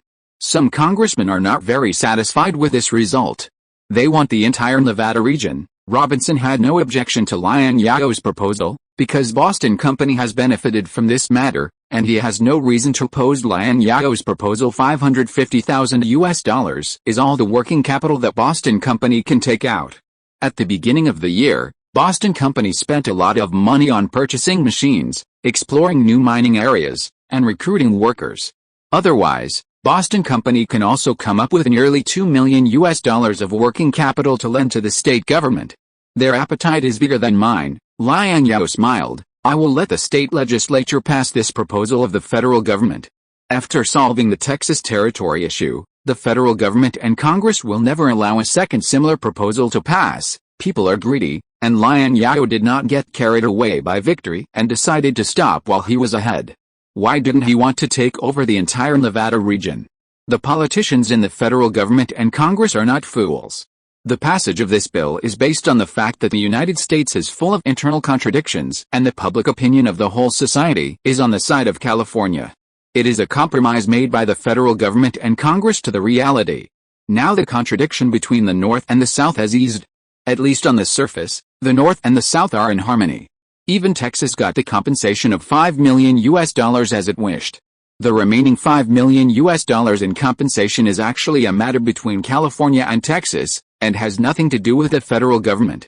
If the California State Assembly does not agree to accept the federal government's bill, the California government will not be able to pay the remaining $5 million in compensation to Texas. Does Texas have the patience to wait? If it does not have patience, when Texas makes trouble again, the federal government can completely push all the responsibilities to California. California will become the target of public criticism and be charged with undermining the unity of the United States. This will do more harm than good to California, Liang Zhao, and even all Californians. This bill is very favorable to California at present. Asking for the entire Nevada region is asking for more. I will deal with the opposition from the state government. You are the Speaker of the State Assembly, and the State Assembly depends on you. Robinson nodded. His idea was similar to Liang Zhao's. If this matter continued to drag on, it would be very disadvantageous to California. As a qualified politician, he should learn to judge the situation. Liang Zhao glanced at the badge on Robinson's chest. The words American hero were so dazzling. I will shut up those guys who oppose it. If this bill passes, you and I will still be American heroes. If it fails, you and I will probably become American sinners. Liang Zhao, an American hero, said confidently. Chapter 150 Golden Lake of Nevada. It has been 3 years since the gold rush of 1848. In 1848, as long as you had a pair of intact hands in California, even if you were a fool, you could get rich. At that time, no one stole gold, because gold was everywhere, and it was less risky to pick up gold directly than to steal it. Because stealing gold also faced the risk of being discovered and shot. In 1849, especially in early 1849, there were still many lucky people who found large pieces of gold and became rich overnight. After 1850, fewer and fewer people became rich overnight through gold panning, and more people who became rich learned from Liang Zhao and made their fortunes by reselling daily necessities and gold panning tools. From the end of 1850 to the present, almost no individuals and small groups have become rich through gold panning. With the rise of large gold panning companies and the continuous arrival of machines from the east in California and sent to the mining areas, as well as the decreasing number of unowned lands in the mining areas, the living space for individuals and small gold panning organizations has become smaller and smaller. In front of large gold panning companies and machines, they feel extremely pale and powerless, and the dream of gold panning seems to be getting farther and farther away from them, becoming more and more untouchable. The stubborn gold diggers still guarded the small piece of land they bought in California at a high price, digging day and night, praying that God would bless them to dig gold in their own land. Some smart gold diggers who were not satisfied with the status quo chose another way, heading to the foothills of Nevada in the east. It is rumored that there is a mysterious lake in the Nevada area, and the sand and stones in the lake are all gold. Countless gold. Some people scoffed at this exaggerated rumor, while others believed it to be true. This is the hope of individual gold diggers to get rich overnight, and many gold diggers chose to believe this exaggerated rumor. The lake of gold became the last belief to support their gold mining. The natural conditions in Nevada are far worse than those in California. It is dry, lacks supply points and food, and there are wild beasts. As for the Indians, people who have been in California for a while will not find the Indians scary. After arriving in California, those white people who have never seen Indians even suspected that the editors who wrote newspaper articles had never seen Indians and deliberately discredited Indians in the newspapers. Indians are not scary. Gold diggers heading to the foothills of the Nevada mountains even hope to meet Indians on the road, because Indians can not only serve as guides for them, but they can also buy some supplies from them. It's just a pity that due to the harsh natural conditions in the Nevada area, Indians here are also very rare. Indians are also human beings, and they also like areas with more favorable natural conditions and more suitable for human survival. On the road to the foothills of the Nevada mountains, corpses can be seen everywhere. These are gold diggers who want to find the Nevada Gold Lake. They either died of hunger and cold, or died of disease, or died of attacks by wild animals or even cannibalism. This is not surprising. During the gold rush, at least 1/3 of the people died.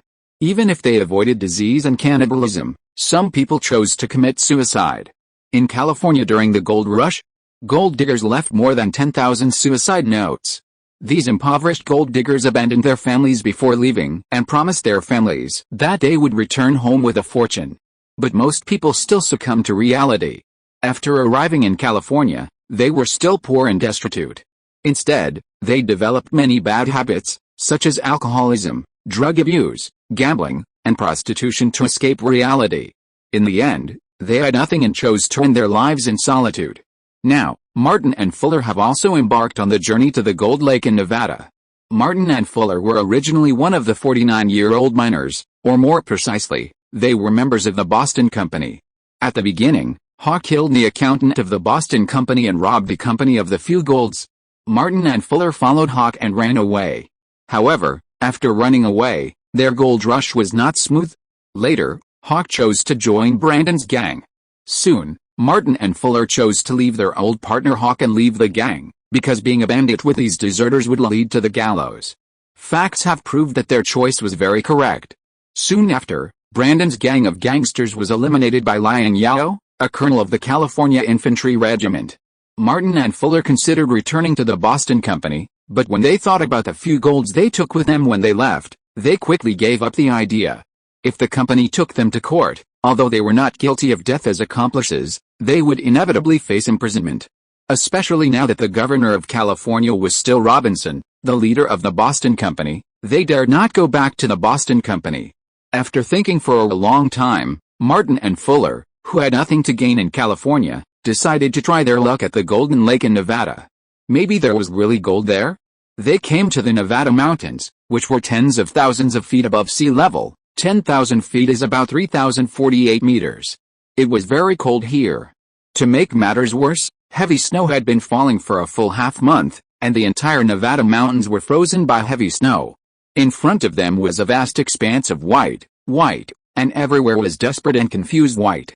They could not see a single bit of gold that they had only seen in dreams. Soon, they lost their way in the Nevada foothills with complex terrain. Martin and Fuller were extremely depressed, and the flame of hope that supported them to move forward was slowly extinguished. Under a dead tree covered with ice and snow, there lay a cold corpse. His body was also covered with ice and snow, but the neat cuts on his thighs could be vaguely seen. These neat cuts were cut one by a knife, and were definitely not the marks left by the bites of wild beasts. As for where the cut meat went, it was chilling to think about it. The same kind was even more terrible than the wild beasts that roamed in the mountains. Thinking of this, Martin and Fuller looked at each other at the same time. They prayed in their hearts, hoping that they would not encounter such a situation. In fact, their current situation was very bad. Their supplies were getting less and less, and the day was getting closer and closer. However, God seemed to favor them. They met a group of people in the mountains. They were not gold diggers, but an expedition team. They had sufficient supplies. "Sir, this is all the gold I have. For God's sake, please sell us some supplies." Martin and Fuller took off their gloves and warmed their hands over the campfire to make their frozen hands warmer. Then they took out half a small bottle of gold from their bodies, weighing about 2/3 of an ounce. This poor gold was all they had now. In order to survive, They had to hand over the gold. The leader of this expedition was none other than Fremont, who came to Nevada to explore the Pacific Railway route. Fremont didn't care about this little bit of gold, but Fremont, who was kind and generous, decided to help these two poor gold diggers. He was well prepared and carried sufficient supplies. If giving these two people some supplies could keep them alive, Fremont would be happy to do so. Fremont asked the servants to bring 2 fur blankets and enough supplies to sustain the 2 of them in the mountains for a month, and refused their gold. Give up your illusory dreams. While you are still alive, go back to Sacramento or California to find a job. There is a shortage of workers there now. Although you cannot become rich, you can still have food and clothing and a comfortable life. Fremont did not want to add 2 more entities to the mountains of Nevada, so he persuaded Martin and Fuller. Thank you very much. What is your name? I will repay you in the future. Thank you for saving my life, Oliver Martin said. My name is not important. I just hope you can listen to my advice, Fremont said lightly. He did not want to reveal his name. Fremont invited the 2 poor gold diggers to have a hot meal. After having a good meal, Martin and Fuller set out on the road to find the Golden Lake again. In order to come to California to pan for gold, both of them were carrying a huge debt of thousands of dollars, which made their already poor family even worse. They had no way back.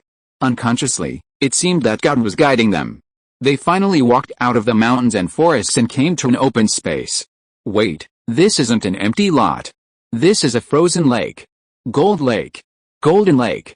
We finally found Golden Lake. Gold. Gold. We found gold, the 2 men howled at the frozen lake, venting their suppressed emotions like wild animals. They crawled out of the snow and came to the lake. They took out their tools and couldn't wait to chisel the ice.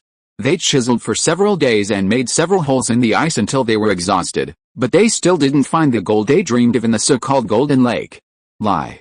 The so-called Golden Lake is a complete lie. Fuller, who had not found anything for a week, was the first to collapse. He threw the pickaxe in his hand on the ice and cursed those who spread the rumor about the Golden Lake. Those who spread the rumor should all go to hell. At this moment, all the fantasies and myths about the Golden Lake in Fuller's heart were shattered. He had come to California to pan for gold for more than 2 years and still had nothing. He was now completely desperate.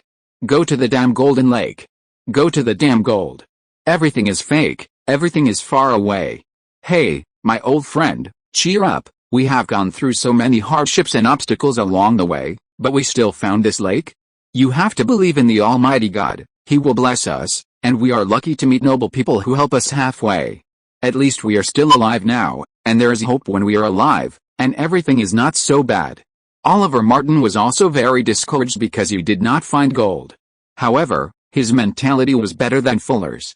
Although his heart was not much better than Fuller's, Oliver Martin still kept smiling and encouraged his companions. Fuller covered his face and cried. A big man couldn't help crying. There were so many people who made a fortune in California gold mining, why didn't he? Why was God so unfair?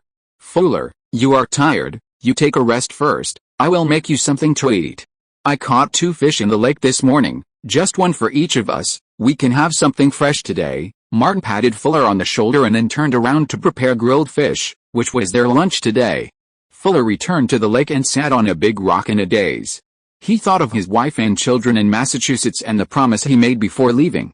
He cried more and more uncontrollably. Inadvertently, his hand touched his waist, or to be more precise, the handle of the Colt 5-shot revolver on his waist. He took out the pistol, and the cylinder was full of 5 bullets. The guns of California miners are always loaded with bullets. This is their habit, because you never know what kind of threat you will face in the next second. Fuller took out a gun. Martin, who was grilling fish not far away, was whistling happily, and then hummed the ballad he had hummed before. I came from Alabama with my beloved 5-string guitar. I have to rush to Louisiana to find my love. It rained heavily at night, but it was still dry on the day I set out. The sun was scorching in the sky, but my heart was cold. Susanna. Last night, it was quiet and I fell asleep. In my dream, I saw Susanna walking down the mountain to greet me. She was eating wheat cakes. But her tears were crystal clear. I left my hometown to find you. Susanna, don't cry. Oh, Susanna, don't cry for me. Fuller raised the gun with tears in his eyes and pointed it at Martin. The scene of sharing joys and sorrows with Martin in the past appeared in his mind. In the end, Fuller still didn't pull the trigger at Martin. Martin, who was grilling fish, didn't realize that there was a pistol pointing at him behind his back at this time, and he was still humming the ballad. Oh, Susanna. When Martin hummed Susanna, Fuller thought of his wife Charlene. He took out the suicide note that he had prepared long ago from his pocket and put it on his thigh. The tears that flowed down wet the envelope.